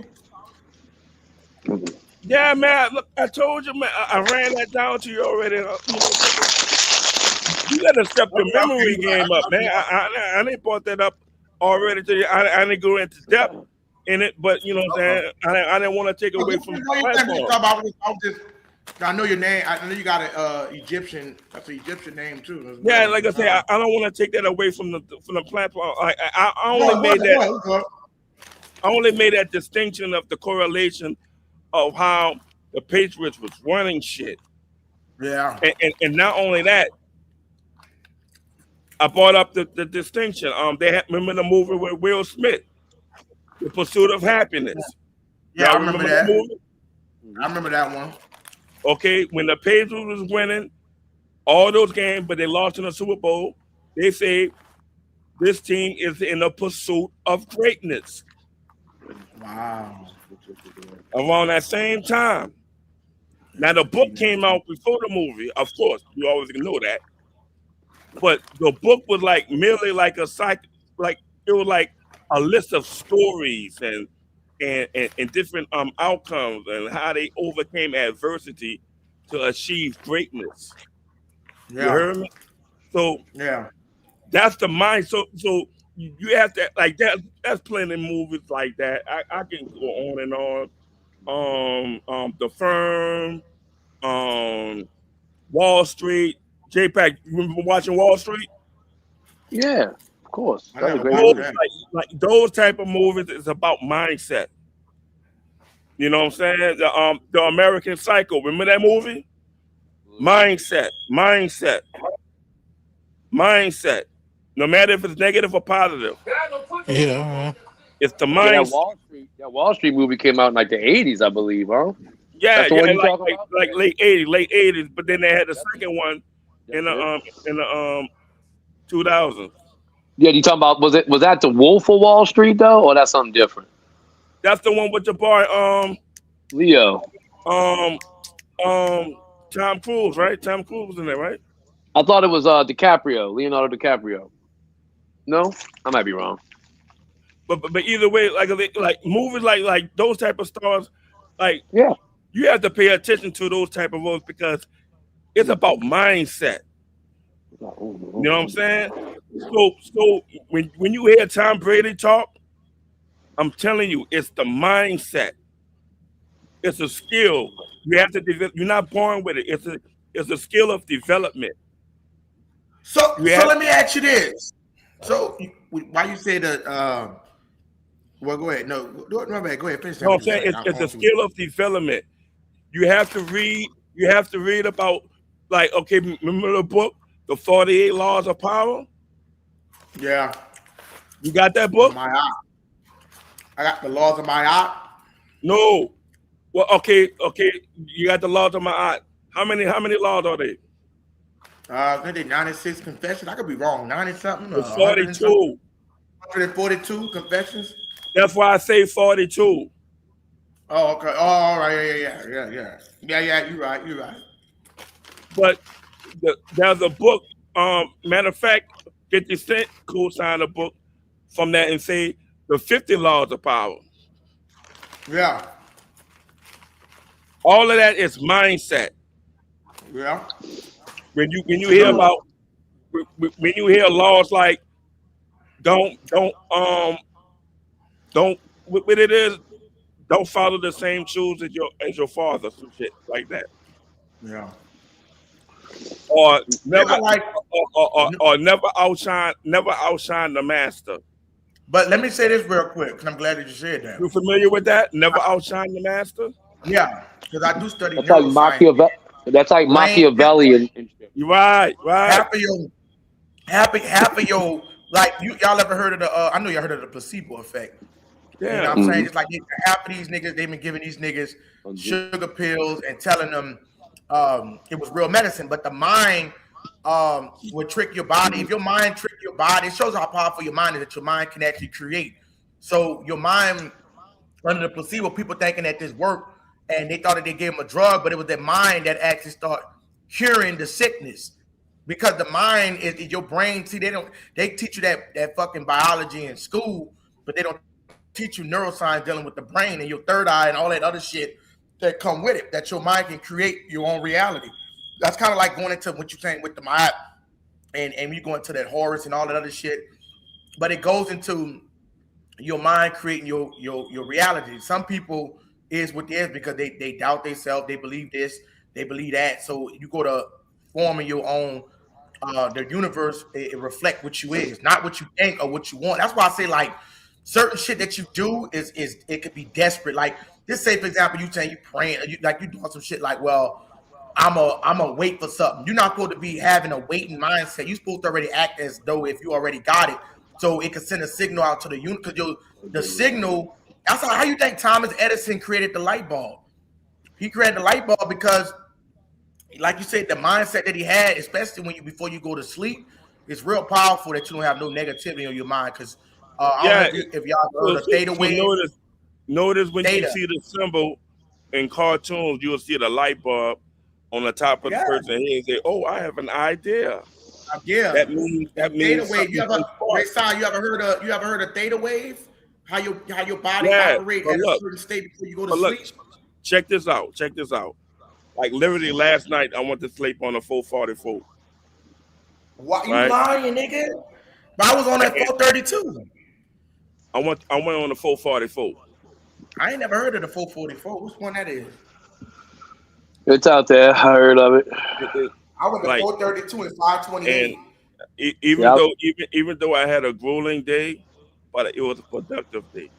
I listened to 110 hertz last night. I went to the hertz. I did 110 hertz. 110. 110 hertz. It helps you with your dreams. When you're dreaming and shit, it's supposed to have an effect on like your like manifest your dreams and control your dreams a little more rather than it just being random. You can actually have a little better control. Yeah, a little better control over what you're actually thinking about while you're sleeping. I don't know. That's what it's like an outer world projection. That's the real world. When you go in a dream, that's how you're supposed to create. Out of body. Out of body experience. There you go. Astral traveling. So basically, we all go through this. You know what I'm saying? And we won't know physically who are the chosen ones.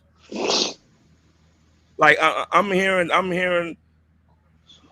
and I have read that if you experience some sort of sleep paralysis, and you can actually use that to your gift. Every day, hold on, Ray Sign. Every day, I'm gonna say every day. Maybe like every 4 to 6 days, that shit happened to me since I was young. Every fucking time. That's when your body is trying to. You're on a different frequency at that time. When you're in a vision, what's called REM sleep, rapid eye movement. But that's when you're trying to. That's when your conscious is trying to go into that spirit world. If you actually experience sleep paralysis. You ever try to like sleep on your stomach? If you sleeping on your stomach, like you had your head cocked, like you got your arms folded like it's a pillow, and you laying your head sideways like that, right? Yeah. Okay, really, you're not supposed to sleep like that. But so let's say you just fall asleep like that, right? You fall into a deep, deep, deep sleep, and then all of a sudden, out of the blue, your senses of smell, your cognitive movements is stuck. You are conscious of it. Yeah. But you can't move See, at that moment, you're supposed to be calm, relax, and stable. Don't freak out, because if you freak out, it may trigger some detrimental things. Put it like that. That's A the fight or lot of flight. That's the fight or flight response you have. exactly. You got to control that. Yeah, I listen to something called like what you're talking about, like to calm yourself down and all that. I listen to one. It's called the vagus, however you say it, vagus nerve and cortisol. Look Never that up. heard of VAGUS. It's how do I say it? It's like the most complex nerve. It runs from your brain stem down your neck, chest, and abdomen. It serves as like a highway. For like your nervous system. And that's what your body produces when you go to sleep, cortisol. yeah, well, that vagus, however you say it, VAGUS, however you pronounce it, it helps you like bring your stress down, calm down, control. Like he was just saying, control yourself in certain situations, or even like while you're sleeping, just to really relax. Right, relax yourself. You know how people go to sleep, but they can't sleep because their mind's running. Yeah, it's that nerve, that vagus nerve, however you pronounce it, that helps like bring your breathing right, your heart rate down, everything, clear your mind. Let me ask y'all something. Really? Have you ever, like, it might be a stupid question, forgive me, but it's the most important question. Have you ever fallen asleep drunk? Yeah. Bro, not me. I think don't so. think I ever was drunk. I fell asleep high before. When you have those spirits in you, can you do know the liquor? It's the spirit. Yeah, it is. It is. When you have that in your system and you're going to sleep, man, I kid you not, I'll have some of the craziest, whacked out dreams. Oh yeah, that definitely play with it. It'd be like unexplainable. Like, what did I just saw? and let's say, what's that, y'all? What's that? Oh, that's it. Me. Hold up, let me take a screenshot. I was just showing you I got little video I listened to. Yeah, I just screenshotted it.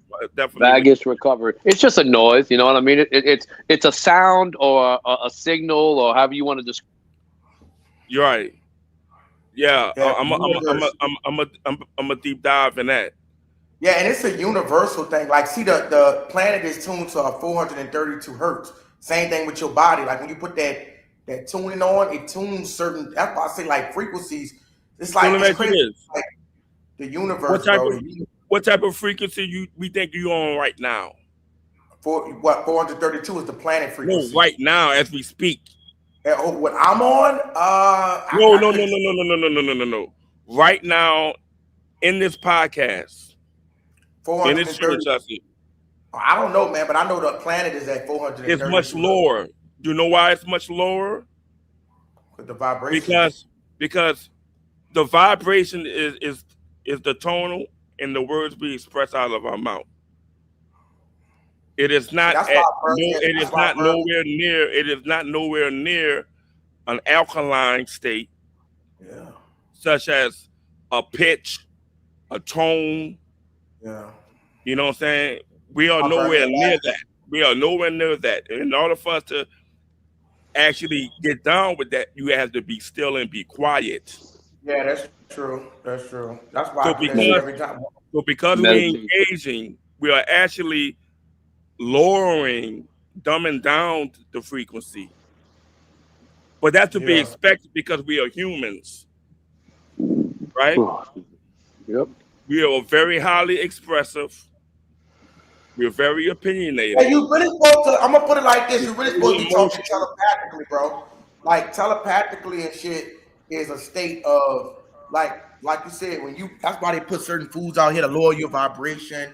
They put fake vegetables and shit out here and all that different type of stuff to throw your you know what I'm saying, like so you can't reach all 9 amino acids. But when you frequencies, like you said, like the universe give you everything that you need, literally everything, herbs, everything. Like that's how Dr. Sabian shit was curing everything. Just like when you go to the doctor, bro, like I be telling motherfuckers, because me and my wife practice natural medicine. and you do certain shit, they sometimes you go there, bro, and they'll say you got a diagnosis, and you'll go to believe in this shit, and then you're actually a doctor because you believe it, so you'll actually make yourself sick. It's just how the human. That's why I say, bro, like I've been studying. Let me ask you a question. Let me ask you a question. Mm-hmm. We had this discussion before. Remember that? Yeah, I remember that. So I will ask you about your diet intake. Mm-hmm. I'm hearing you eating mad chicken. that is not. You laughing? I was concerned then, and I'm definitely concerned now. Because if you're gonna actually implement the study of medicine like that in a holistic way, you have to change your diet. You have to change. Well, you have to change your alkaline and acidic. Let me say this right quick because I don't disagree with you. Let me tell you. It's gonna go back to what you said about certain shit, affording certain shit. Because let me put it like this. The goal is to reach all 9 amino acids, right? Now you know it's a lot of protein in chicken. Your body was really made to live off fruits, vegetables, and herbs. Literally, like meat is actually kind of lowers your vibration in a way. That is true, absolutely correct. But what I'm saying is, hold up, let me stop you right there. I'm sorry, I got to do this. Do you think we are actually in the righteous path of extracting those elements of eating clean? I don't think so. We are struggling. Food 100%. Food prices is high. Yeah, but that's what we have recalls on all certain type of produce. That's what I'm saying. But certain listen. This is the war on health. Yeah, it is. Like it's a war. It's a war only in America, though. That's only in America, though. It's a war. It's a war on education. It's a war on jobs. It's a war on your daily living. It's a war. I'm saying that's only in America. Though. Let me finish this. This is very important while I'm laying this out. You really gotta pay attention to this. It's a war on health. So, yes, Dr. Sebi saved lives, but he too needed medicine to save his life. When he was locked up, they denied him of getting the medicine necessary for him to live. He died in jail. Yeah. So, regardless of all that, he was stripped away from all that. He didn't have no resources no more. He was in jail. He was locked up. He couldn't eat clean no more. He had to eat to survive now. Yeah. Whatever they gave him, he had to eat. That's if he wanted to eat.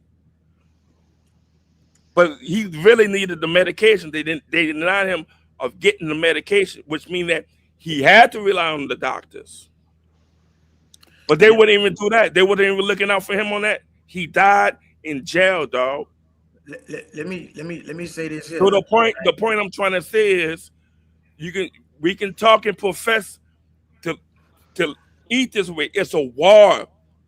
Dr. Sebi won the war in regards to saving lives. Okay, let me say but this. But essentially, he too cannot get and overcome from this damn beast. Okay, let me tell you why I 100%. I see what you're saying, but I 100% disagree. Let me tell you why.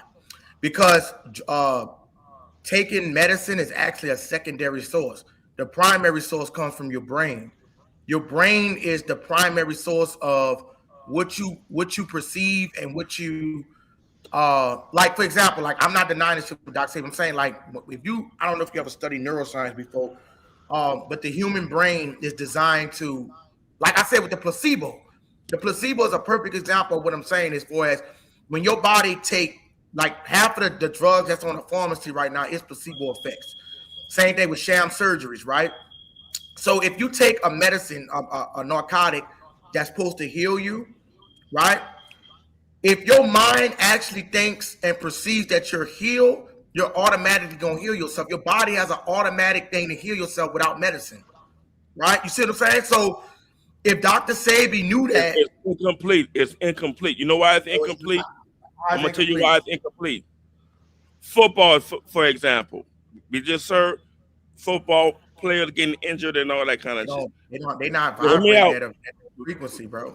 They from the gate, they enter the league, or they even play the sport. You got to get checked. You got to get to the doctor and check your physical and check Everybody to see don't you have that kind of. First off, you'll hold check. Hold on, sorry for you. See, I'm not. Let me finish. Please. I didn't complete it. Let me complete it. Let me complete my pass. When you going to the doctors, off top, they're checking your medical. They're scanning your MRIs, X-rays. They're doing all that to check to see if you are capable of actually taking the punishment and ground and pound of a grueling season as a football player. When you do get injured, sideline, concussed, or whatever, you are forced to take the medication in order for you, like I have seen coaches religiously tell the players, if you're concussed, we're on concussion protocol, and I'm not putting you back out on the field. But you couldn't say that shit back then. They got their own medical doctors too. People got their own nutritionists J-Pop, what that nigga was blowing smoke? What they not blowing smoke on the sideline and in the locker room drinking beers? What they not doing that? Absolutely. You missing my point. You know why they was doing that? You know why they was doing that? You know why they was doing that? For the pain management, to manage the pain. J-Pac, my point is that's what not J-Pac. No, that's true. That's true. I think you're missing my point. How do most ordinary folks live their life today? Listen, but you too codependent on a doctor. They escape the world to do what, J-Pac? Listen, Rayson, listen, bro. You too self-medicate, right? I don't think you understand, bro. The shit that the doctors is giving motherfuckers, like when you go take chemotherapy and shit, they literally killing the cells in your fucking body. You really do. Hold on. Chemotherapy is, bro. Listen. You really do think this is why you really do think there's no good doctors out here? I never said they're not. I never said they're not. No, they do got good doctors out here. But so what I'm saying is, if they're telling you that they follow a need protocol. to be on this medication to supplement. Medicine, listen to what I'm saying, bro. Rasan, medicines are not supposed to have a side effect to it. Any medicine that got a side effect to it is not a good dosage. So what I'm saying is, vegetables and herbs have side effects too. Dr. Sabi, medicine come with side effects, yes or no? Vegetables and herbs have side effects too, yes or no? You not understand? It's not gonna have a negative side effect on you. They do. If you the most potent herb, I forget the name of it. Listen, bro. If you take so much of that, you can kill yourself if you don't know how to manage it. You're not understanding what I'm saying. Let me lay it out. The goal is to reach all 9 amino acids, right? When you do if you do a vegetable a certain way and have a certain amount of berries, a certain amount of iron, a certain amount of antioxidant, and you do it the right way, you would never get sick. But when it comes down to medicine, you have to take so much of it off the dump. It got a side effect already to it. What I'm saying is, of course, you can have too much of one vegetable. I have too much, and that's not what I'm saying. I'm saying it's perfectly done, perfectly calculated, like just like our Dr. Yaki explained, right? You can, when you meet all the 9 amino acids and you have a certain amount of medicine in your body that can keep you formulated where you would never get sick. Sickness. Wait. Let me get out. Over-explaining. You are over-explaining. Let me get it out, bro. Let me get it out real quick. You are over-explaining it. You don't have to. Rayson, repeat yourself. Rayson, listen, bro. You're not letting me finish, bro. The human medicine. You're over-explaining the situation. Listen, Rayson, this is what I'm telling you. Medicine, whether you want to believe it or not, is a secondary source. The meaning, listen to what I'm saying. Your brain, based on frequencies, all this like that, is tuned in a certain frequency. With higher technology, is more advanced now. Listen, Ray, you're not letting me get it out. Neuroscience. If you ever study neuroscience dealing with the human brain, this is science, a scientific fact. I'm not telling you nothing that I'm trying to opinionate. I'm telling you a scientific fact. I get it. The body cannot survive without the brain. I get that. No. That is universal fact. Listen to what I'm saying. You only need food and water because your brain think you need food and water. What I'm saying is your brain create your reality. Meaning, like for example, right? Explaining, man. Like I said, listen to what I'm saying. Your body, bro. Listen, the body it heals itself without medicine. That's what I'm trying to tell you. If you believe that you're healed, you need the brain. That's what I'm telling you, bro. So my point without is, when without the proper brain functioning, your body is dead. That's true. That's true. That's why they got shit like frequencies and all different kind of stuff to align your body to a certain frequency. Without I'm not denying the medicine. I'm saying in a state that you can, like you said with Dr. Sabi, right? You say it's a war and everything. I'm not disagreeing with none of that. What I'm trying to let you know is you only listen to what I'm saying, bro. You only attract negativity when you align yourself with low vibrational. Why you think the first thing when you cut on the news, they try to throw murders and shit in your face? Because they're trying to program your subconscious in fear. Fear is a low vibrational state. Nobody's supposed to be scared of nothing. That's what I'm saying. You're not supposed to live in fear of the government and all this shit because in your way, you are your own God. You're supposed to create your own reality. Like for example, right? You can. I'm gonna put it like this. I'm gonna say it like this. Me personally, I don't believe in a 9 to 5. The government are trying to make people work 9 to 5 to control them. You see what I'm saying? To control them. When you're supposed to get enough money and live off yourself and live off your wealth, your community, but the government got you on a rat wheel working a 9 to 5 under a program cycle, thinking you got to go by this type of system. I don't believe in that system. That's why I'm on here every day grinding and getting my motherfucking money and stuff like that, setting up a future for humanity. You see what I'm saying? Like I don't subscribe to the system of the government. That's why I'm anti-government, because I know the government do wicked shit. They put evil shit out here. I'm not denying the herb and the body needing of the herb, but what I'm saying, I got plenty of teas in my cabinet, all kind of shit, crown chakra, root chakra tea. You know what I'm saying? Third eye tea, all kind of shit. But what I'm saying is, if your brain third eye tea, let me show you, bro. Let me show you what I got. No, please don't do that. Well, I got all kind of different kind of tea, bro, that stimulate the brain and stuff like that. What I'm saying is, your body is supposed to, if you can acute, like for example, right? I heard you say something about poverty. You don't even have, bro. There's a law, and you should know this about the universe. That way you could attract money without even working for it. You could just attract money at will. It's called a law of attraction. That's what I'm trying to tell you. Like, it's not a money tree. You literally can't.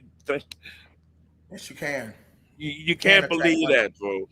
Bro, I can't believe it because it's happening to me right now. So you can't say I can't believe it, bro, when I didn't see it happen, bro. So you saying right now you have a abundance of income. Yes. I'm not going to put on my flowing effortlessly. Yes. Each and every day. Not each and every day, bro, but I'm listening to what I'm saying. I'm got to a point where I'm deep. I don't think you understand when I say the point of relying on something is a crutch. Like relying on the government what I'm saying, to bro. feed you is a crutch. It's a crutch to rely on the government. That's what I'm trying to tell you. You got to tune yourself. And don't get me wrong, bro. My vibration could get thrown off. I'm not going to sit there and lie to you, Rasan. My vibration could get thrown off every day by some negative shit. But it's to avoid the negativity to create positive things. Like, hold on, real quick. That's why I point out the accountability. The accountability of it is how you deal with it. Rasan, do you know how Thomas Edison created the light bulb? No, I don't. Help me out. Okay, watch this. When Thomas Edison, the study that he was doing on theta wave, when your body go into a certain state of theta wave, your body operates at the strongest frequency when you're right before you finna go to sleep and when you actually enter that sleep state, which is called theta wave. And he put 2 metal balls on his hand to make him sit on the side. And every time he go to sleep, he will make sure he don't go into a deep sleep, but into that theta wave sleep, which is the most potent sleep. And he tapped into which was called the Akashi records. I don't know if you ever heard of that before. The Akashic records, all intelligence. Yes, I have. Yes, So, I have.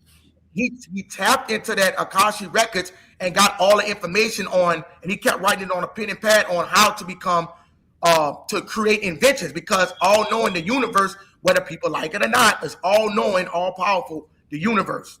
Again, so you have to be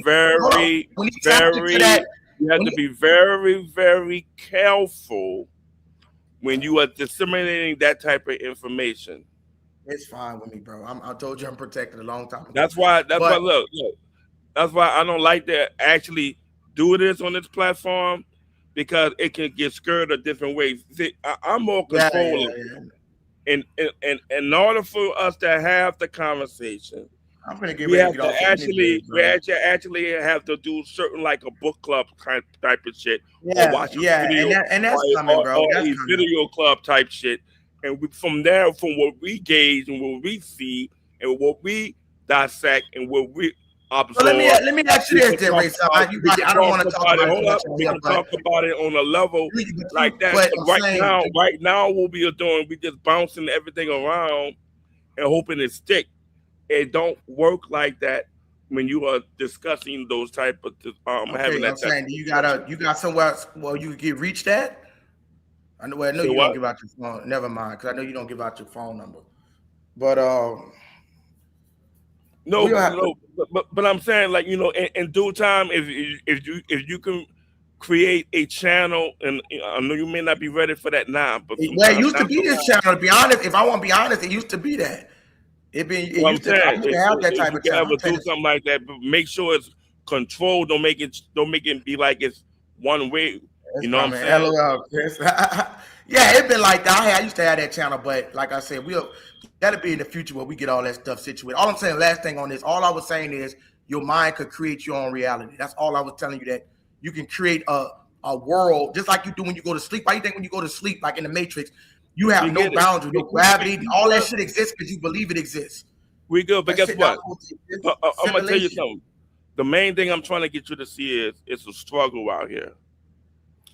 We at war.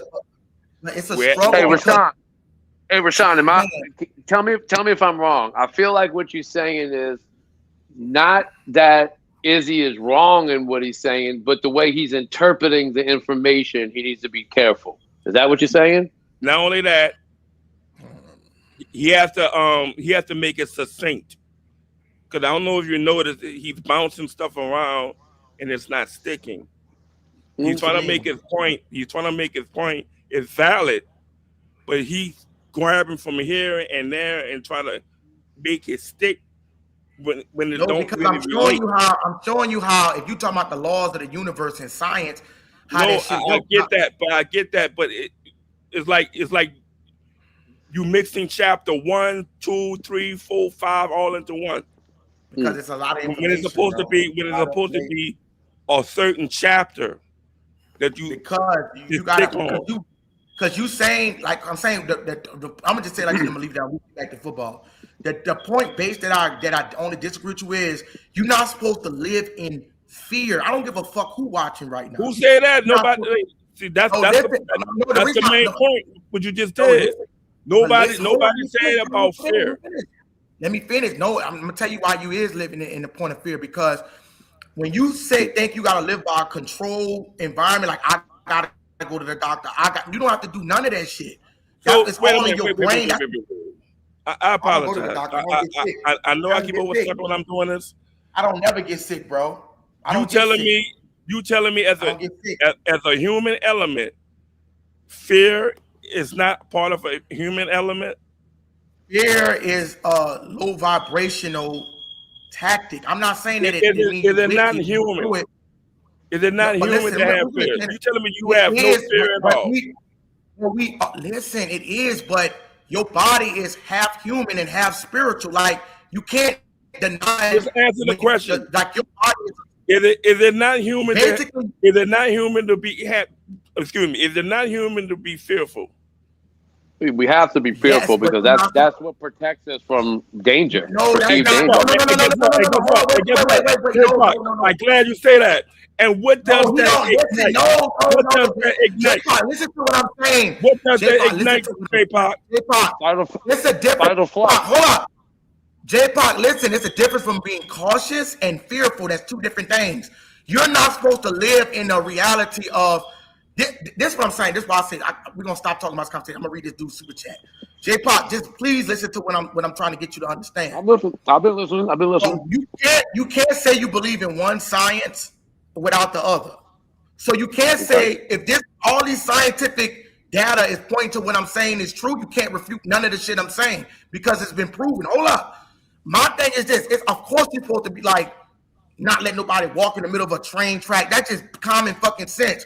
What I'm saying is when you think like this here, like this, say somebody put out something on news, they got this shit going around, and you start panicking, like thinking you getting sick or you ate something, your mind racing, bro. Your mind will create a fucking sickness. That's what I'm trying to tell you about when you say you living in fear. You're not supposed to be just scared. Like they got some people that it's cautious, being like, okay, I'm not gonna take this because they might have something. You are in America. But you can't be fearful. You're in the belly of the beast, dog. You can create things worse. You create make things worse. J-Pop, you attract negativity when you like if a motherfucker think they like you said somebody said they get diagnosed with something. And your mind goes to say, I'm gonna die in 6 months. Bro, what I'm telling you is you can amplify that because your brain thinks it's gonna create the reality. It's no different from the placebo that you take. The placebo that you take and medicine, that's why I say people focus so much on that instead of dealing with the brain and how your brain actually consciously think.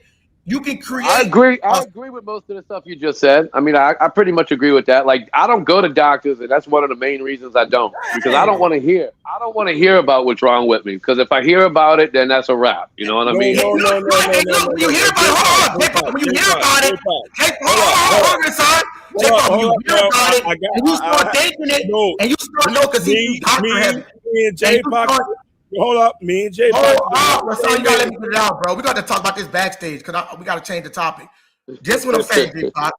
When you start thinking on that shit and say, I got cancer, bro, you're I'm trying to explain something. I'm saying this is the same doctor he go to, or the same doctor you go to is not going to tell you the other shit, another science in it. So I'm trying to give a man no, bro, you can't believe one science without the other science, bro. Look, I'm trying to give him my experience. Look, J-Pop. Hit me with it. Look. No, listen. No.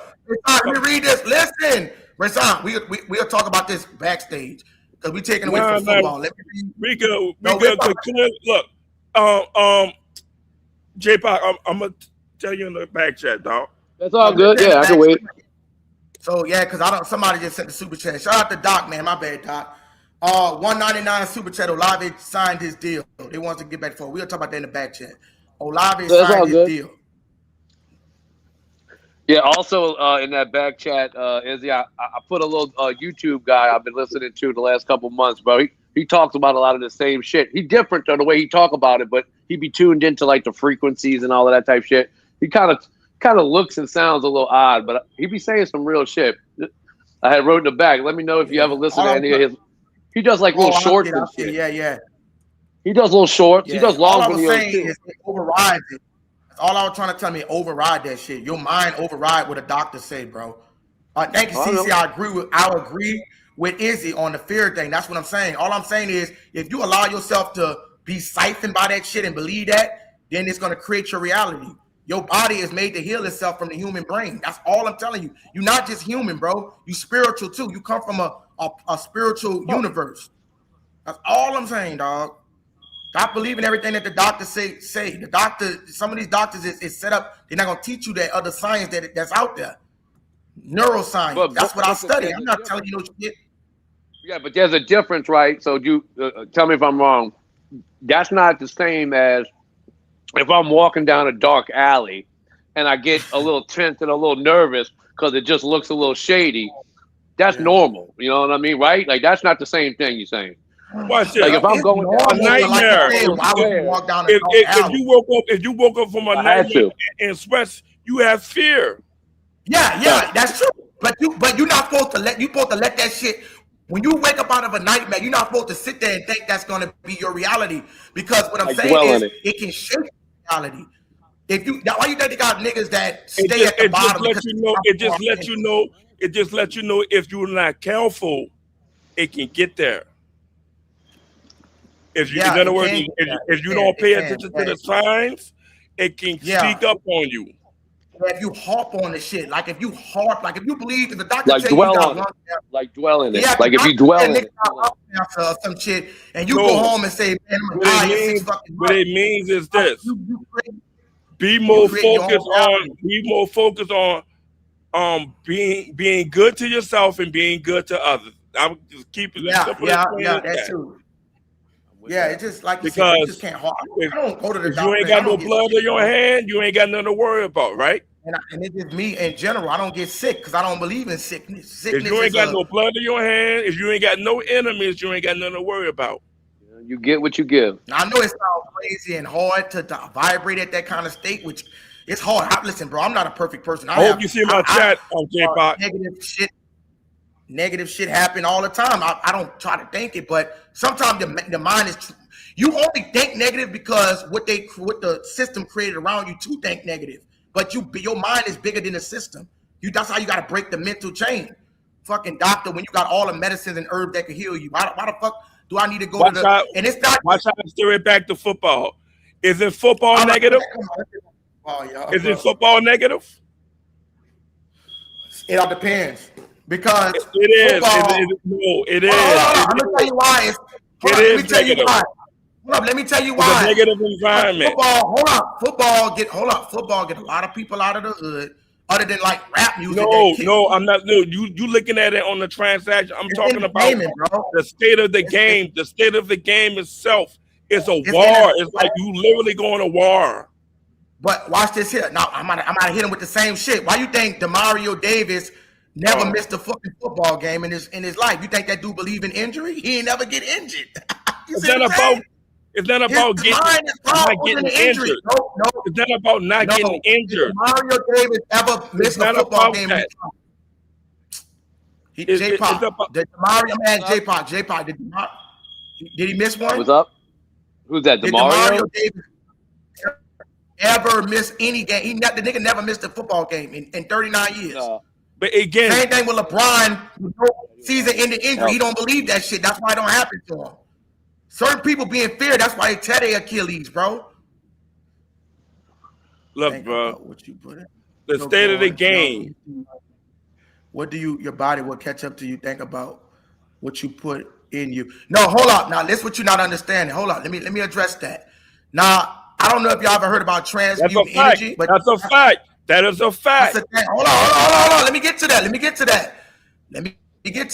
That's energy as well, because let's be honest, you really don't know what the fuck people giving you. They got an article going around about the whole food that they're not even serving real fucking food. It's all GMO.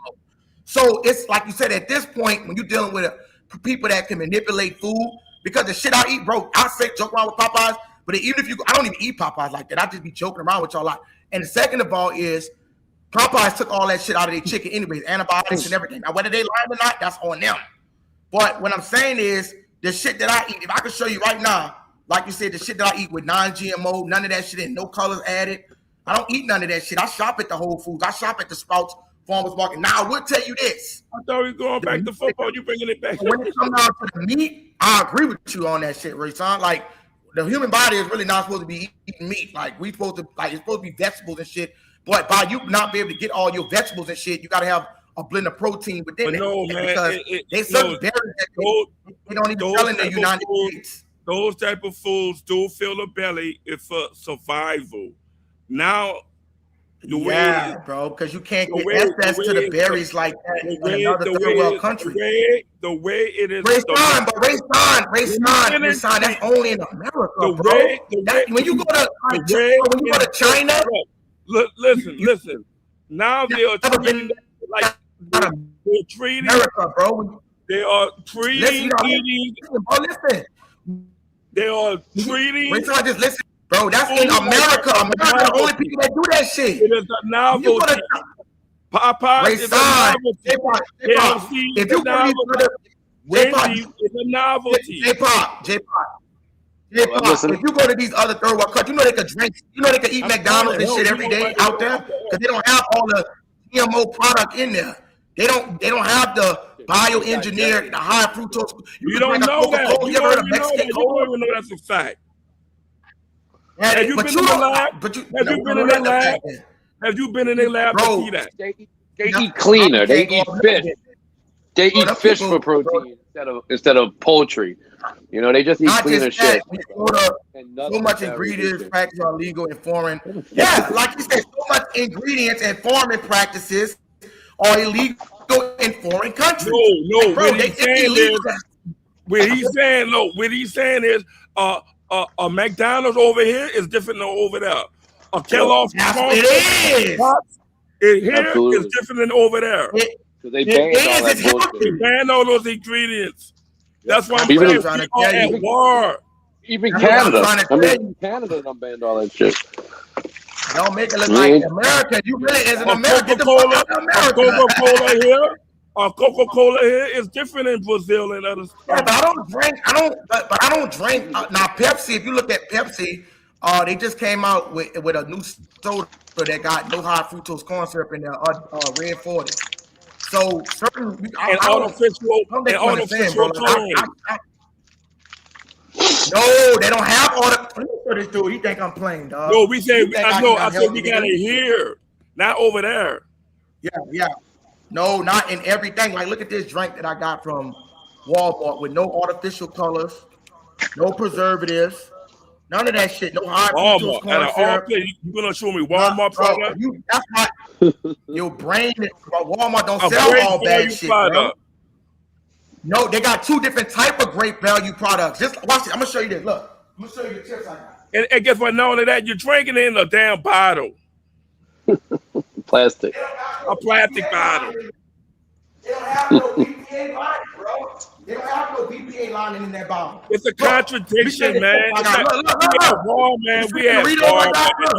You don't understand that. You really don't understand. Look, you think I'm fucking lying. Look at the chips I got, bro. Doritos. You ever seen these? I guarantee you never seen these bitches before. Why are you eating that? Why are you eating that, dog? Somebody say you can't have it. But it has no dyes or none of that in there. That's what I'm trying to tell you. I don't believe none of that. You can't believe shit then. I'm showing you. Listen, the bag that I got is called Simple. J-Pop. I'll live with a thing of Pringles. You heard me? Look, J-Pop. I deal with Pringles.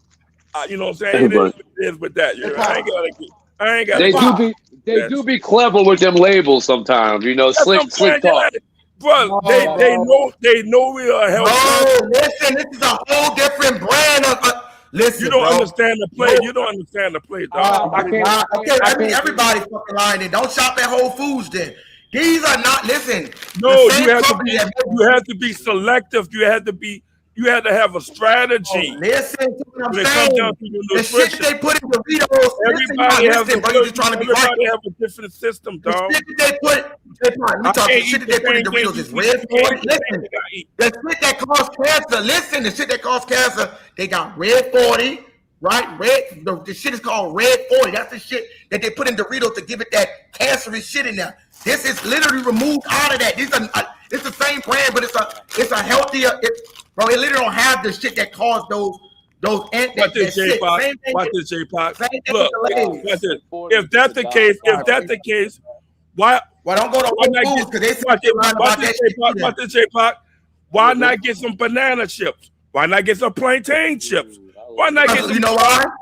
You know why? Why not get some crackers? Hey, J-Pop, because Whole Foods said when you go look at Whole Foods on their website, on their thing, they said all that shit is GMO. So you believe that shit too? They do. It just depends, like what brand you fucking with. That's what I'm saying, but he talking about banana chips and all that. What's different banana and corn? This is what you telling me. You telling me those bag of Doritos is better than a bag of banana chips? No, I'm not saying that. That's better than a bag of banana. Everything. They don't mean it's not healthy though.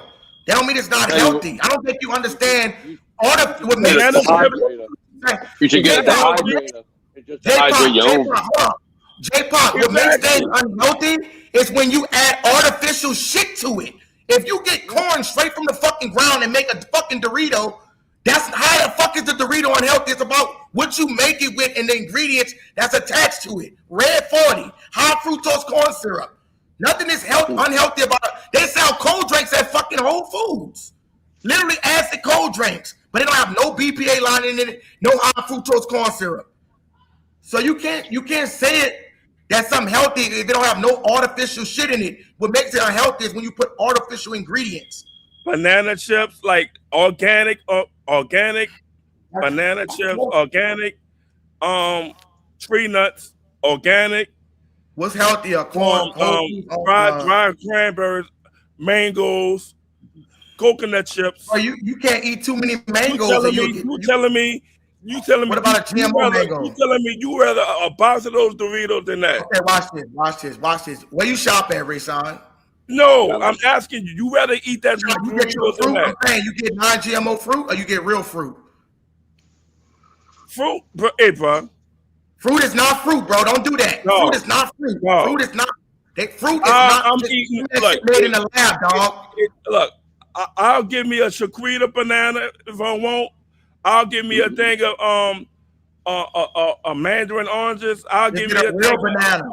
I asked you to say it's a real banana. I'll give me a thing of granny apple. A real banana. I'll eat that. I will eat that. If I had the money. Hold up. So you will eat some shit that was made in the lab? If I had the money, I'm definitely saying. He's not realizing what he's saying. If you gonna go, I'm not knocking nobody for eating what they're eating. What I'm saying is, if you saying about Doritos, but you eating a banana that ain't even fucking real, you see what I'm saying? Some certain shit they make a banana that's real. They make bananas in a laboratory, bro. From mice hair and shit. And what you got in the bag, in the box, that's laboratory as well. Well, no, it's not. This wasn't made in the lab. This was made from a farm. Can you grow that? Yeah, it's fucking corn. What do you mean it's real corn? Oh my God. Made into a different form. My God. You unbelievable with this, man. This is crazy, bro. This is crazy. You're unbelievable. Talking about growing it. Unbelievable. Everything come through your shit is called process. But the banana chip that they put in there, how you think they turn it to a banana chip? Dude, they gotta process it to turn it to a banana chip. No, you have to dehydrate it. You have to dehydrate it. What you got? The naked Doritos? Tell you, so they still gotta go through a process. It still gotta go through a process, for son. You're not eating natural from the how it was cut. It's just like a sugar. It's like certain sugar. You eat too much fucking sugar, you could get it's certain things that gotta be in moderation as well. You see what I'm saying? The healthiest choice is just to eat vegetables, but if you eating a fake ass Brussels sprout, you ain't getting no fucking nutrients from a fake Brussels sprout. Fake ass Brussels sprout. Like, how you could determine that? But they make it in the lab. They literally create Brussels sprouts. Have you seen that? Have you seen the process? Bro, what did they talk about it all the time? They got fake fruit and vegetables. I don't eat fake fruit and vegetables. All my vegetables come from Whole Foods. Sometimes they do sell organic in Walmart. Like wait. You telling me you that good? You shopping at Whole Foods? Whole Foods is not that expensive, bro. I'm gonna be honest. That's just some shit they put in your head. If you go to Whole Foods, the only thing that you're gonna be paying for is meat. The only shit that's expensive as fuck at Whole Foods is meat. Bro, I got a whole pack of cold drink for $7. How much do Fanta cost at the fucking grocery store? Why are you drinking cold drinks? But it's that Whole Food, bro. I don't think you understand, bro. Your mind, yeah, you got. That's why I say you got to do some research, bro. That is that is a conscientious choice you are making for your own. Oh my God! Hey, new Chris, click the link, New Era Chris. I don't think you understand. Cold drink is only unhealthy, Rayson, because what they put inside the cold drink. Hey, yo, hold up. I'll be right back. Hold up. Yeah, bro. Like, I don't think this. We don't want to talk about this. I'm sorry. I apologize that we got into this. J-Pop, I don't think he understands what I'm saying. The only thing that makes cold drink unhealthy is the high fructose corn syrup and the red 40 and the BPA line that they put inside of the cold drink. Why you think in the third world country they could drink cola and shit like that? Yeah, your mind control your reality. That's what I've been trying to tell them. Artificial sugars in those cold. That's why Pepsi came out and it came out where they got rid of all that artificial sugar. If he, you know, that's what I'm trying to tell you. You know, in Mexico, bro, they use all natural sugar in their fucking cold drink. That's what I'm saying. You ain't never heard of a Mexican cola? You could drink. Oh, Bro, they so much better. It's only healthy because America, the way that what they ingredient, bro, everything is determined by the ingredient. Like you see what I'm saying?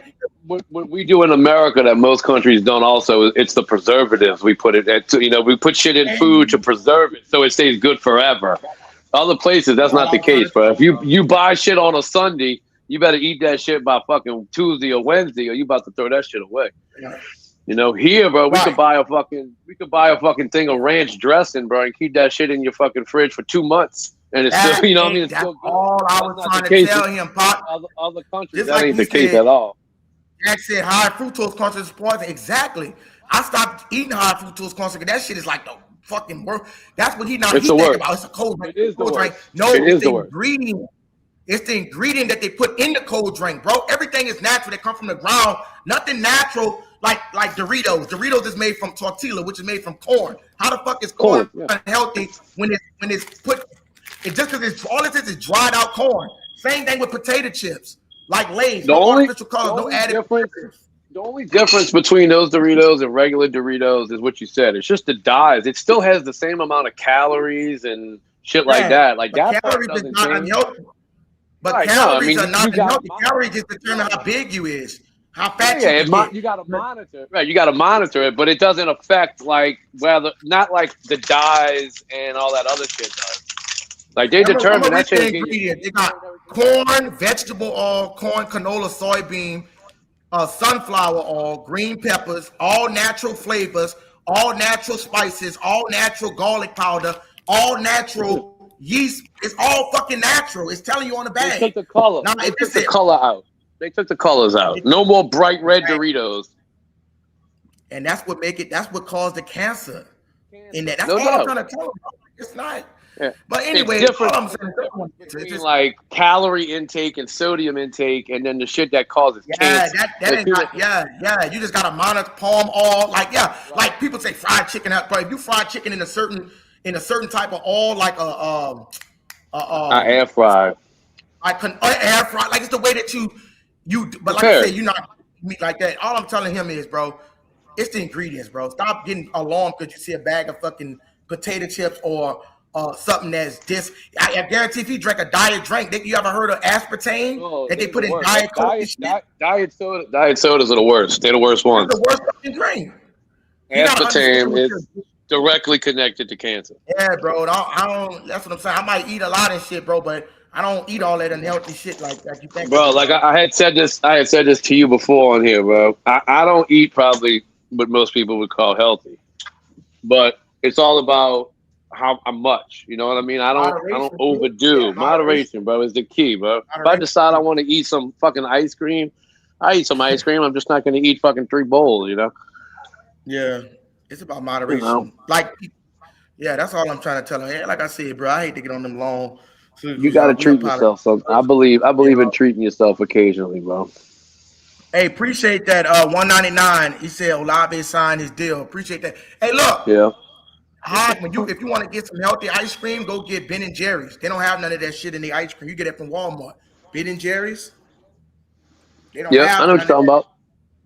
Yeah, Ben and Jerry's. That's the only ice cream I get. But like you said, it's all I was telling him, bro. We could close this deal here, bro. You the doctor shit, bro. I cracked the natural medicine. I didn't get sick in over 5 fucking years. That shit is all that shit, bro. All that shit is just man-made, bro. A checkup and all this shit. Anytime you got a motherfucker that could stop a nigga from creating cancer, why that tell me right then and there. Oh, so this dude stopped cancer. Y'all been studying how to cure cancer for all these years, and yet y'all can't even cure this shit? But they be doing fake surgeries on niggas and everything. Your mind is bro. When I was younger, bro, and I found out that like a flu shot, basically like a flu shot, they giving you the flu, and so your body can build an immunity to it. But I just never got down with that whole process because it's wicked, dog. That's why it just sounds wrong. Watch hey, look, I'm gonna say it like this. Watch this. Watch this. Come back. Watch this. Wait. No. I'm gonna say it like this. Watch this. We gotta Watch leave this. it alone, bro. No. We can talk about it backstage. Football players. Bro, football players got their Watch own this. nutrition. Football players, bro. right? They got their own nutritionists. Everybody Watch this. You want to be right, bro. You can't argue with science, bro. Watch this. The mind is the most powerful thing. Watch this, y'all. Watch this. Would you give Saints players playing in the heat a bag of those Doritos or some bananas? Oh, that's not the best thing, but I'm saying it's not unhealthy because of the ingredients. That's what I'm trying to tell you. A banana might be healthier. Are you giving them a bag of those? Are you giving them a bag of those modified chips? That's not, bro. The banana chips you eating is modified. Bro, the banana chips that you eating is modified, dude. That's what I'm. Are you giving them the chips? You gotta click the link. Or are you giving them banana? J-Pop, I asked you, what are you doing to help the What are you doing to help the players? If you go to the farmer's market, get hydrated. What's the difference from something at a farmer's market and Walmart getting fruits and vegetables? You not eating healthy when you think you eating healthy if you eating fake bananas. There's no nutrition in fake bananas. I have seen football players eat bananas on the sideline. He's not to hydrate. Not only that. Watch this, J-Pop. He's not listening. Have you heard people, football players, Nobody on the sideline, bro. Instead of them drinking Gatorade and all that, they got them drinking pickle juice. Gatorade ain't fucking healthy, bro. What are you talking about? Gatorade with all them fucking preservatives and You missed it. Gatorade ain't fucking healthy, bro. He just missed it, y'all. I said instead of that, they give them Gatorade. I said instead of that, drink pickle juice. Have you seen people drink pickle juice? What makes Gatorade unhealthy? I'm asking you, what makes Gatorade unhealthy? Answer my question. Have you seen players drink pickle juice on the sideline? Oh my God! If they drinking a fake pickle juice, then it's unhealthy. Oh, all right. Be good. If you're eating something that's not natural, you're gonna not get the fucking benefit from it because it's not a natural ingredient. I'm giving you natural tips players use to get the advantage of not getting fatigued while playing on the league. I'm not disagreeing with you. I'm asking you. It depends where you get the natural banana chips from. You can get it from Whole Foods, which is natural banana chips. A whole banana. A banana is not a banana. If it's not an organic banana, it's not even fucking nutritional. That's what I'm trying to tell you. They're not eating chips on the sideline, dog. They eating bananas. How would they eat chips? Or they drinking some vinegar juice or any type of way to help them hydrate. That don't got nothing to do with hydration. Hydration and healthiness is two different things. Piss could fucking hydrate you. Is it healthier to drink piss? See, you're going to the extreme with that. I'm just being real. You're going to the extreme. Nobody's doing that. Nobody's doing that. You always miss the point. Have you actually seen players drink pickle juice? I don't have to see them drink it. On a 90 plus degree weather. Have you seen that, J-Pop? Let me ask you a question, J-Pop. J-Pop, you there? J-Pop, all I'm telling him is the natural ingredient is like, for example, if somebody go and drink a spinach and kale drink or something like that, but then they got somebody else that go drink some shit like a VA splash or something else that got something in it, like an aloe drink. I'm gonna use an aloe drink. The aloe drink that they got with aloe vera in there, that's natural herb, natural supplement. Somebody going to drink a fucking a drink strawberry. Why not soursop? Why not soursop? Yeah. If the strawberry, the difference between the strawberry in the Whole Foods brand and the difference between the strawberry and the Walmart brand, half the time, because Walmart do got help. That is not the point I'm making. I'm talking about ingredient is not natural. natural. What are you doing football players that help them with the hydration? What are you doing? No. I mean, of course, the banana chip, if that's help with the hydration, I'm not disagreeing, but I'm saying it's not unhealthy to eat natural chips because they're natural. I'm saying I'm not giving him a bag of Doritos on the sideline. Let me ask you a question, Rayshawn. Do Whole Foods sell healthy food? Hold up, Rayshawn. Do Whole Foods? I don't get that. Rayshawn, let me ask you a question. Do Whole Foods sell healthy food? You crying for niggas to get hurt. Banana has vitamins in it that chips don't. I mean, that's the simple part. You know, banana has vitamins in it. Chips don't. You know, corn really doesn't have any real. Corn, period. But does that make corn unhealthy? Does that make corn unhealthy? And guess what? And guess what? If you follow Dr. Sebi, he despises corn. It's just a waste. Now hold up. Now there's a lot of speculation going around. And saying corn is a made, it's a modified. It's a modified. Now some of it is. Now some of it is. Some of it is. No, it's not some. It is. It's not some. It is. No, some of them. No, some of them is. And some of them do grow from natural. And depending on where you get it from Africa, or you get it from a different part of the West Hemisphere. So certain stuff are hybrid. Banana is a hybrid. You knew that? You know, bananas originally had seeds in them. You know, they genetically. That's what I'm saying. So if you're not eating a real banana, you're not eating fucking healthy. Whole Foods and Sprouts. I'm glad you said it. Whole Foods and Sprouts. Like when I go get my predominantly. See, this is why I keep trying to say you keep talking about. Listen, bro. When I shop at the Whole Foods, you gotta know what to get and what not to get. If I go get I go get a case of cold drinks. Whole Foods don't sell unhealthy cold drinks because they don't have no BPA lining in it. They don't have anything unhealthy in it. No corn, high fructose corn syrup makes the drink unhealthy and red 40 and dyes. They don't have that shit in their drinks. It's natural ingredients and pure cane sugar. Pure cane sugar is healthy. So what I'm saying is, they're not drinking that on us. They're not. The nutritionists are not giving the players that to drink. Bro, the nutritionists don't even know what the fuck they doing. It's not, bro. Listen, a cold drink from Whole Foods is not unhealthy, bro. Are you saying the Saints lack nutritionists? Bro, listen to what I'm saying. You could be giving people fake nutrition. I don't think you understand what I'm trying to say to you, bro. You could be drinking a cold drink from the Sprouts Market or the Farmers Market. Stop it, because they sell stuff at the Farmers Market. Stop. The Sprouts you go to, they sell cold drinks. But the difference between that cold drink at the Farmers Market and that cold drink at Walmart, if it's not a non-GMO drink, is unhealthy. That's what I'm trying to get you to understand, bro. It's not the cold drinks, the ingredient they put in a cold drink. Why the fuck you think you go eat McDonald's every fucking day in another country? Because it ain't unhealthy to eat it out there because it's real natural ingredients. Same with China. You just haven't never been out of America, bro. Japan. America overall sell unhealthy shit, bro. I worked in Hawaii for like a year. And Hawaii got healthy food in it, don't it? Well, that's still America. Natural, bro. Well, yeah. All I'm saying, I don't want to talk about this more, but all I'm trying to do is, if you go, you can't knock me for drinking cold drink. I'm not giving no football players no Doritos. I'm sorry. J-Pop, let me put it like this, J-Pop. If I was to get a strawberry from the ground, right?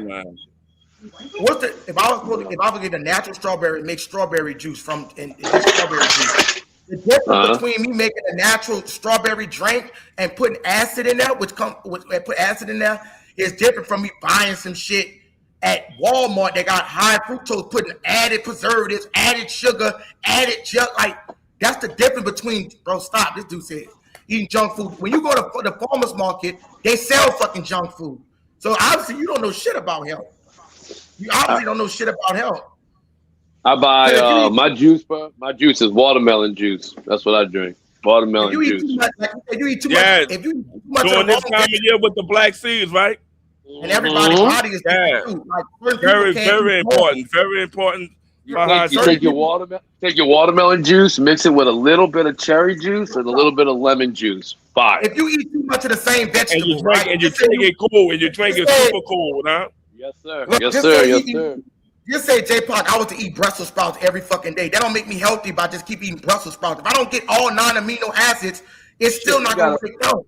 Because you're going to be getting all the protein. I gotta click off again. My shit keep fucking up, man. Yeah. You good? I don't eat no fucking pork chops. Do you eat pork chops? Fuck no, I don't eat pork. He talking about I can't lie to you, bro. I eat pork. I eat pork, but like I told you earlier, I don't eat crazy, bro. I might eat every now and then. I don't limit myself. All I'm trying to get him to understand. I know that. All I'm trying to get him to understand was he keeps trying to go overboard with the shit. Like all I'm telling you is the difference between a cold drink at the Whole Foods and a cold drink at fucking Walmart. He trying to tell me. I think he's thinking. I think he's thinking. You saying, like we were talking about earlier, the sugar and all of that, like the calories and all of that. Like, yeah, that's different. What you're talking about the fructose corn syrup, the dyes, all the shit that they found out sort of recently is cancer causing shit. Yes. Yeah, you're not talking about calories and sodium and fucking cholesterol and all of that shit. That's different. Yeah, that's different. They got healthy stuff that doesn't have that in it. You know what I mean? But it's definitely better. But anything you find that doesn't have artificial dyes or high fructose corn syrup is a plus. Anything. Exactly. That's what I'm saying. It's a fact. It's a fact that it's bad for you. It's not even disputable anymore. Well, we can get back to football, man. I apologize, y'all. We can get back to football. No, go ahead. I was gonna tell you about football, bro. I think the Chris Olave thing, bro, was super on time, bro. Like I was telling you before it happened, like it was definitely gonna happen. And I think they were literally just a day late. I wish they'd have got it done before the first day of camp. Other than that, it was right on time, bro. It was right on time. This is when they wanted to have it done, you know? Wow. And then, like somebody else was saying, bro, like Chris Olave played it perfectly. Instead of all that holding out shit, they've been calling it holding in. Like he's showing up, but he ain't doing shit. You know what I mean? So he in your face every day. You know, like Red Swan was saying, he's basically letting the fans know, like, look, I'm ready. I'm ready to rock. As soon as they get my money right, I'm in. You know, he's not showing that he's upset or mad. He just wants it to be taken care of so he could focus on the game. And then you got the complete opposite in Tampa Bay. Complete opposite. You got Baker holding out, said he doesn't want to fucking discuss the contract. He said if they don't get it done soon, he's gonna close negotiations and he don't want to talk about it until after the season. Well, let me ask you this, J. Park. You think he get traded? Because when that shit came out earlier, that shit to me kind of sounded. What's up, y'all? Y'all coming to hit the like button. Please hit the like button. Hit the super chat. Hit the cash app. Let's run the money up. So like the seriousness in what Baker was saying, bro, it looked like it was a whole different like mantra to the shit now. That's what it looked like. It looked like he's seen shit going down, especially after Chris. Like, I don't, bro, me personally, I think dude get traded before the fuckers. I do. I don't think he want to play for it because what if he look? Do they got another quarterback though? Do they have a quarterback that's capable of holding down the fort even for 1 year? Yeah, the Jets will take him with their defense. The Jets will take him. No. Tampa Bay. Do they have a backup that could do anything? I don't know. Tampa Bay, but I'm gonna be honest with you, J. Park. I don't think Tampa Bay is serious about winning. They got their Super Bowl with Brady. They could sell that shit for like 15 to 20 more years. Like, bro, that's what I be trying to tell. I feel certain markets, bro. You could tell when they not prioritized about winning shit. They not.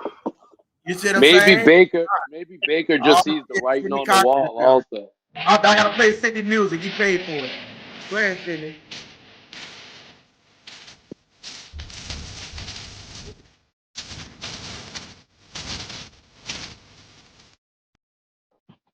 What's up, fella? Bang, yeah. I thought there was gonna be more people on here when I got back on here. Your uncle just dropped off. He coming back. Telling me I can't eat fucking Doritos, but I don't know why you keep putting your family member on me, bro. Goddamn, stop being ashamed of that man. We were just talking about Baker Mayfield and thinking, really, are you fucking serious? Yeah, Baker Mayfield, man. Right now. Wow, y'all pop at the same time. What a coincidence. Anti-vampire Cox. But like I told y'all when on that Chris Olave thing, I told y'all, I said they just trying to. I think, to be honest with you, I think they had the shit set right. They just were trying to wait to see if he's going to the blood clot situation. I think they already had the contract ready. I still think you're gonna have to monitor that. I think they already had the contract already ready. They just want to make sure their blood clot was clear. You just got to remember what it says. Once they clear, up to. He ain't getting no $132 million. He's got to there's going to be some incentives in there. He's got to play X amount of games. You know what I mean? That's probably what it's going to be. But then I said the whole time, though, I said they were trying to wait to the situation of their blood clot before they signed that contract. Remember, I kept saying that the whole all season long. I think the blood clot thing's been done.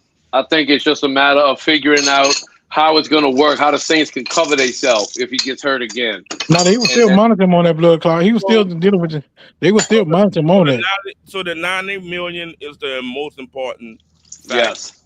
He's getting that guarantee. But I called that, J-Pop. You know I did, bro. You know I called that earlier this year. I said they just trying to wait. Whereas he got clear, they signed him. Yeah, you did say that, Sidney. I remember you saying that, Sidney. Once they signed that blood clot, that's why I don't believe in the blood clot no more. Yeah, that's straight, bro. Everything's gonna be all right. Like definitely what Rashawn said, they definitely gonna still be monitoring it, and you go find out tomorrow, the next day. There's some language in that contract where the Saints gonna cover their asses if something happens. There's always some language because he got that concussion history, so you know there's devils in there. So. There's definitely something in there, and that's what I think they were working out at the end. How much are the Saints gonna get back, or how much are the Saints gonna make his contract incentive based rather than just guaranteed? And then how many yards he can get this year? Can he get more than what he had last year and the touchdown? All that shit up in there. I really think a lot of it's gonna be like how many games is he on the field for? If he plays 80% of the games per season, he'll get his full money or some bullshit like that, you know? As long as he plays 15 out of 17 or 14 out of 17 games, he'll get his full money. He played 15 last year. He just missed one game. Yeah, that's what I'm saying. I mean, dude, it's just bullshit, bro. All of that shit, that's really more to do with the fucking agent and the general manager, and less to do with fucking the player and the people around him, like the coaches. Put like this. 12 on the field. 12 on the field. Rhythm guy finna eat. And on 12 on the field, them other guy finna eat now, because they're gonna be focused on 12. You seen all that? Drew Rosenhaus is Go ahead, Rashawn. Drew Rosenhaus, isn't that his I don't know. That's a good question. Yeah. I've seen on the things Drew Rosenhaus and his brother. Is it? Nice. Yeah. He's a good one. He's gonna battle. You know that. Damn, man, that man's still doing the thing. Like I remember back then, the top notch agent was another guy. I forgot his name, but he didn't got old and he didn't. Yeah, I know who you talking about. You know what I'm talking about? I know who you talking about. Boy, that man was making people money, huh? Shit. What was his name, man? Yeah. Oh no. He went and passed the torch to Drew Rosenhaus. Which kind of should have got Chris Olave should have got Kirk Cousins on agent. I think they're gonna have. You think we're gonna have 2,000 yard receivers this year, y'all? I want to have a Kirk Cousins agent, but Kirk Cousins get some money. Hey, y'all think we're gonna have 2,000 yard receivers? I think it's just gonna be a potent offense, and he mix everybody in there. Oscar Delp. And do y'all think we're gonna be top 10? Wait, you said we're gonna have two 1,000 yard receivers? Is that what you said? I said, do y'all think it, or y'all think it's gonna just be a high power offense? Everybody getting involved. I think Chris is gonna get his 1,000. Chris will get 1,000 again, providing he's healthy. And I think Jawan's gonna have another 8. What about ranking, J-Pop? Where you think we're gonna be ranked? Where y'all think we're gonna be ranked? Everybody, give me the answer. You talking about just the offense? Yeah. Yards or points? Total. It don't matter. Everything like metrics, like just total offense. Like so total offense means rushing yards and passing yards combined. Yeah. Points per game is a separate metric. They don't combine points and yards. I mean, you can then do the averages, but I think that the Saints are going to be a top. Fuck, dude. I would guess between 10. Save y'all the energy. Why not focus by quarter instead of the whole season? This is super by quarter. Well, the only thing with the quarters is you got to look at the opponent, because now that you know what I mean, that's going to impact. Yeah. That way we can get a finished product from that, and then go on to the next quarter and see based off that. Then we can actually gauge How they going to translate going forward? I think we're going to score a lot of points, Izzy. I think we're going to score more points than last year for sure. Last year we only averaged, I believe, like 18 or 19 points a game or something crazy. I say between 6 and 7.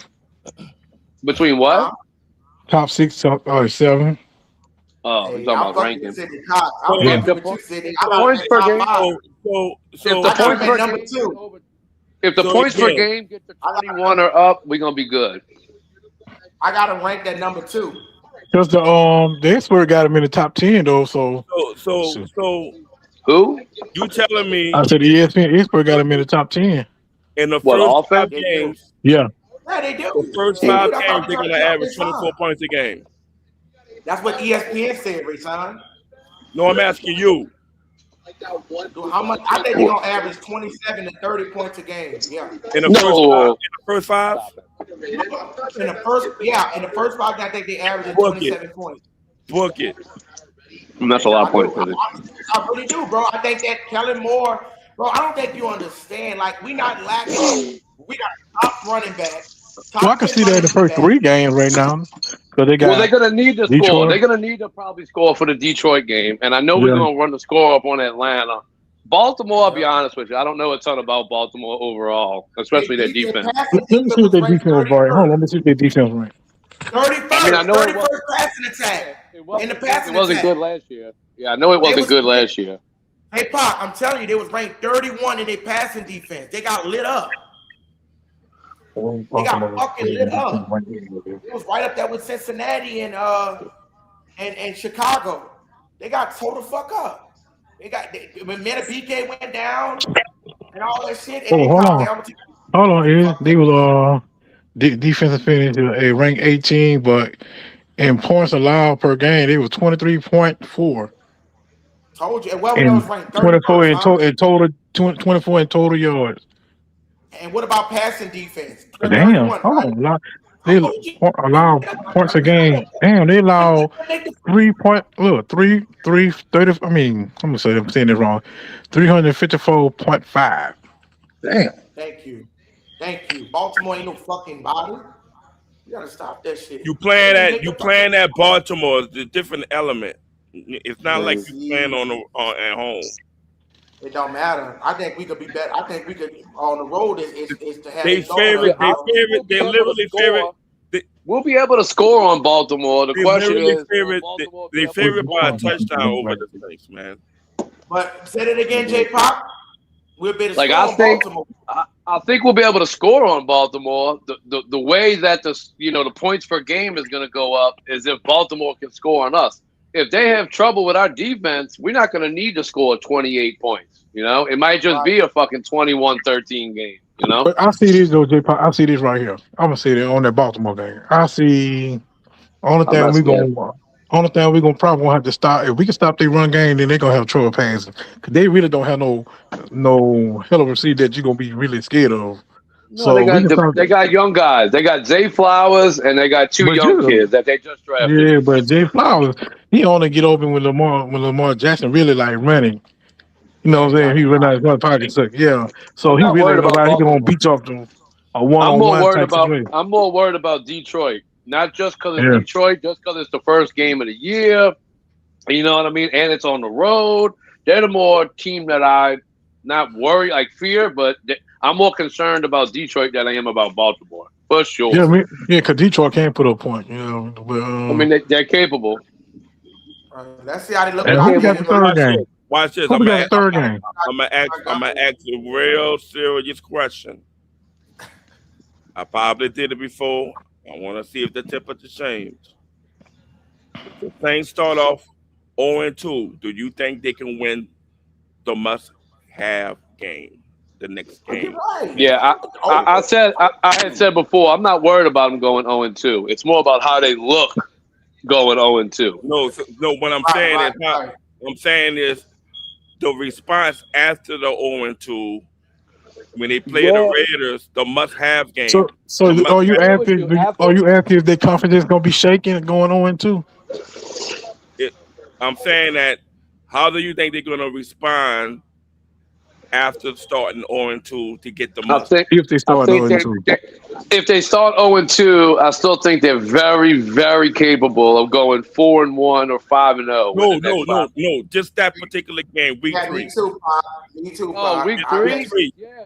Week I'm looking 3. at the schedule. How they going to we got the respond? Raiders. How do you think they're going to respond from starting 0-2 if they start 0-2?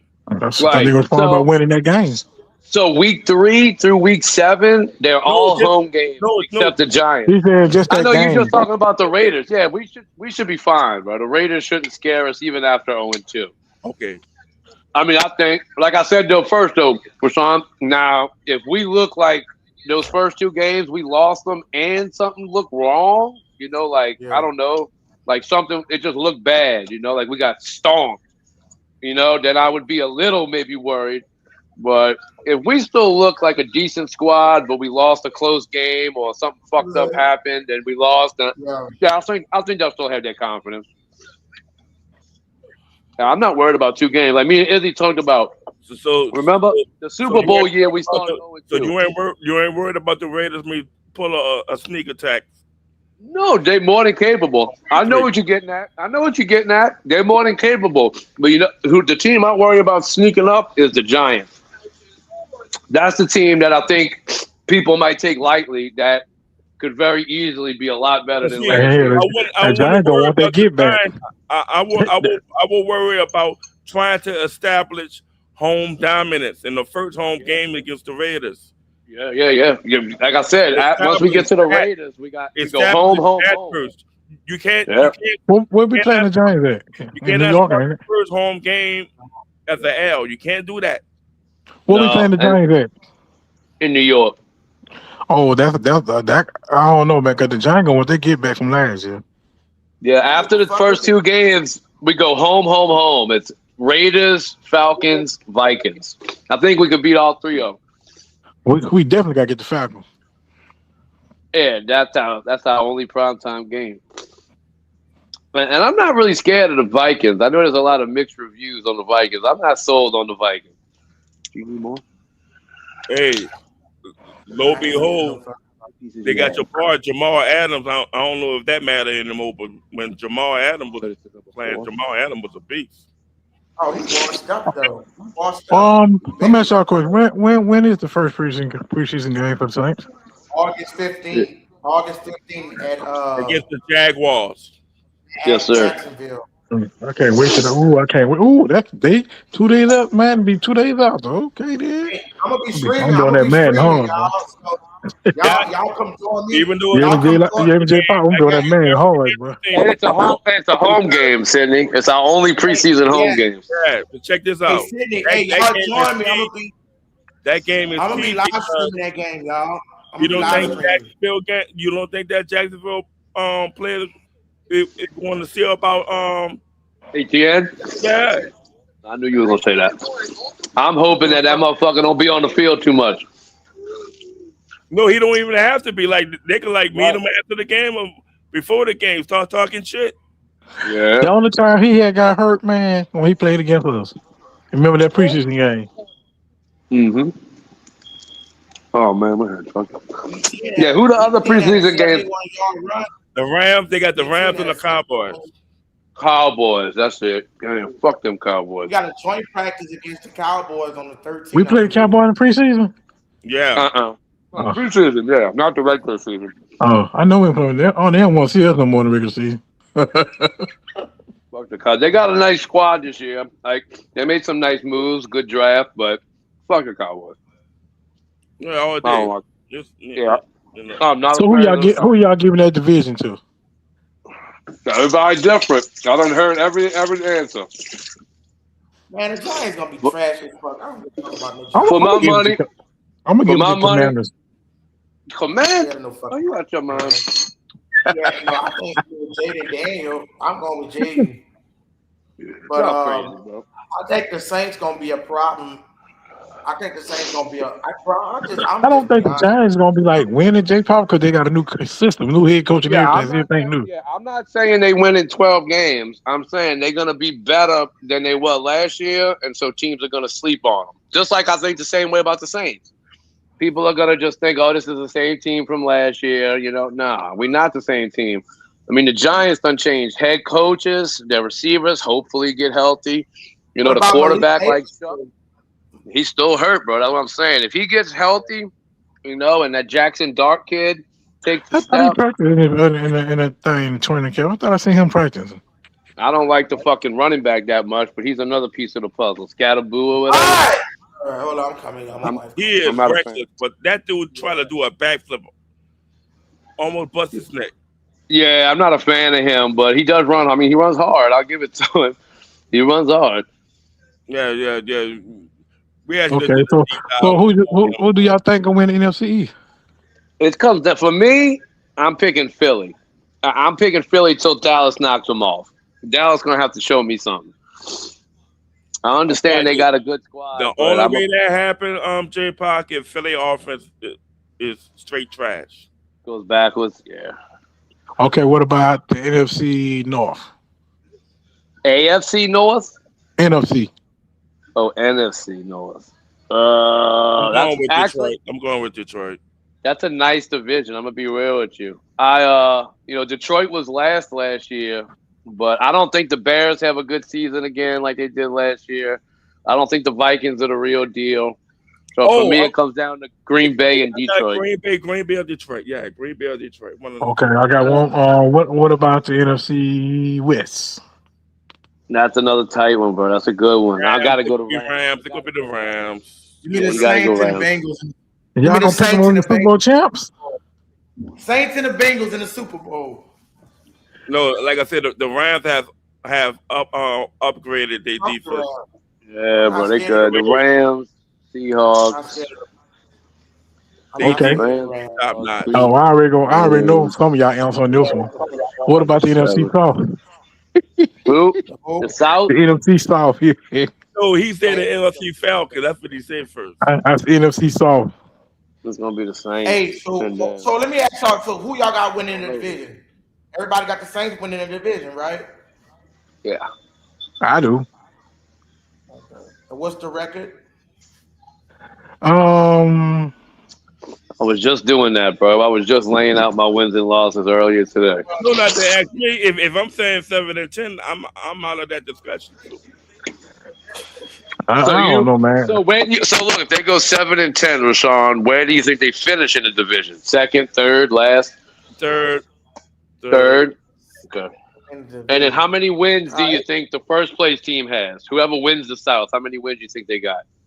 Like they did last year, 8 or 9. So it's going to be tight, but you just think they're not there. So he's thinking the first place team is going to be 8-9 or 9-8. Ain't no fucking way we going 7-10, man. Like, you gonna have to clean that shit up a little. Oh, but look, make it 9 it is what it is, but that I could have said 9-8. Let that go, 7 man. and 10. Let that go. All Let that that go. You want to eat your bag of Doritos? Let me have my 7 and 10. Hey, J Pop, have they showed in the training camp videos today? Yeah, they had some. I don't see it, man. I got the Kool-Aid got hurt. 7 and 10. Let me ask him a question though. Look, he said 7 and 10, right? So what do you base that off as far as, because the offense got better? Would you agree that the offense got better than last year? Well, we got a rush. We're gonna see. Our rushing, y'all know what our rushing was ranked 28. We just signed a top 10 running back. How can we still be that low, bro? Like, you gotta give us some credit on the pieces that we made. We're gonna see. They definitely made moves to make the offense better, but you got to see how it all pans out. Bro, it's no way. Yeah, that has nothing to do with you saying. No, I'm gonna tell you like this, J Pop. We got to see how during training camp and preseason. Bro, it's no way if they can stay goddamn healthy, because you see what the injury bug starting to hit. Health is always something, but you can't. There's no way you telling me that the Saints ain't gonna have at least a top 15 rushing attack with an explode. Yeah, first you said we're gonna have receivers in the league, dog. It just you can't have it both ways. First you said no way that they're not going. The passing game is gonna be league. I'm gonna say we're gonna have a top 8 Rushing attack. Yeah, Hey, bro, have to come dip. on, bro. You can't have it both ways. You can't have it both ways. I've already said I think we're going to run, or at least try to run more than we passed this year. I do think that. Yeah, they're going to try to. But They're going to have to be balanced, bro. 50 run, 50 passing. No. I'm just saying. I know they ain't going to happen like that, but I'm just saying. They're going to have to be balanced either way. You know what I'm saying? Well, I think they're capable. They're more than capable of throwing the ball. I just think ideally, and now this is also opponent dependent, depending on who they playing. But in general, I think the goal is going to be to establish the run, take the pressure off Tyler Shuck to not be Superman every game, and and control the game with the run. And if need be, let Tyler Shuck fucking start chucking that thing, Like, I don't think they want to start the game with Tyler Shuck throwing the ball fucking 20 times in the first quarter. Like, I think they'd rather get a run game established. That just makes Tyler Shuck's game easier, bro. Shit opens up. I don't think they're gonna try not to put so much pressure on this boy, but it is only his 10th game. Now, I do think he's capable. I think he's more than capable of handling it. I just don't think they want him to have to handle it if they don't need to. No, because it will only spell a recipe of disaster if that happens. Yeah. It just makes it harder for the kid. They're gonna try to make it as easy as they can. You gotta establish balance, man, and that's why they started winning. They started winning when they started balancing. ETN, do you know they got Alvin Kamara and ETN ranked number 3? Like, bro. You take those two running backs with a healthy O-line, and you add David Edwards to it. You add tight ends that are known for blocking, specifically Delp and Fant. They both are good blockers. All of that just tells me they trying to dominate the line and they're going to try to run, bro. So you don't spend all that money on all of that. So look, I probably asked this before. You probably forgot. I remember asking y'all this before. Do you think they're going to be under center more than running shotguns? Nah. I never thought about it. No, Tyler likes shotgun. He's not going to play him out of position. Tyler likes shotgun and pistol. I think on short yardage, they probably get under center. I think Tyler could take it under center. I think he can. Because if you in shotgun majority of the time, you're not running it. Pistol formation, it don't matter. Mm-hmm. You're not going to have a good running game like that. It makes it more difficult. We got to be way more creative and all that, for sure. I think he can handle under center, though. I mean, is anybody saying they don't think he can take the ball from under center? I think he can. No. If he acting in front of a formation, I'm saying, like, if we talking about where he got to take his snaps from, he's better at shotgun, pistol formation, and shotgun. He's not going to outplay him. And because he like to see the field. Kellen Moore like to see the field. You can see the field under center too. Yeah, I mean, he's a big kid. He should be able to see the field, man. He's a big kid. I don't think that it's just that he gonna run a lot of spread. You're gonna see a lot of spread offense, a lot of full wide receivers. Now, Drew Brees ran snaps under center more than he did. Yeah, but he was at a shotgun. But shotgun is more effective in the league, bro. Just a better position. No, it's not, man. It's not.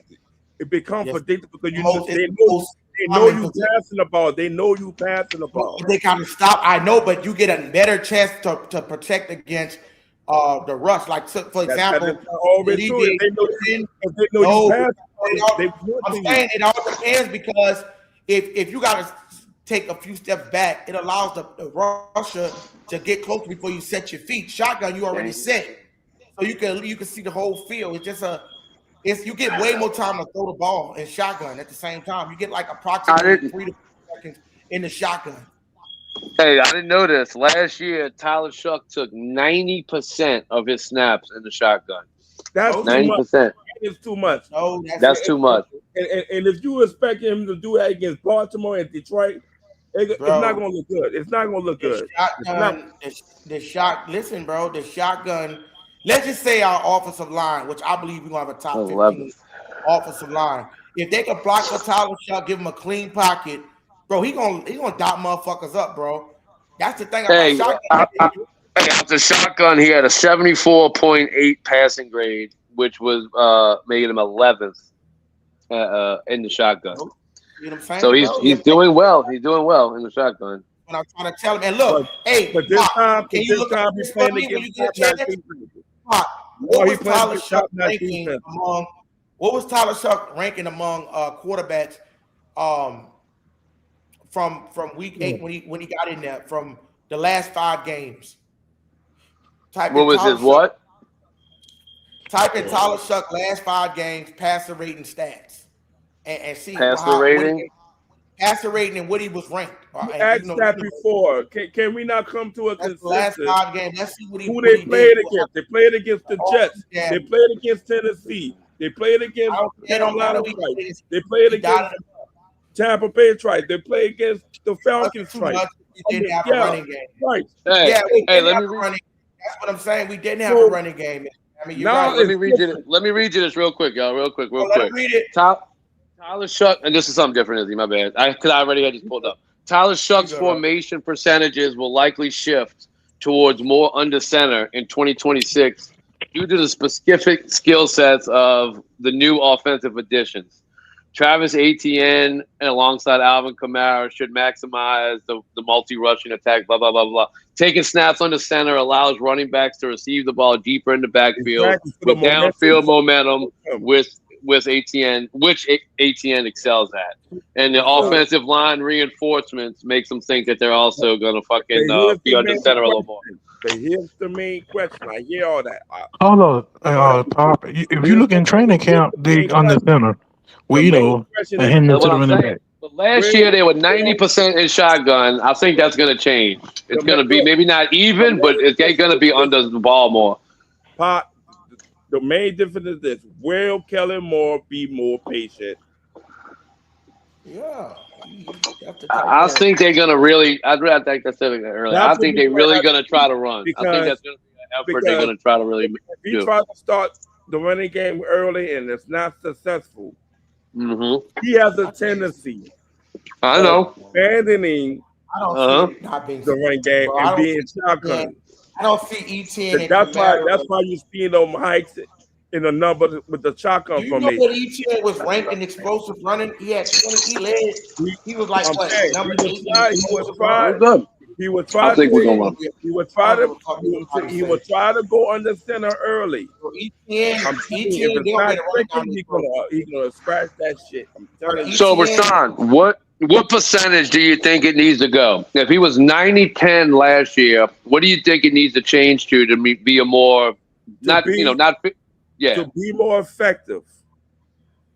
You're gonna have to run plays from under the center, like stretch plays. Like what percentage? What percentage? If there was 10% last year, what percent you think it needs to be this year under center? It definitely got to be on the 40 range. You got to be in the 40 range. I was thinking 35, 40. Deserting the rush sounds like Sean Payton's MO. Exactly. That's exactly what I was thinking when you were talking. Like, that's Sean Payton's thing. If that rushing game didn't work, he was done with that shit.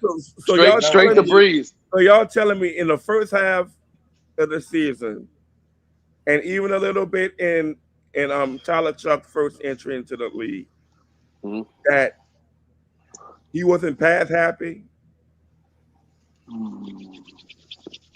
over the running game? I think he definitely was during Tyler Shuck's stretch. Eating that pecan pie, huh, J. Pac? Greedy ass nigga. No. and he was pass happy with Rattler. J. Pac, I'm not supposed to be going back to that kitchen right now. But with Rattler, he had healthier running backs. But they got hurt. Remember, they got hurt. And even when they were playing, it wasn't really like doing a number like expected. I think that he had all those injuries on the O-line, bro. When that O-line got hurt, that was it. They were getting like at least 2 point some yards a game. Oh, I know. They definitely did 90% shotgun. That tells me everything I need to know. They were trying to fucking throw that thing. Yeah, but, you know why? Because they were behind. They were losing. Yeah, that's part of it. But I also think a little bit of it, not all of it, just a piece of it. I think Kellen was really trying to evaluate these quarterbacks. And I think the way you evaluate is let them throw. Jack Hunter said the running game.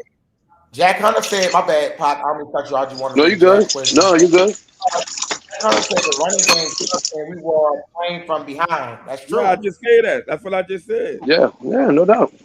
Yeah, you got to throw it when you lose it. Anybody who saw the games or listen to the games or even look at the box score, it will dictate to you showing that, yes, they tried to establish the run game early, but they abandoned it when it turned to like second down and 10. So first down and 10 turned to first down and 15 off a penalty or some shit, right? Or it could be first down, they get like 2 yards, and second down and 8. Second down and 8, they end up shot formation, right pass the ball. They're gonna run. Third down is third and 8. You know what I'm saying? For the most part, when you look at the splits, look at how many times the Saints will face with third and long. Look at the combination and running back. Let me tell you right quick. Now, one of ETN weakness is he's not good on short down yardage. That's why he's going to be good for first and second down. Third down, Kamara excels at third down running percentage. So they got a perfect balance between who's going to be the third down back, who's going to be the first and second down back. I seen Kamara pouting on the sideline because the offense is too predictable. They know what they're doing. No. Yes. Bro. They're not doing none of that vanilla shit. That was during last year. That was before he got hurt. Different. You can't compare those garbage ass receivers that they have. Bro, we got a whole different squad, bro. We got a running game. Hold on, let me ask you this, Rayson. You telling me Jordan Tyson better than Brandon Cooks? Ask your question. Do you not agree that the Are you telling me Jordan Tyson better than Rashid? No. Fucking right, he gonna be better than Rashid Shaheed. No, I say, is he better right now? Is he better right now? Yes, he better right now. Rashid Shaheed didn't do shit but prepare punch. No, Rashid Shaheed will get an 80-yard bomb and don't do shit the rest of the game, bro. Like the Saints did not have garbage receivers going into last year. Rashid wasn't never doing shit like taking over no game. Rashid had one good play out of the fucking game, bro. One good play and special teams. One good play. See, that's all you can see. That's all you saw. Man, Rashid, bro. That's all you saw. But he got to Seattle, he didn't do shit. All he did was return fucking punts. Thank you. Jordan Tyson is better, man. You talking about some fucking Rashid Shaheed wasn't no contested catch. Bro, you got, listen to what I'm saying. You got not only that, but Vele that was catching everything that go his way. Vele as the number. Vele start catching everything towards the end of the season. No worries, football season here. He was a terrible route runner. We're gonna see how he responds to the pressure. Mm-hmm. Bro, yeah, we just haven't seen it. You just haven't seen it, but you got to see it for Tyson. Tyson's supposed to be better. He's supposed to be better, but we got to see. We got to see how he responds to the pressure. We got to see that. He can make the contested catch. Rashid wasn't making no contested catch. You had two of the same receivers. Rashid Shaheed and Olave is the same fucking receiver. Both of them run fucking deep routes. No, dude, Tyson has a better skill set. Tyson has a better skill set for sure. But I think what we're trying to say is he's got to see it in the NFL before he crowns him better than Rashid or whoever. Brandon Cooks, he definitely like when Brandon Cooks was our first round draft pick, he definitely not seeing Brandon Cooks. He's not seeing Brandon Cooks. I don't know anybody will say he will see Brandon Cooks. No, bro, Jack Hunter is right. Jack Hunter said this here. He said Rashid was a terrible route runner unless he was go. That's the only thing he said. So watch this. Is he better than Brandon Cooks? No.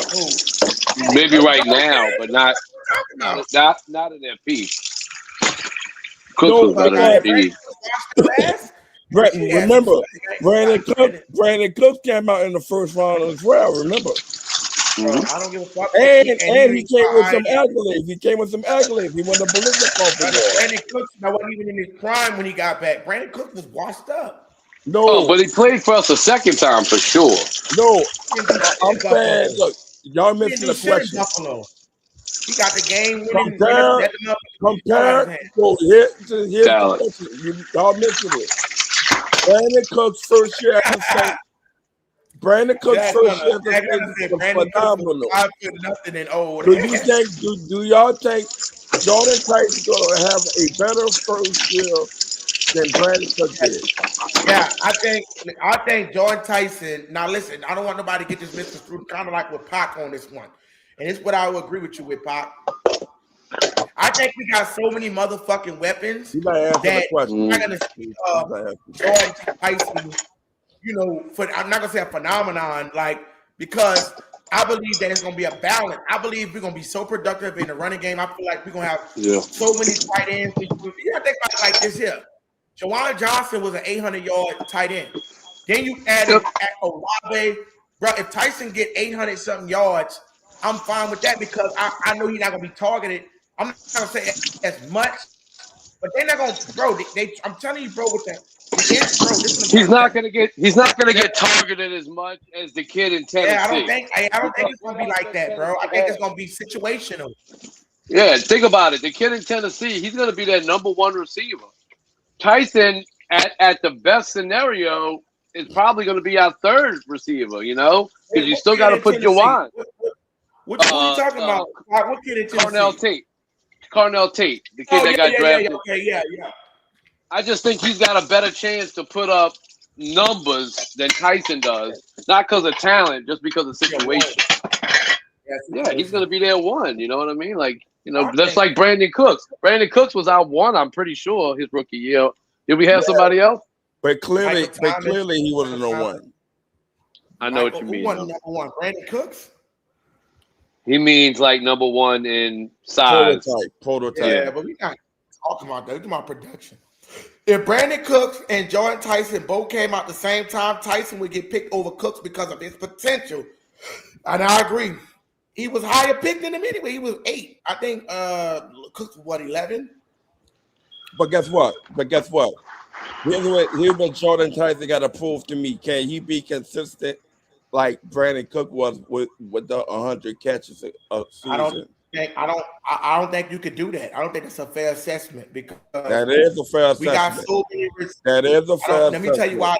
You draft him. I'll tell you why I don't agree. You draft him for him to be on that great list. For him to be in the great list. He has to be consistent with the catches.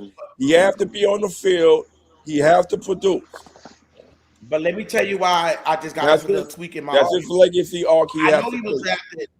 But let me tell you why I don't know, because I think he planned on using Bryce Lance, Vele, Oscar Delp. He might go a little 13 personnel. You don't think he said a little 13 personnel, possibly? We definitely seeing it. I don't think, like, what if Oscar Delp, because I don't think he strike me. Kellen Moore is the type of motherfucker. Like, he even got busy with the tight end with Dallas Goedert and Philly. It wasn't just AJ Brown and Devontae Smith, then a little bit of Saquon, Spranknell, and Kenny Gainwell. Like, bro, the dude was using all kind of fucking weapons. It wasn't just one motherfucker that they're trying to throw the fucking stick route to. So I think Tyson, 900, I'd say 900 to 1,000, but that's not his potential. I just think he don't get as many targets as people thinking he gonna get, because you got to count targets, you know? But I think it might be like 50-50 because I don't think they want Olave getting hurt. See, Tyson, it's kind of different because Tyson is more aggressive, but I don't think they want Tyson taking them hits either, man. That's why I think it's going to be a lot of – I think playoffs, you might see some shit. It's too late now. You're in there. You're going to have to deal with it. Yeah, but he said he's getting a chef, though, bro. He said he's going to get a personal chef. It's too late. You're in there. You got to deal with it. We're going to ask you the one middle route. You got to be able to handle that. You got to be able to handle that. That's true. He said Brandon Cooks had seasoned Drew Brees. Throwing him is not fair as a comparison. Sidney Cox, you still there? I don't even know. Sidney, you still there? I don't know where J-Pac went, but I just don't. All I'm saying is I think we good on offense. I think we go. Okay, the dude said Brandon Cooks had a season of Drew Brees. Who else was he throwing the ball to at that time? Did they not have Mike Thomas? Mike No, Thomas no, came in Mike Tomlin came 2015. after that. Yeah. Who was he throwing that bitch to? Bradley Roby on the team? I mean, Courtney Robin? Was that on the 2015 team? Did we have Courtney Roby? Hold on, I'm about to look it up now. Yeah, look up 2015 roster, wide receiver. I think we had Roby Coleman, Jimmy Graham. I don't think Jimmy Graham was. No, we didn't have Jimmy Graham with Cooks. No, we didn't. Cindy, you know who we had on that 2015 next boy, that year the Saints was dead last in defense. They out there. Yeah, I told you, and they was number 1 in offense that year. Or number 2, one of them. They was number 2 in offense. 2015. They had like Jarius Bird and motherfucking Brandon Guess Brown. who they had? They had Willie Snead. They had Willie Snead, dog. Oh yeah, Willie Snead was nice. Willie Snead was pretty nice. That's right. They had Ben Watson. Ben Watson. They had a good offense, bro. They was number 2. It was ranked number 2. Yeah. So during that time, Drew Brees was 36 years old. Yeah. Drew Brees was 36. Brandon Cooks was 22. Look up offensive rank that year, Rayson. Look up offensive rank. I think they was ranked number 2 in the league. Number 1 or number 2. I think they was 2. They was fucking, man, dog. I remember that shit because I used to work at the Superdome, man. And we was playing against the Broncos. We had a shootout against the Giants. You know, putting 52 on the Giants. Man, the Saints was fucking unstoppable with that offense. They just couldn't fucking play. Their defense was atrocious. Sean Payton always a Sean fucking. You said the offense? Yeah, I think they was ranked 2nd in 2015. So it was. Matter of fact, it was 20. Look, check this out. That year, Sean Payton had Pete Carmichael as the OC, and he had Dennis Allen and Rob Ryan as the defensive coordinator. Ryan was pathetic. And look, watch this. The offensive scheme for Sean Payton during that time was Air Coryell. The defensive alignment was a 4-3. Let me see if they changed. So, Sean Payton been running the Air Coryell offense since he been on this team. Ever since he coached this team, it's been Air Coryell offense. Yeah, it's been Air Coryell. Damn. So we never won the West Coast. No, it's Air Coryell. In other words, he won the elements of that, like a lot of play action off the snap, under center, shotgun. Again, like me and Jay Parker said, it was like 60-40 split. Like sometimes it'll go 60-40. Sometimes it'll go 60% under the center, 40% shotgun. Sometimes you'll ask for 40% under the center, 60% shotgun. It depends on the nature of the game flow. So when I'm looking at that, if you go all the way right now, let me see, when Sean Payton left the Saints.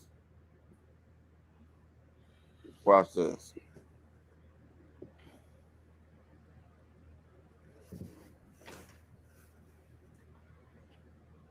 He left the Saints in 2021, right? I think so. Yeah. I think it was 22. Yeah. After 21. Tampa. So yeah, they were still running the same offense. The Pete Carmichael has added that element. All right. Hold up. Go ahead, Rich. I'm talking. My wife calling me. Hold up. I'm coming back. And Kellen Moore is running the same shit, but with a different tweak. So, am I the only one on here? Somebody on here?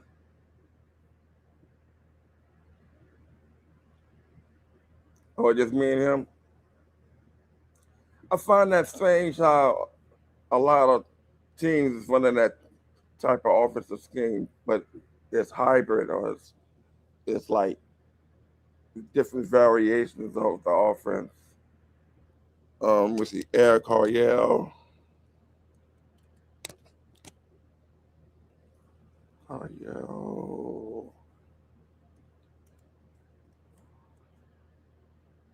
Offense.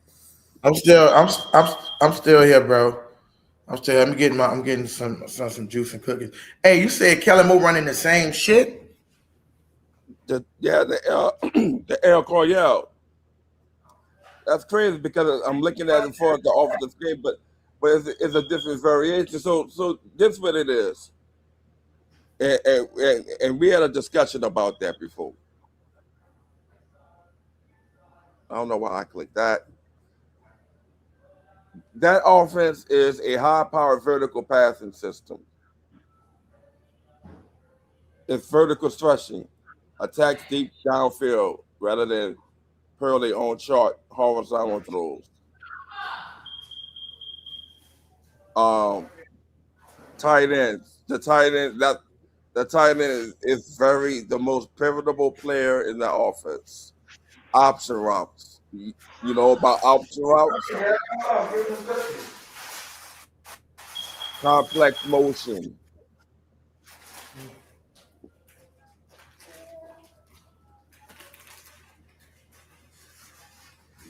So it's different from the West Coast offense. It's not West Coast offense.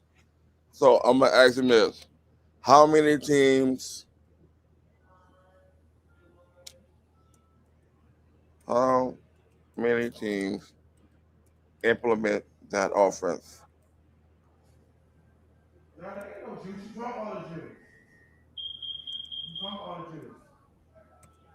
Now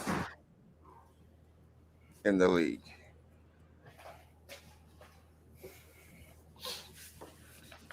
I don't know if he's running the XRL, man. Yeah, it is. It is. It's still in there. Wow. So they're saying only 3 to 4 NFL teams run a true primary air Coryell system today, representing roughly 14% of the league. Dallas, Philly, Denver, Baltimore. So I'm about to ask, what about the Saints? What about Kellen Moore? Let me see. What about Kellen Moore? Did he come from that Sean McVay tree? Did he or what? What tree did he come from? He came from Mike McCarthy. Oh, okay. That ain't a bad tree. What about Kellen Moore? Let's get some super chats rolling in, y'all. Some late night super chats. So this is what they said. Kellen Moore is one of the most prominent active torchbearers of the Air Coryell system. What is that Coryell? So he has folks. So they saying more playbook traits directly back to the classic Coryell coaching tree. Jason Garrett. Yeah, it's not McCarthy, because Mike McCarthy actually came from West Coast, but I think that's why they running West Coast. I thought I could have sworn Kellen was West Coast. Jason Garrett and with North Turner, he was a disciple. North Turner was a disciple of Dan Coryell, and when he went to the Chargers, that's the team that started. That's the team that started the Air Coryell back in the 80s, the Chargers. During his time as the offensive coordinator over there, he retained the iconic route number tree, the digit system to call passing plays. But he also modernized the scheme. He uses spread, RPOs, pre-snap motion. You say like rather than leaving receiver static, he utilizes heavy pre-snap motion, a staple of a modern West Coast scheme to easily diagnose coverage before snap. So it's like a blend. You understand? Yeah. Personal adaptation. Moore is known for adaptation. When he was the coordinator with the Eagles, he leaned into a heavy ground game with Saquon Barkley. Now in New Orleans, he uses the Coryell vertical concepts to maximize the deep threat abilities of quarterback Chuck and wideout Chris Olave. So he like the understudy, right? But it has elements. If you really want to look up, if you really want to look up the Air Coryell system, it's very interesting. He has a philosophy. Let me see if you have a video of this. You might have a video. Okay, that's a YouTube video called Air Coryell off. Matter of fact, can you show that? It's a video. If you know, can you show They that? got highlights. I don't know if it got any kind of football shit in there. They ain't gonna let me do it. A breakdown of an offense. Oh, a breakdown. Let me see. Not a game, but a breakdown of an offense. They might. I don't know. I have to see because if they showing any kind of footage and highlight, them motherfuckers strict on that shit. Any kind of highlight or anything in there, I try to refrain from that shit. Yeah, I get it's your platform, but I'm saying I think you'll be safe if you just stop and commenting and you're not playing it all the way through. You know what I'm saying? But like basically, if you take the time, I'm about to highlight it for you. I'm about to highlight. You look at your own leisure.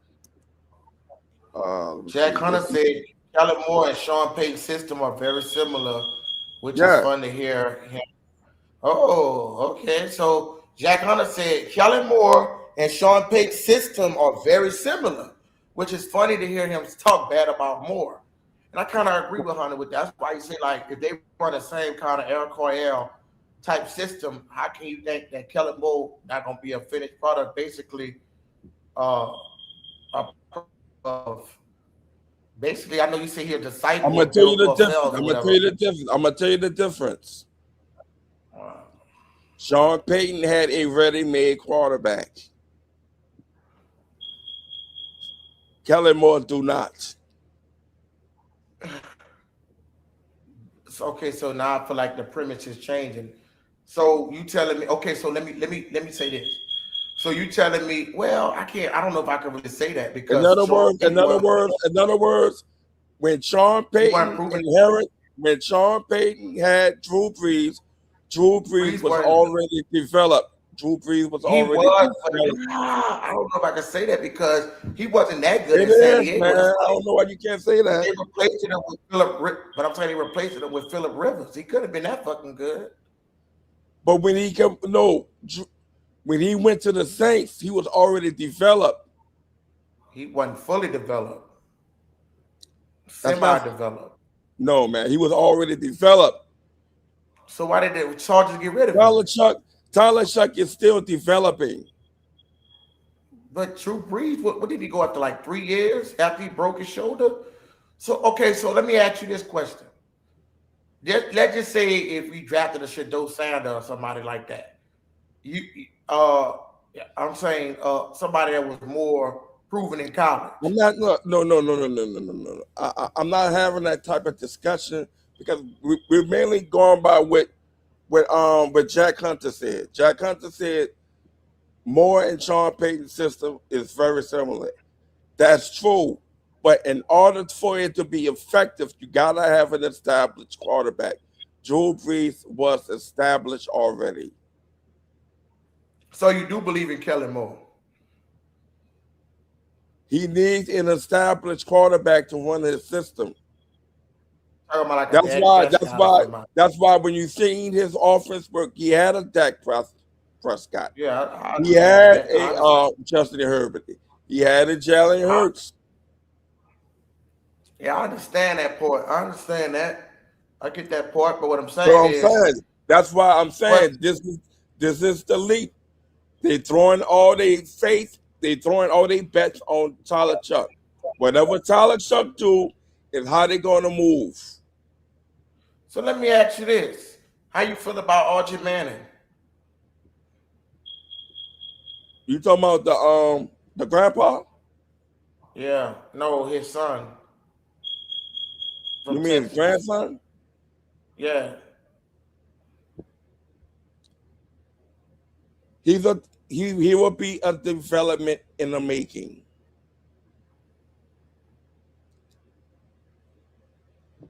So what I'm saying is, he said Sean Payton is the most pass happy coach on the planet, right? So what I'm saying is, and I believe Chuck gonna work out, but what I'm saying is, if they was, I'm just saying hypothetically, if they was to draft Archie, because like TR3 said, can I interest you in 2 Super Bowls? They like they rigged the league for the Mannings.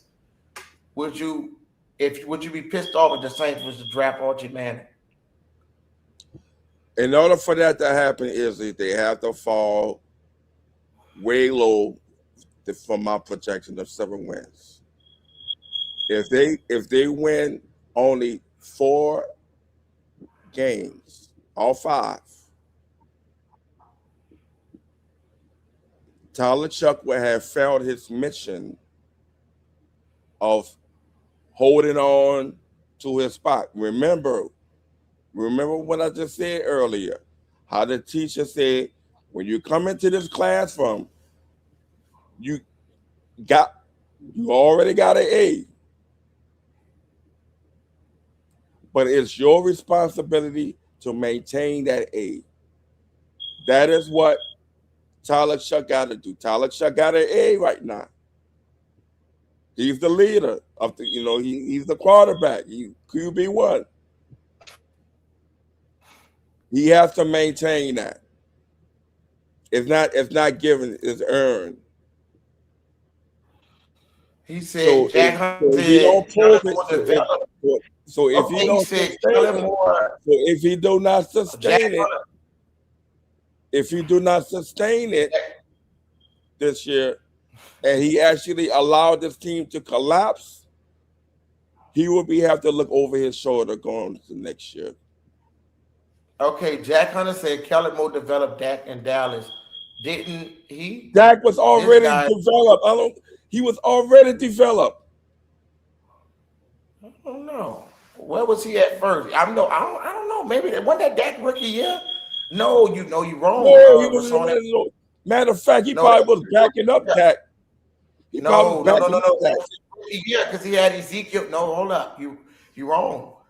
Thank you, Jack Hunter. No, Dak Prescott rookie year. That's the year Kellen Moore was there when he developed Ezekiel Elliott and Tony Pollard.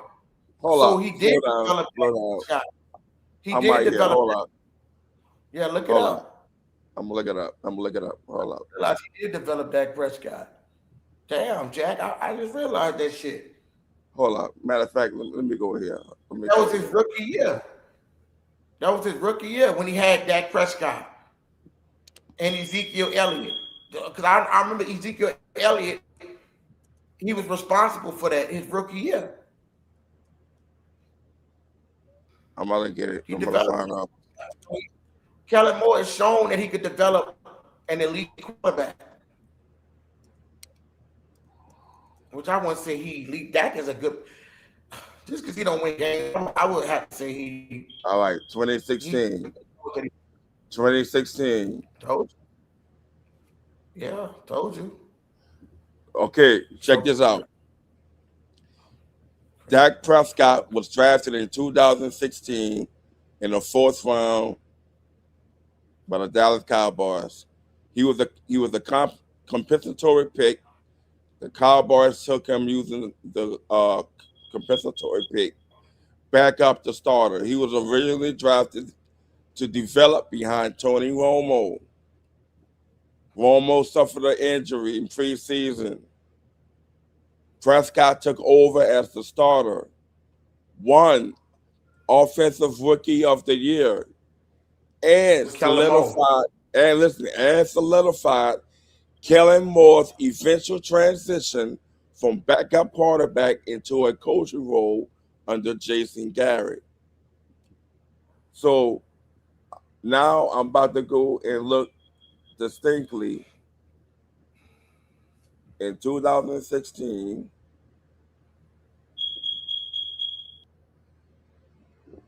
No, let me see.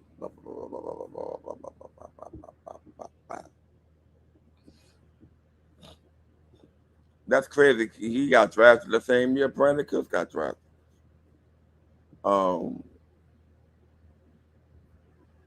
Teams. Season, NFL season, all seasons. 16.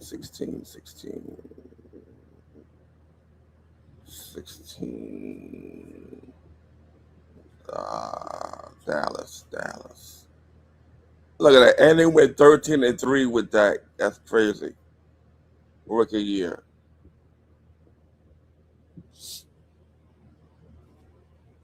So who do you think was the OC for the Cowboys during that time?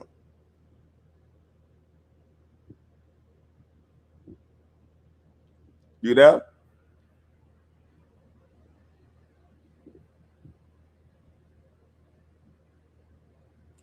Hold on, I'm going in the chat.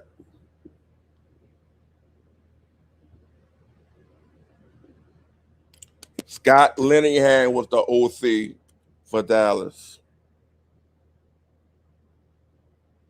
Scott Linehan, I'm going to put it in the chat.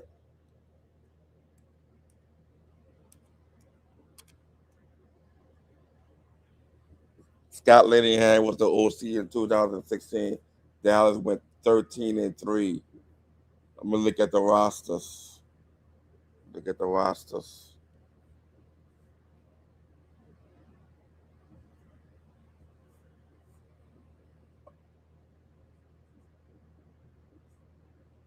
So this is the depth chart. Starters, Dak Prescott, rookie. Zeke, rookie. We'll see. Quarterback.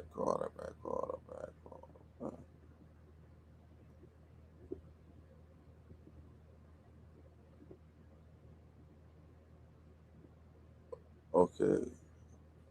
Where was Kellen Moore in 2016?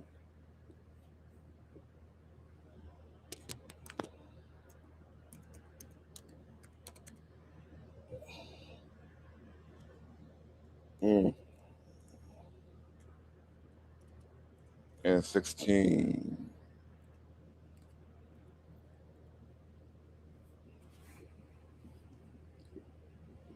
Kellen Moore was a quarterback for the Dallas Cowboys, serving as a primary backup to Tony Romo. During his first week of training camp, an offensive lineman rolled onto Moore's leg, causing him to suffer a fractured right fibula. Because Moore was sidelined for several months, Dak Prescott took over. After a few weeks later in the preseason, Tony Romo suffered a major back injury. Moore was already on injury reserve that season. So Moore was on injury reserve. He was still on the roster. Y'all hear me? Yeah. So look, you heard what I just said? Kellen Moore. Yeah, can you hear me? I don't know why you keep kicking me out. Can you hear me? Can you hear me? Okay, good. Yeah, I can hear you, bro. My shit went out. I don't know what happened. Oh, look. So Scott Linehan was the OC.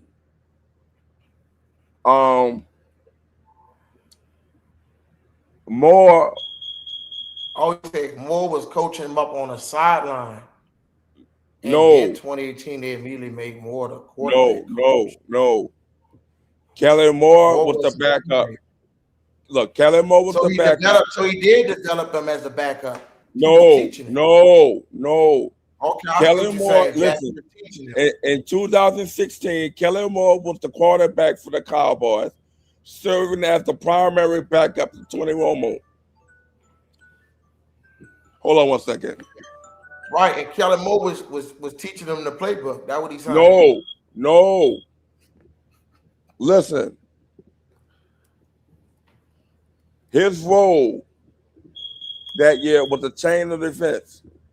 During the first week of training camp in August 2016, an offensive lineman rolled onto Moore's leg, causing him to suffer a fractured right fibula. That's not true. Why you can say it's not true? It's right here. Because Kellen Moore was the quarterback. He was the quarterback for the Cowboys in 16. That's what I'm saying. And he was teaching them the playbook, wasn't he? Listen, I'm giving you the timeline. He was injured. He was on IR. Romo got hurt in the preseason. That's how Dak Prescott got moved up, got elevated, because Prescott was literally third string. Kellen Moore was the backup behind. Right, that's what I'm saying. Romo. So that means Kellen Moore was teaching them the playbook. No, it was Scott Linehan. He's the head coach. I know, but I'm saying, ain't the what I'm asking you is, ain't the job for the backup to teach the backup? No, it's not. He probably called it the plays from the sideline, doing the sign language shit. He probably was doing that. Yeah, holding the clipboard. He was holding the clipboard. Yeah, he was holding the clipboard. But that's why they called him the quarterback whisperer, because he used to whisper in niggas' ears. It wasn't. Look, he didn't really become head coach like the boys say in 2018, dog. He wasn't teaching Dak. Scott Linehan was teaching Dak. Oh, okay. So what Jack Hunter said is, he said Moore was the backup teaching Dak. That's why they immediately promoted Moore to quarterback coach in 2018 and then promote to OC in 2019. So what he's saying is he was the catalyst, right, behind he groomed him and shit. If Kellen Moore didn't get hurt in training camp, Kellen Moore probably been still playing football around that time. But because he broke his leg. Who broke their leg? Kellen Moore. You're gonna have to show me that. I don't believe that shit. All you gotta do is Google it. He broke his leg. He broke his leg in the preseason? Training camp. Offensive lineman roll onto his leg. Okay, that's fine. I agree right there. Okay, so what I'm asking you is, you telling me that, because what Jack Hunter is telling me is the influence. Okay, so let me put it like this in a better scenario. When the Saints had motherfuckers like Luke McCown and Chase Daniel, you telling me Teddy Bridgewater and you telling me that they weren't training, Drew Brees one of them, the backers wasn't training them niggas? Like they don't train them dudes? Like they don't play a part. I'm gonna tell you like this. He was holding the clipboard and training. He was passing, he was relaying the plays from the sideline to the huddle. And the quarterback, in other words, the quarterback has the earpiece in the helmet. It gets shut off during a certain time clock. Can you prove that it gets shut off at a certain time? Yeah. In other words, as soon as he covered his ear to hear the call from the sideline. That's what Kellen Moore was doing. Kellen Moore was doing that when he got hurt. He was holding the clipboard. He was holding the clipboard, relaying the plays from Scotty Linehan. So can we say semi-coaching? If we say semi-coaching, is that okay word to use? Okay, look, we got a Cowboys fan in here. So we got a Cowboys fan. He's telling you the same thing I'm telling you. Man, get the fuck out here against it, man. You want to come in here and troll. He's not trolling. He's telling you the truth, dog.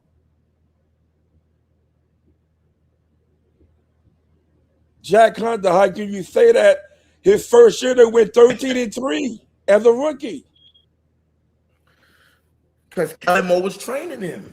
No, he was not. Let me see, man. Because Winston I think he was training. That nigga wanted to play. See what I'm saying, bro? I'm not saying predominantly. What I'm saying is,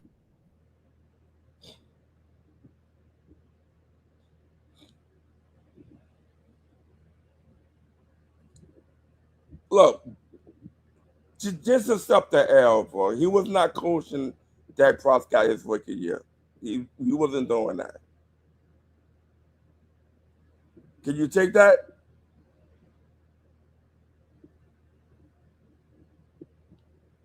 I don't know what's wrong. Look, I'm about to get up out of here. I try to school him. You know what I'm saying? But look, it's one of many. The season started. Let's just pray and hope there's no more reports of injuries. I know they're part of the game. Jack, you can keep saying that, but they went 13 games. He won Offensive Rookie of the Year. That's a fact. Thank you, Resident Hunt. Thank you, Resident. I say Resident Hunt. Resident Hunt. Thank you. He should know he a Cowboy fan. And everybody saw that. What you mean it's the freaking team? What you mean by that?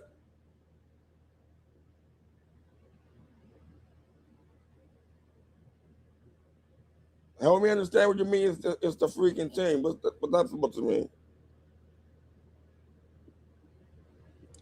So you saying Dak didn't ball out his rookie year?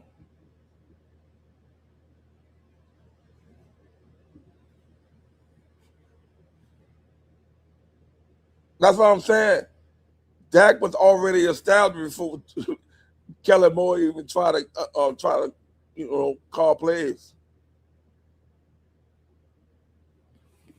That's the fact, dog. I don't know why you not want to understand that.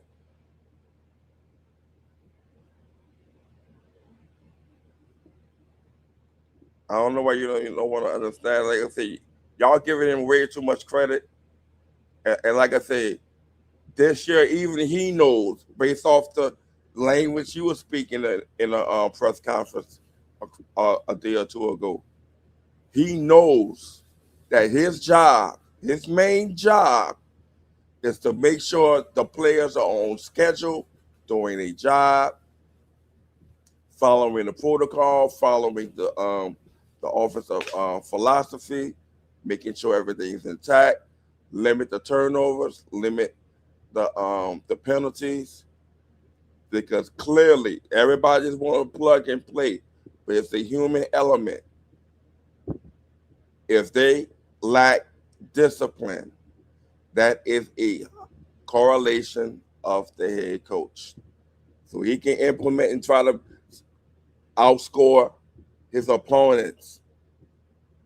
But I'm telling you, most qualified contending teams do not, and I repeat, do not worry about offenses like Kellen Moore, because to them, they know what they're doing by the sets. They know how to read. They know the tendencies. They know what they're trying to accomplish. That's what he has to overcome. He has to be able to show a balanced attack and be more patient. If he's not doing that, I'm telling you, it's not going to be a good look. So all this rah-rah, Saints going to be the powerhouse and all that is predicated on Kellen Moore, development of Tyler Chuck. And y'all going based off the last 4 games? Exactly, Resident. What you mean stacked? So now you give it excuses because it was stacked. It was good enough. So that team was really made for Tony Romo, right? So you trying to tell me Dak Prescott had a higher upside than Tony Romo going into that season, Jack? Are you really saying that? Because that team was ready for Tony Romo. That was a Tony Romo made team.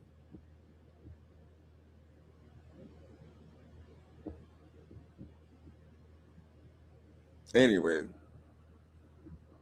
thanks for your time. Thanks for the. Yeah, you said that, bro? Yeah, I'm about to shut it down.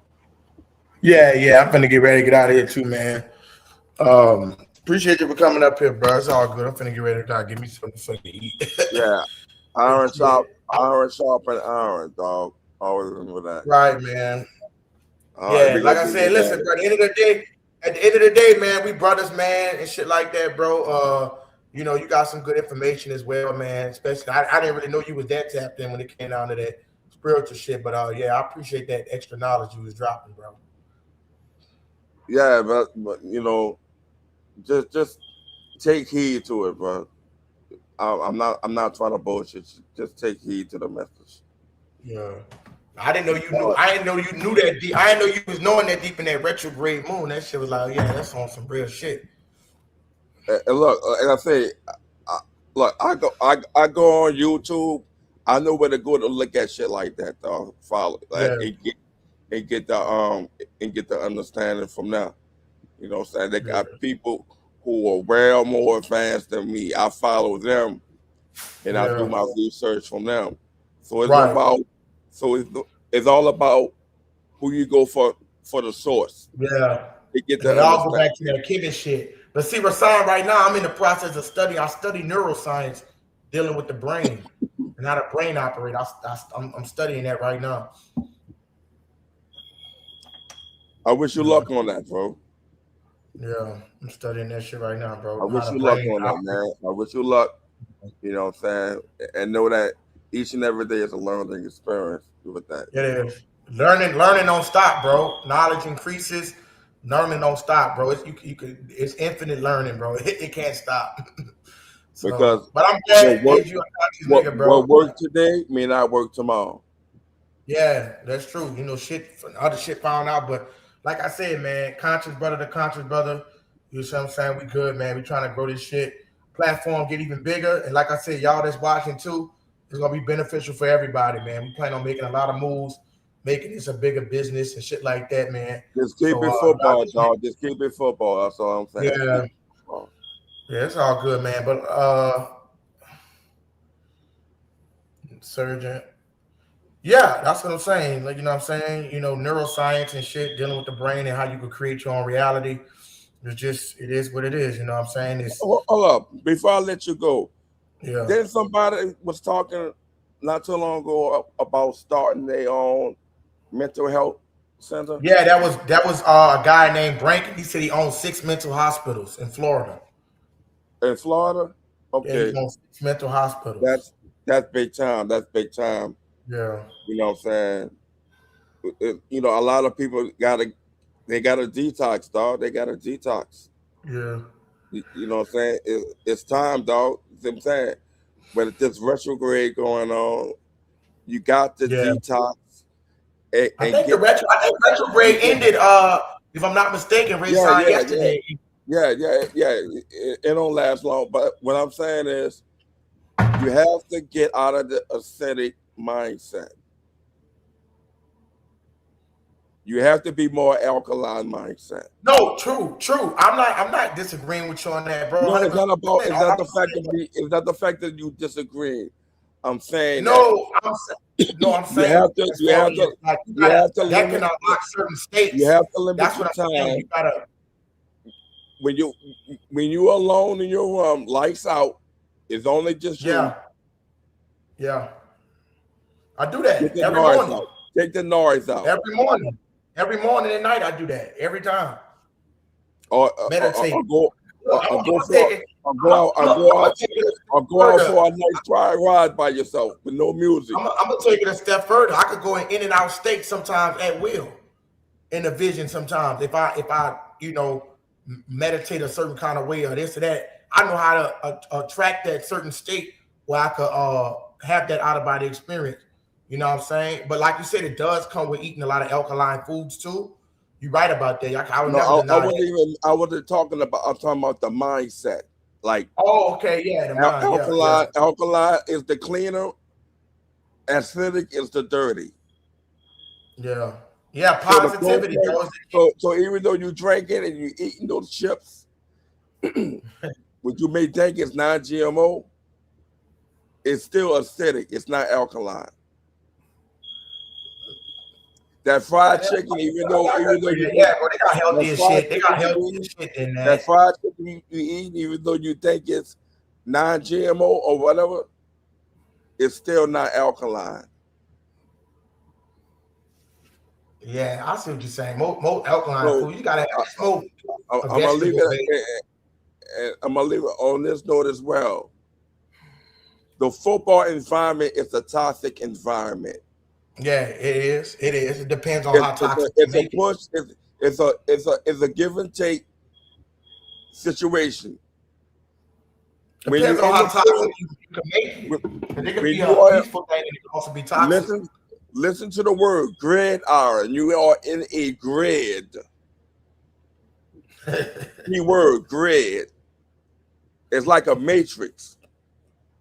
Yeah. So I agree 100%. So when you're inside the grid, you are always in a what role? You are in a survival. You are in a survivalist mindset. You're trying to survive. Right. If you're trying to survive, that's what I'm saying. You don't have time. You really don't have time to think about the consequences. You react. You don't, but you react. Before you react. If you align your, it forces you to react. If you align your mind and your body on that level, like you said, if theta wave, and you operate at that sleep pattern when you go up and create your own reality, because it was designed for us to wake up and stress. Look at your bank account. Look at this. Look at that. But that's what it was designed to stress you out. That's why I said if you play into that fear, then you allow yourself to give into the system. That's why I say your mind. Personal responsibility is always the key, dog. Yeah, it's hard, bro. It is hard. Sometimes you have to be honest and look yourself in the mirror and ask yourself and be honest. What can I do today to make it much better for me? What can I do? What can I do to make it a better way? What can I do to make it much better? Sometimes the best thing for you to do is, because watch this here real quick, you realize your nervous system sent out a signal to the universe, and it'll tell you can't trick your nervous system. So if in your nervous system you believe that you broke, you believe that stuff not gonna change, then that it sends a signal out your subconscious to the universe that I don't have, I need. So that's what it's going to respond back to your energy field, in the quantum field. It don't respond to what you want. It responds to what you think that you are. That's the law of hermetics. And like you said, dope and all that, the Egyptology, everything on the scrolls, because all they dealt was ancient with medicine and ancient mathematics and science. The ancient Egyptians and shit is the modern day. That's what the scientists get all their information and shit from as well. That's why it's the same with Western medicine. They were on a higher playing field because they did not really had any discomfort or anything in a way. Everything was that's true. Everything was like naturally done. That's true. That's true. I agree with that, Rizan. I agree that it is more harder to focus on positivity in this lifetime because of the wickedness. They didn't have no trouble. All they had to do was focus on getting the job done. And not only that, how they did it. They did it with the greatest efficiency. That's true. They didn't, you know what I'm saying? I'm talking about back-break. What we consider back-breaking back then? It was no problem. It was no problem. Yeah, they didn't have that many. In a long story short, they didn't have that many distractions, bro. Like we got today. Exactly. The world is so distracted. All this other shit. That's why it's hard to focus. The element for them to make that, to make the pyramid, whatever the element, how they actually made it step for step. Yeah. That technology alone is very important. And look how today it's still erected to this day. But you could get that information from the Akashi records if you tapped in on frequencies and shit. You could elevate to that, get that knowledge and unlock that shit. That's how, like you said, Thomas Edison, Albert Einstein, all them niggas. What I'm trying to say is this: we are not on. We are way beyond, like the technology advanced, but we are not advanced as a people. That's true. That's why you gotta make sure. That's why the machines are going to take over. I agree. It's gonna be taken over by robots. Yes, it is. It's inevitable. Yeah, it is. It is. But let me get out of here, man. I gotta get something to eat. Yeah, I appreciate you, brother. Love you, man. Hey, appreciate y'all in the chat. Jack Hunter, you know what I'm saying? Royal King, appreciate that, y'all, man. You know what I'm saying? Great show. Love y'all brothers, man. Love y'all brothers. Great show, dog. I'm out. All right, peace. Appreciate y'all. I'll catch y'all. I'll be here tomorrow, y'all. I'll be here tomorrow. All right, peace. All right.